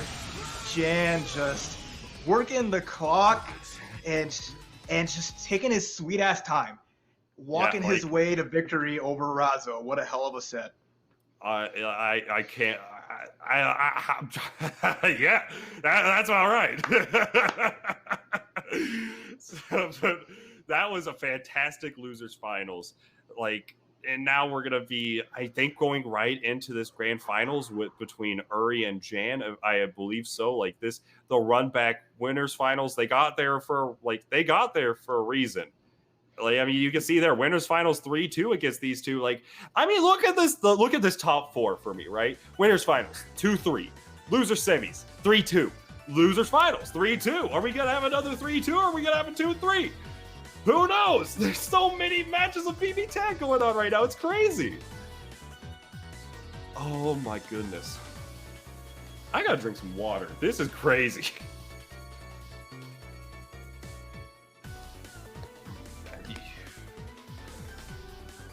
For the matches that we've seen in the last hour, because I feel like we got through pools, we got through the early parts of top 8, and I would say some of those matches were very convincing. Maybe not so much of what we expected, but still very quick matches. We saw 3-0s, we saw some matches that were even not 3-0s, but still very fast. And then this last, like I said, the last hour, this last top 4, it's just been absolutely back and forth competitive. You can tell how much these players want it. We just saw Jan coming back the gauntlet, the reverse sweep, and anyone who plays fighting games, obviously everyone who's watching probably does, but coming from that aspect of being down 2-0 it just seems like this total uphill mountain that you have to climb every single time you get hit. You're thinking to yourself, okay, not only am I 2 games down, I'm also down in the game. And there's so many positions in which Jan, I feel like, could have lost that lead, but just that mental fortitude, that mental strength that he has as being a player that we've known for so long. Raph, I think you said it earlier in the show that he's one of those veteran players that's been around for so long that many people know him around the country as just this guy who's been around forever. And I think, Raph, I want to ask you, what do you think that Jan channeled that inner Jan self that he has that made him come back in that series? He has been a position like that. I can't even describe how many times. That's like the grappler lifestyle that he knows he will have to deal with. All this that is designed specifically to destroy him. That is scientifically engineered in a lab somewhere to say your team is like 70-30.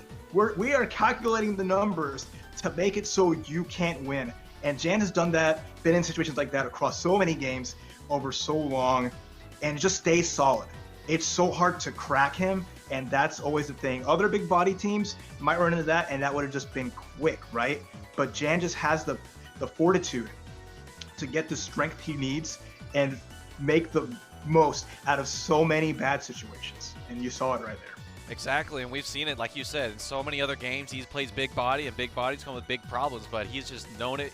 That is the embodiment of knowing a character. That is the embodiment of knowing and a play style as we've seen in so many other games, and even in that set, just seeing that mental fortitude. So BBTag, you had to get some water because it seems like that series was something else. But now we're going into the grand finals, right? Jan is probably pretty hot. I'm here, in fact, because he said he needed a little break. So I just wanted us to talk about it a little bit because obviously there's so much to talk about. If Jan needs a break, then that means you guys probably need a break, which means there's a lot to dissect here. So BBTag, going into this grand finals, Jan was sent to the losers. How is he going to turn this into a win for himself? I mean, like, he had such a great, like, he did really great against Uri, with the Ease IOA. Whenever the nuke came into the picture, it became kind of a, like, more difficult thing. But, I mean, he just got done dealing with Shurigane, and the zoning from Shurigane. The difference between their two zoning, right, is going to be Shurigane is going to be building that meter and try to insta-kill you.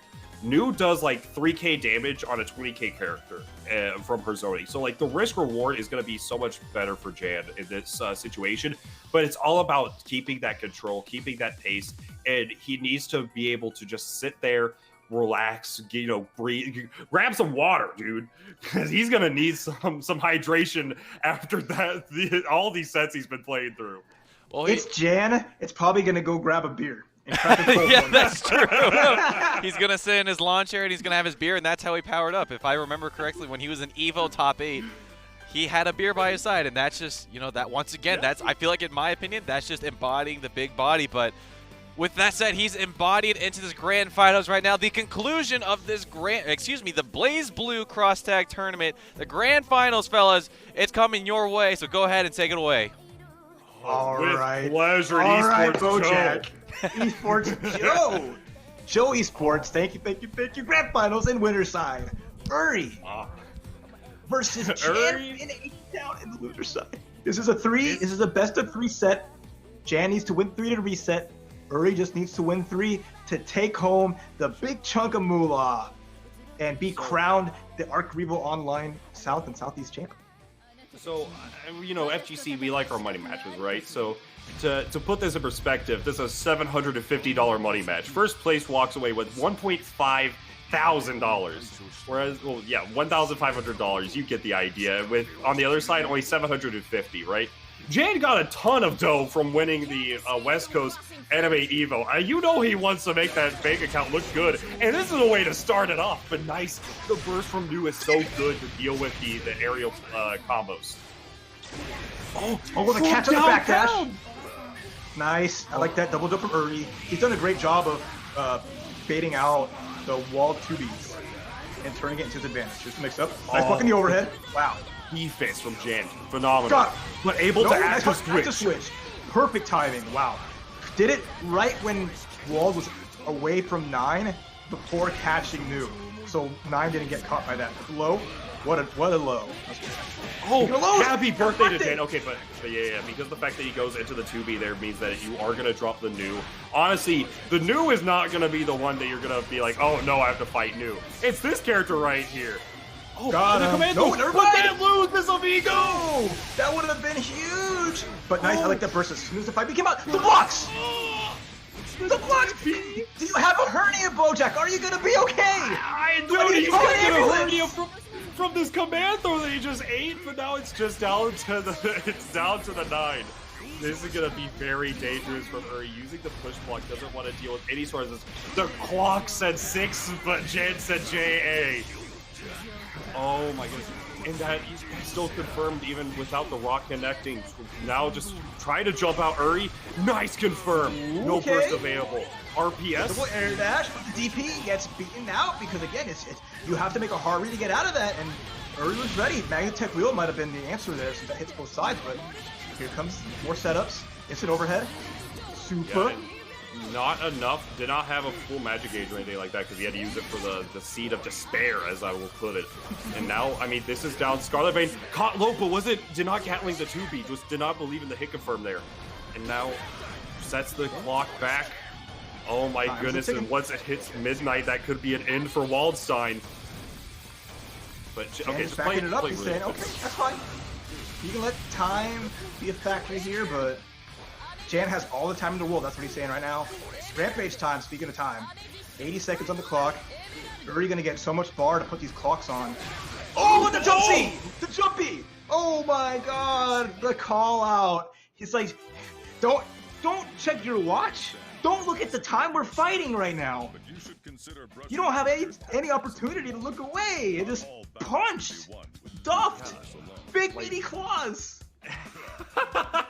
Jan did so, like, that was so great for the patient play there, just to sit there, relax, and then just slowly inch his way in. Because, you know, you gotta just inch your way, because Wald has those long reach normals, that 5A, that JB that we just saw. So if you inch your way in, so that way, because Nine, not the fastest woman around, so like, you're going to be able to slowly make your way in, and then the moment they get, like, Uri tries to go for, like, a jump button or tries to go for, like, you know, any sort of risky movement, Jan is now going to be in range to where a JB is within the realm of possibilities. So Uri's going to slowly back himself into the corner of that situation, and Jan realized, hey, if he doesn't want to back himself in, he can meet my big meaty claws. Oh. Nine the Phantom, me boy. Sure, that's all we're gonna see.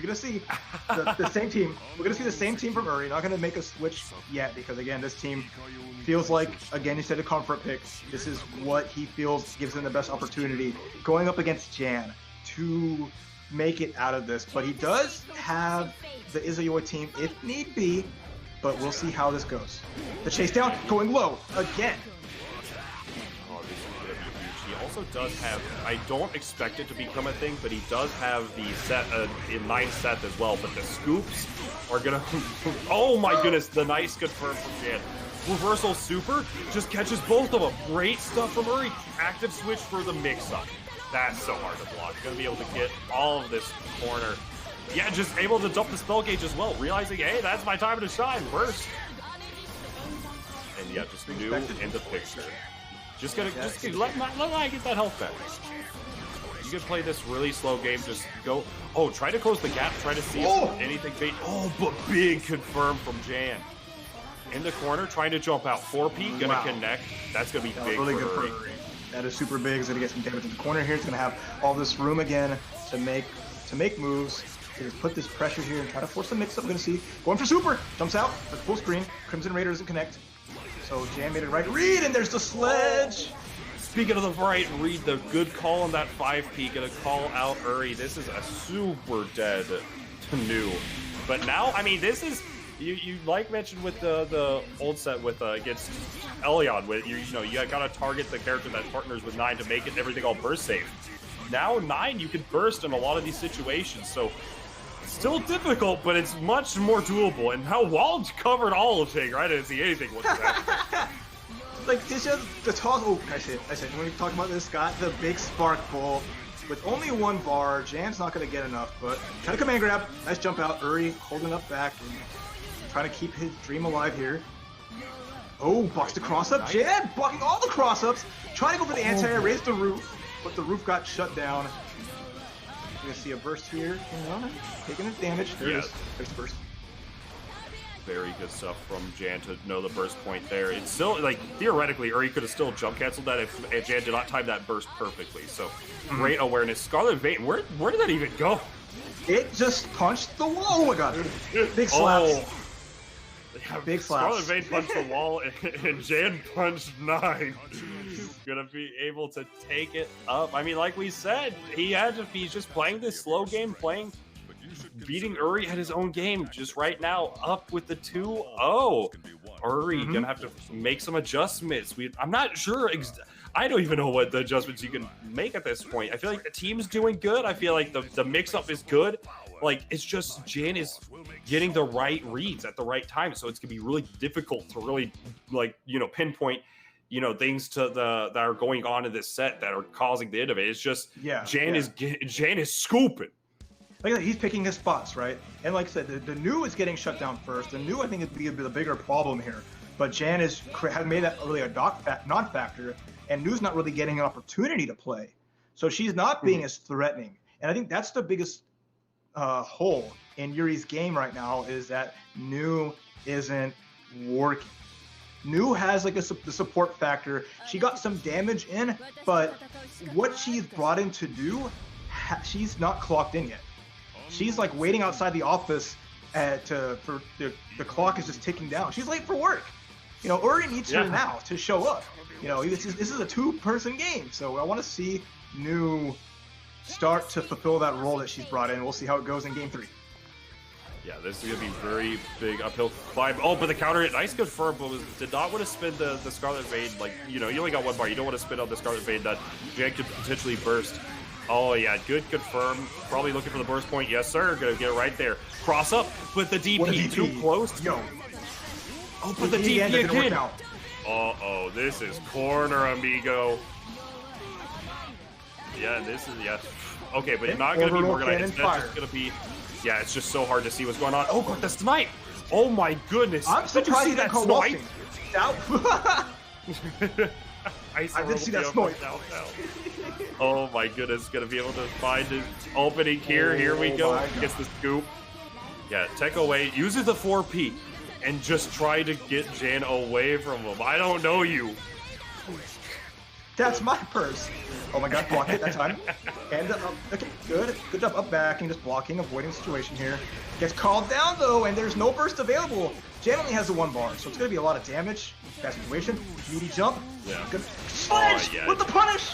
Oh my god. That was such good combo structure to call out that burst from Uri. You have to burst there, otherwise New dies. And it's just the fact of like you just have to do it, and then the damage you take on 9 is just a result of having to keep your team alive, because this is a team game. Instant overhead, gonna be able to put Jan in the corner. Oh, unless. I think there was no chance to bring out the assist again so early. Yeah, no, it was a very early. To get the instant overhead. So that was really good from Jan with the placement there. Oh, there's the Scarlet Vein. Speaking of very good placement, that Scarlet Vein gonna contest so well here. And not using the assist to get the pickup there, to make it to where you could go for Morganite instead. And now this is where the party starts. Okay. Jan avoided the situation the entire time, but now we got into this set here. It's gonna bring out the fairies. Jan blocked it out, but got hit. Oh my god, he tried to go for a reset. Jan DP'd out. In that situation, there's no reason not to go for reversal. 100%. Yeah, oh, and just parking the New right in front of Jan. All right, probably going to look for a chance to back the New off. No, instead just says, get away from me. I'm not going to back off. You can get away from me. Nice. Okay, brings that wall. Jan with the patience again. Oh, wait, wow, no confirm. No, yeah, didn't get a punish on that. That's huge for Jan. Again, throwing out these yeah, I mean, that was because of the fact that Uri wanted to go for that raw tag. That's totally understandable in that situation. Okay, just trying to jump out. The 2B gets the cross up. Oh, and the little too far away for the swords to get the connect there. All right. Gonna see an active switch? No, instead just... Oh, the DP! Oh, this is big. Dash up block! What a god! What a great play on his Taker next to 9. Super step on him. Big. That just barely. The 20k health coming in clutch. And the no! You see how much bars on Jan's side? Double Spark Bolt is gonna go for just bring a wall scene. That's so unfortunate. That was supposed to be a Scarlet Vein, but he got a misinput. The combo! Uri has to find a way to kill one of these characters in the next 5 seconds. Oh, and he does it! Here comes Taker! You can play the clock! Run away! I don't know you! That's not my first! Stop the clock! Dan didn't stop the clock! He could have resonance to freeze time, but didn't! He didn't stop the clock! And so he gave Uri the game! Jan was looking at the clock and not his resonance. Oh my goodness. I haven't seen Ref, I have not seen a timeout in BBTag literally since Flux at CEO Taku 2018. That was the only timeout I've seen. That is crazy. That is actually crazy. I mean, if any match is gonna go to the end, Jan's gonna be a part of it, and Yuri's along for the ride. Because no one wants to fight Jan. That's that's just the end of the day. No one wants to actually have to straight up fight Jan. They want to just throw nonsense at him and just stay the hell away. That's typically how this goes. But one crucial misstep gave Uri a game and gave him some momentum. Yeah, and it's still such a hard position. Even if Jan were to resonance there, it's such a hard position because Scarlet Vein does have projectile invincibility. Like we saw at the very end there, right? Jan threw the Spark Bolt, and then the Scarlet Vein was able to contest. So really, he just had... It was a very, very tough situation. Nice round start from Uri, calling out a round start 5A, but now Gravity well. The new assist coming in clutch for Uri. Gonna be able to dump the spell gauge too. The Seed of Despair is gonna be on the case. Unblockable. Unblockable setup here. Just eat that fat damage. That's punishment for your burst. Pay for your crimes. Sledge, okay, blocks after it. The fairy's not a factor. Gets hit though. It's out. Got an opportunity to bring in waltzing. Nice block on that. Air dash. Wow. But nice block on the delayed air dash. I was ready. Oh my goodness, as defense from Jan, you know, we've always, grappler players always have that fantastic defense. Oh, and nice connect. This is going to be big damage on 9. We saw how that affects us, right? You tech, Walson techs a throw, it's his turn. That range that he has, you just can't really contest it. The delay! Oh, but did it have, because Uri recognized he did not have the assist cage to do it. Here we go. This is a big punish for Jan right here. Yeah, that was good awareness to catch out the teleport with the 2A. Take her to the wall. What's going to be the setup here? The patience there from Jan, trying to see if a burst will come out. Paying a lot of respects to Uri, which I like to see. But you got to put that pressure on sometimes. Overhead. Gets blessed. Could be some damage here. Nice. Oh my He's going to put Waltzing away from full screen. Yep. Get 7.7, give me the stop sign! Happy birthday to Jan! Oh, but okay, 9 drops out. But that doesn't matter. Noo's dead. And now it's all down to no life. Reset incoming. What's going to be the setup here? Jan goes, okay, Fox is standing low. Blows a kiss. Has a chance. Oh my goodness. Yeah, it goes, blocks the overhead. This is crazy. Maury's finger said there should be another round. Like, here we go. Wait a minute. Oh my goodness. He has to cancel it a super real quick. Yes, that's the perfect time for it. Almost max spell gauge. That's a dead Tager. Down to the walled side. Resonance Jan does have it again. We'll have to find a spot to use it. Will he use it? We'll see. Oh my wait goodness. it out. Scarlet Veins out of the question. But Rampage time coming soon. Blocks out the flames. DP! Oh, the DP! It worked! And now 9's in the corner! Dashboard, nice double dash, gets out of dodge. Resonance from Jan, wants to build up some bar and has resources. If we see an errant spell come out, 9 can get hit on the ground. She has to play it in the air and just walk it back. Oh, this is big. This isn't going to kill. Oh, too far. Unfortunate drop for that 5B. Wasn't going to kill regardless, but it's still all about wasting that Resonance timer. Now, good luck! The DP! No, she was airborne! The DP beating the rock! Tried to dump a rock on it, but the DP from Jan, recognizing that either Yuri was going to go for a dash mix-up possibly, or hovered in the air just too long. Waltzing's big old slow hug, just coming through. Reset. Jan with the reset. We got a fresh set here, folks, here at Arcrevo. Oh my... I got nothing. Like, I mean, this is just, there's not, if you thought this set was not going to reset, you are mistaken. Both these players, tooth and nail, fighting their way into this first place. They want that money. They want the Arcrevo Championship title. Like, this is so much going on. It's such a great set. And there's just more to come. Reset the bracket right now. Losers Grand Finals. Game 1. Shin Grand Finals. The true game. It's not an anime game without the true ending. We have the final boss. You have to make the right decisions. You go through and you talk to the people you have to, and you've unlocked the penultimate boss. And we will see who will be crowned the South and Southeast champion here. Who will take home a big chunk of change that could, stand proud that they did a job well done. Here we go, final set. Oof. Yeah, between these two, this is, nice empty jump low. Gonna be able to get the corner position from this as well. Off of, just go for the finish route. Oh, and Set actually just goes for the tech option there. Tries to force the 50-50. Great hard tag to prevent the throw overhead. So hard to see. And here's the loops. This is all burst safe, amigo. Yeah, that's why Jan didn't even try. He recognized that. Okay. Walked it up. Look at damage. It's pretty even at this point. But you tried to air back dash. And she has the burst. There's going to be big damage on here. Is he going to end it? Oops. Go for super. Yeah. Nice. I like this corner more. Going to be able to get this situation. The first time Uri has held up on the Oki this entire set.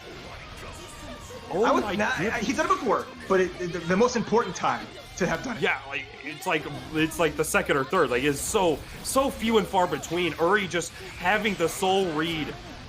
here we go. And now Tager's still on full life, calling the 6P, gonna be able to sledge through it, but gets a punish for it because of the whiff on that with the 5P. Morganite, the DP! Oh my goodness! Again. Are we ready for that situation? One more time, he's gonna get full damage here. He's gonna force the aerial bombardment. He's gonna hit 9, turn around! Sledgehammer, but the 6P from wall is so slow. Unless you really predicted that, it wasn't gonna be a factor there. There's the burst up on Jam. Yeah, did not go for the hard burst bait. Instead, just wanting to optimize their damage. Does cost it a little bit, but it's like so hard to tell if you go for the burst bait. Oh no! Happy birthday to you! But not able to get the full get a full damage on that because of the route. So I mean, still works out for Uri a good regard. Gonna be able to get the situation. Oh, tried to go for the cancel, but was not invuln in time. Oh my goodness. Trying to just force Jan to stay away. Want to find a situation where we can toss out 9 and build some of Yuri or News life back. Big blocks from Jan, but he walks into mix up, but there's nothing from there. Sparkle! Oh, the sledge so big from Jan. Has to pop the CC, guarantee this kill. Doesn't want to spend any more meter than he has to. Yeah, just 2 bars, and now we haven't seen the anchor new at all, I want to say. It's almost always been, or at least for very briefly. So it's going to be down to see how this works out for Uri. Oh my goodness. Oh my god, Uri with clutch blocks. He's going to get some chip here. Chip has been nerfed. So that super does not chip as much as it used to be. So it's not going to be the worst for Jan, who gets in, forces out the push block. Gets another super come in here, yep. Going to just try to make a situation with the overhead, but nice block from Jan. Wow, Jan not opting to go for the push block there, just having superb confidence defense to block the overhead or the low. Here we go again. Uri just trying to force something. And Jan's just like, I'm happy blocking. Does a grab. That's big. There's a burst available though. How will this play out? We see an air dash cancel combo. Nice combo from Uri. Gonna be able to force the... Okay, just trying to encourage Jan to go for like a burst to try to prevent the mix up. But hard read. Oh, that is air unblockable if he goes for the deep. Yeah, he can push block that. So it's really difficult. Oh, the throw! Another big grab! 28 seconds. Nice burst from Jan, though. Big burst from Jan. Counter hit! That's it! Max distance counter hit! Jan takes the first game! Oh my god! Just when you think it's your chance, just when you think the sword will meet its target, Jan just collapses with the jump in and just recognized the distance, got the sweep into the spark bolt, and wow. Wow, indeed. Between these two is just constant checks. Like, you know, when are you bursting? When aren't you bursting? What's your defensive options? Are you push blocking? Like, there's just so much knowledge being thrown around from each of these players, and just the answers keep changing, right? You got the Scantron, you're not answering C every time. You got all the multiple choice. You're going for every single defensive option between these two. This is just superb BBTag at its finest.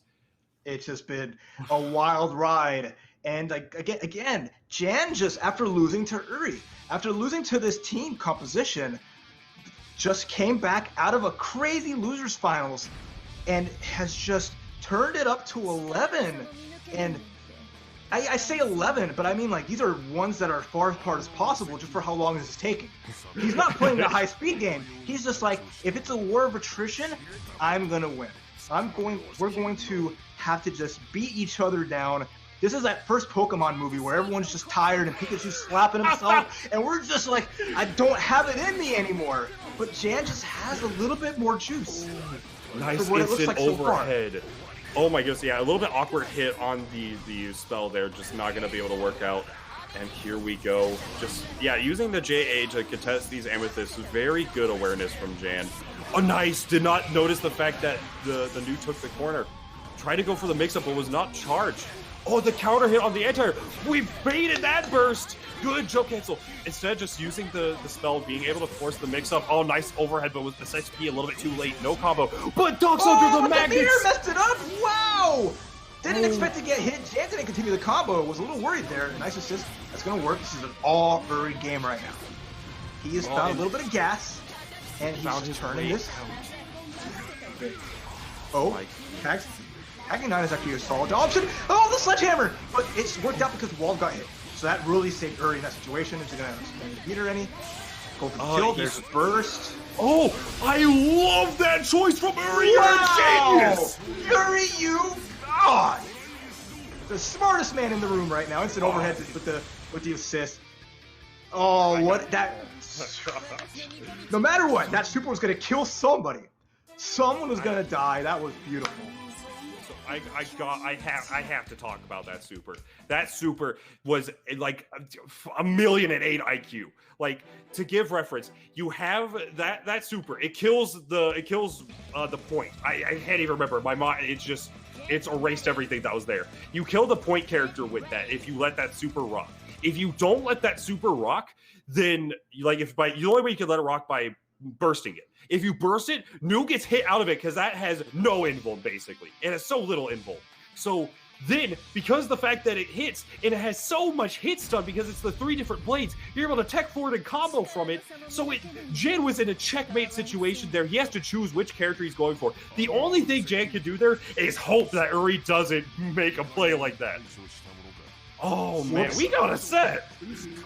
1-1. All right, we're continuing on. Uri's not down and out. After losing that first part of Grand Finals, he's got on the board, which he did before. He's found some momentum here. That's going to be the main important part. It's avoiding getting happy birthday, getting swatted just like that. Too far away to continue a hit. Force Jan to use a little bit of his CC gauge though. Yeah, just calling a 5P for a 5P. Just trying to get something started. Yeah, the little chip damage is where it's going to matter the most. Just, you're going to be able to get this situation. Yeah, no combo in that sort of situation because of how weirdly the Scarlet Vein is going to hit from the Insta overhead. But it's all about setting up that precedence. Oh, here we go. This is going to be a big chunk of change. Loops for days. Man. The stop sign. Yeah. Jan just finds a position, throws it out. Uri gets blessed. Okay, next quick block. Brings in the Nu, but Jan jumps forward and blocks. Gets hit by the cross. The cross though with the assist. Right now, the starter has to start nickels and dimes against Tager. Take a count. Sledgehammer. Nice avoidance. Big. Oh my. Spark Bolt, tag 9. Yeah, it's okay to tag on 9. Okay, that's a good cross up. Gonna be able to connect with this 5A. It's just gonna do like 7K, I want to say. And then just, it's all about keeping the grapplers away from you. Like, it's so difficult for Jan to deal with this in this situation. Now you're in a sandwich because of how the positioning was worked out for him. But now Uri just going back into the Nu, just realizing that if I get that EX off. Nice! Damn, what the Crimson Raider's gonna do it. Jan trying to find a position. Uh-oh. Okay, too high. A little too high. I like that CC. Keep it going. Forcing, stay in this block stun. You're gonna hold this mix up. Nice one for the cross up. With the throw. Oh, just crossed over again. Recognize that. That was really good. That was a great confirm. Unfortunately, he did not believe in his own confirm, but like half that sequence that Uri just did was fantastic. Jan playing around it the best he could, but finding these openings right here. Uri goes for it. Said, I cracked you once with it, I'm gonna crack you again. Going up in this bet 2-1. That's so big. Uri, now he's turned it up. He has the 2-game-to-1 advantage. Just needs one more game to be christened the champion and take home that wonderful title of Arcrevo Southeast champion. Oh my goodness. This is just some fantastic BBTag. Like, Uri played that situation perfectly. Going for the assist call there, because whenever I saw the assist call, I thought, well, you're gonna do the super, but he goes for assist call, CC, goes for the goes for the CC version of the super. It leaves 9 still has the active frames recovery frames to go for the active switch. And because the additional blades come out for the Gates of Babylon there, you get the falling high-low. It's so cheap. Uri does not want to play by the only rules he's played by right now is the games in his own. He just playing, that's it. Like I said, you don't want Jan to play. You don't want him having a chance to fight, to make decisions, to move forward. You just want Jan to block because that's where the big bodies will have the most trouble. And we saw like those happy birthdays working out, but Uri manages to make his way out and just keeps that screen presence, stays free, and just has done such a good job of using the Nu to full effect. Switching in Nu when it's Tager, putting in 9 against Wald, hot swapping the characters with what he feels comfortable, and if he can continue to put the matchups how he likes, to move the chess pieces always in front of Jan and keeping him from going forward. That is what has been happening those last 2 games. And if it happens this 4th game, then Yuri will be your champion. But yeah, we'll see. Does Jan make a big play? Does he move his pieces where he needs to and catch Uri off guard? You never know. We'll have to see as soon as we get into the match. It's so hard to tell. Like, it's just, there's there's just so much, right? Like, the way that Uri's been playing, the way that Jan's been playing, like, both of them are playing perfectly around each other. Uri's finding these openings, right? We saw we're going for the JC active switch in these sandwich situations now.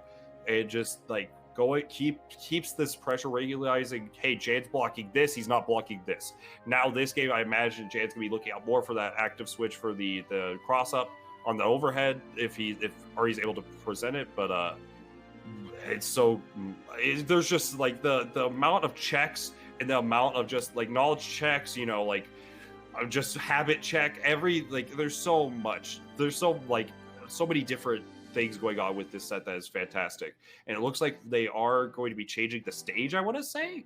Okay. Jan acquiring in the PS4 lobby, and then I assume in Discord as well. But my goodness, yeah, like just the play between these two is nothing short of what you could expect out of a grand finals. And can I just note, Uri, like before, I don't know, like maybe like yesterday or the day before, said, I don't even know if I want to necessarily enter the bracket. He psyched himself out so hard. He was like, this is so, like, it's stressful. Like, who knows? I might just, like, you know, I might have to DQ. And then, like, after, you know, people reached out, and then he just kind of said, you know what, I'll do it. And here he is.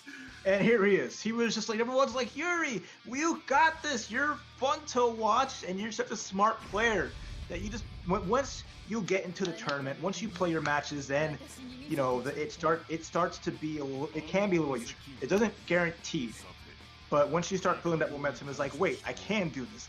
I am doing this. I remember how to do this. I remember how to ride this bike. So it's really going to come down. Will Jan be able to make this comeback up? But I mean, he's no stranger to making these comebacks, even in this set. But will Uri just walk away with Arcrevo right here? Nice use of the gravity seed. Going to be able to get all this going and gets the spell swap. Never mind, actually, the route he's had that hit on like 2 or 3 times this set. Very unfortunate stuff. Swapping in the new. Trying to get, nice, just raw punish. Oh, but wow, that did it combo. The second of 5 feet next. It was airborne, so it didn't work out. Oh, that's big. Tagging knife, too far. Nice. That was a huge DP to beat out the hammer there, and now a life lead already. Uri's favorite. Here comes the ball scene. Just a raw hit. Raw hit. Maybe expecting the active switch. Got blessed. Got it. Unfortunate drop, but that, mind you, that still is all CC life that like he just lost there. Tried to make a hard call on the push block read, but in case that Jan was gonna push block to avoid the DP air unblockable. Now, oh wow, the 5-piece connect. Uri has such a life lead right now, is such in a favored position, but I mean, Jan just gotta get the hit and then roll the dice. Nice DP to beat the overhead. Okay, sledge, hammer, but dashes out. Dashes the heck out of there. Doesn't want anything to do with it. Big hit on Taker. Uri's got Team 40K right where he wants him. He has full screen. So good. 2 blocks. Okay. He's gonna put back out to New. Gonna set up this hard to block. And Jan just with full meter waited out. Okay. Spark bolt. Nice block there for Uri. Now just Jan getting tagged. Anti-air. Yeah. Trying to go for the burst bait. Trying to go for these hard reads on these burst baits. The claw on the 2C beat out New's 5B. Oh, and there you go. The fist forced that block stun overhead. Oh, but no confirm from it. Another overhead. Jan blocking the dome. Helmet is on, but he has so little life to work with right here. But it could just come down to the wire. Any sort of hit could kill for both sides at this point. The cross up did not block the overhead, but the good push block. That saves his life. He still has a little bit of meter here. Rampage time is in full effect right here. Scarlet Vein connects! 1 HP! 1 HP! You have to be joking! Oh my god! The 2-hit! No life on Wallstein! Wallstein has 2 resonance here. Level 3 resonance. But beats the 2B! Yuri makes the read! And Yuri is your champion with the dash over to beat out the anti-air. 3-1 in Grand Finals reset. Uri takes it over Jan. Congratulations! congratulations to Uri. Played his heart, his mind, his soul out.